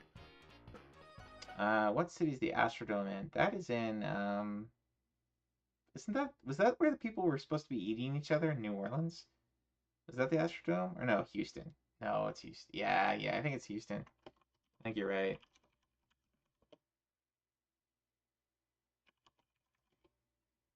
Houston, Texas. Yep. World's first multi-purpose dome sports stadium. It's gone now. Oh. Question 7.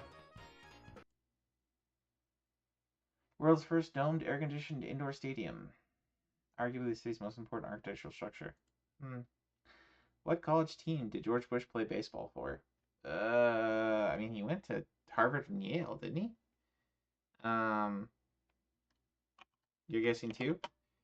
George Bush played baseball for which college? Collegiate baseball record of George H.W. Bush.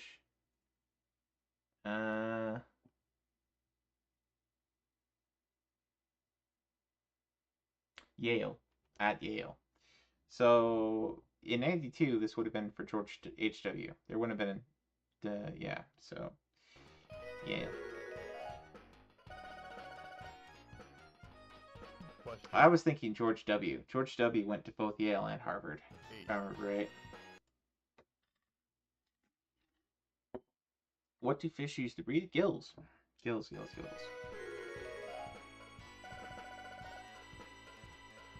Question 9. Did not appear in the movie Around the World in 80 Days. I don't think John Wayne was in that. No, I think John Wayne was in that, actually.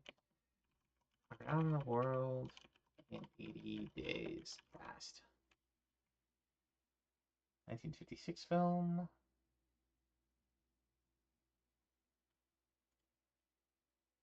Did it have John Wayne?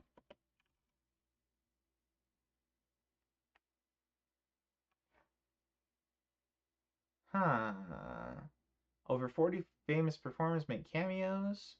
John Wayne turned down the offer for the Colonel. Gielgud? Yep. He cameoed. Cesar Romero? Yep. Peter Lorre? Yep. Okay, so John Wayne. John Wayne it is.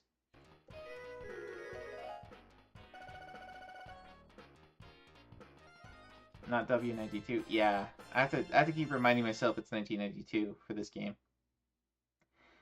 Though, or whenever the translation was made for, yeah. I don't know. All right, we're to the final boss. Finally to the final boss. You have done well to make it to my castle. I guess I should congratulate you. However, as long as I hold the Seed of Wisdom in my hand, you humans have no future. You have only one path to choose, and its name is death. But I will agree to fight you directly, if you so desire. Just realize, it is your own stupidity which condemns you. Question 1. Yeah, whenever North American version. What color is Krishna? Krishna? Blue? Blue's the elephant one is blue.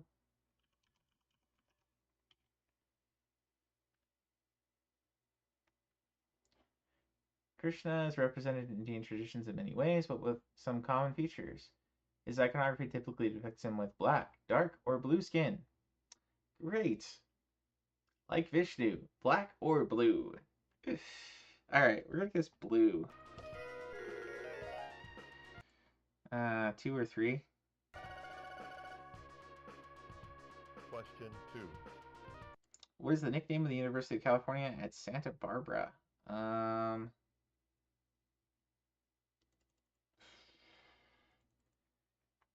see. UC Santa Barbara nickname. Gachos. The movie The Gotcho. Name replaced the previous nickname, the Roadrunners. Gachos. Bats. Great guesses, bats. Question You were 3. wrong. I'm just being silly because it's late. 40th president of the U.S.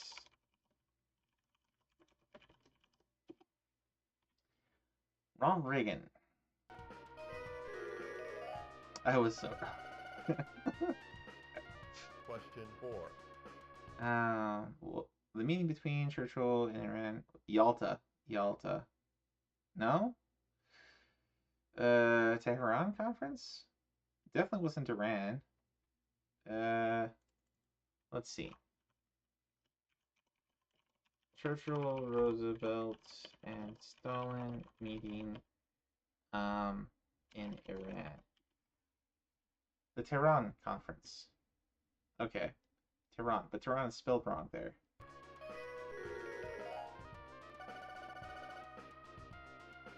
You knew it was Reagan? 5.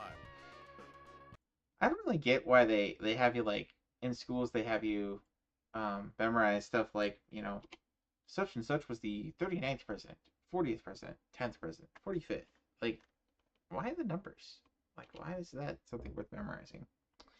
Which of the following is not a railroad line in Monopoly? Oh, great. I think reading is, and I think B&O is. I don't know. Monopoly, railroads. Railroad names. Reading, Pennsylvania, B&O, short. So Illinois is not one of them. Definitely 3. Short line. Yep. Question 6. Who succeeded Brezhnev? I think it was Andropov after Brezhnev.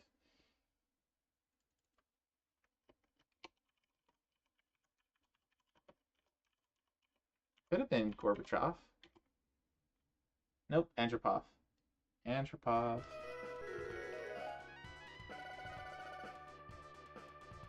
Question 7. Illinois is a property. Yep, yep. Whose theme song was entitled Thanks for the Memory? Thanks for the... That could have been Bob Hope. Maybe? Definitely number 2. Yep, Bob Hope.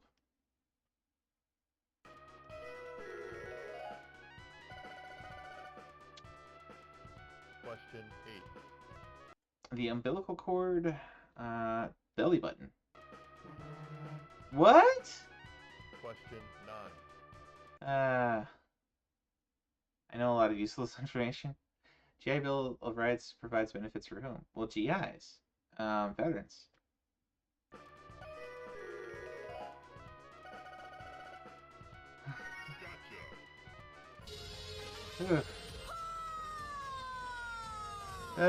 Surely I haven't been defeated by a mere larva such as you. You have recovered the Seed of Wisdom, but don't think you have won. Someday I will be reborn and plunge the world into the pit of darkness. Triple pop! Oh yes. Till the time. Till the time. Fare miserably. Oh. Got a Seed of Wisdom? Oh, brave ones, you have truly restored peace to this country. I honor you. We hope you will always be at hand. Lend us your wisdom and courage in times of trouble. Badged? No, not badged. Just got a triple pop. That's all. The legend of these brave heroes soon spread throughout the land. Their names became household words, and were eventually used by an entrepreneur restaurateur to describe various flavors of soup. Nice. Alright, can we, okay, so... M. E.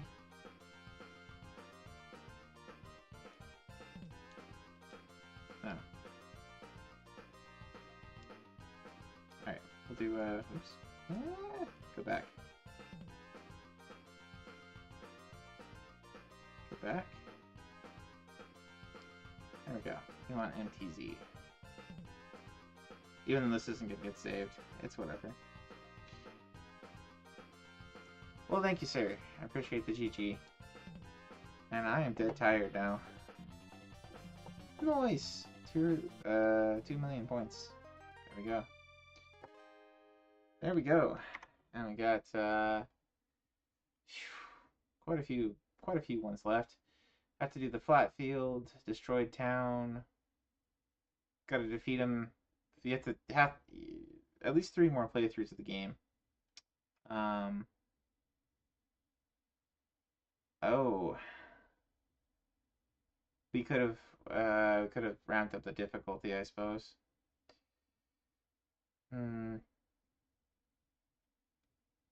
Well, anyway.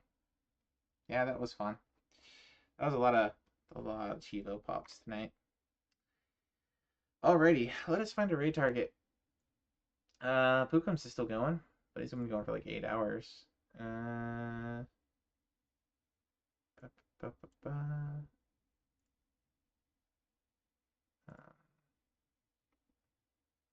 Let's see here. Brownie's on, playing some Princess Peach. Brownie's gonna be going for a while yet.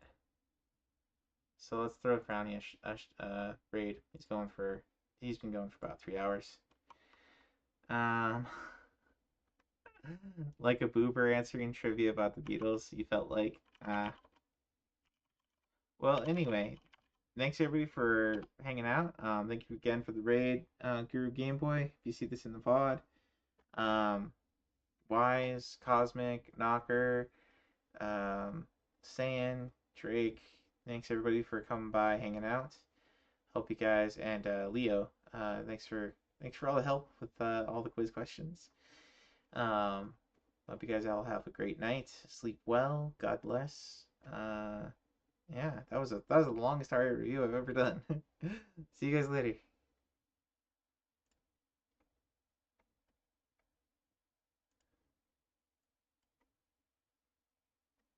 Alrighty, and for anybody watching on YouTube, have yourselves a great night.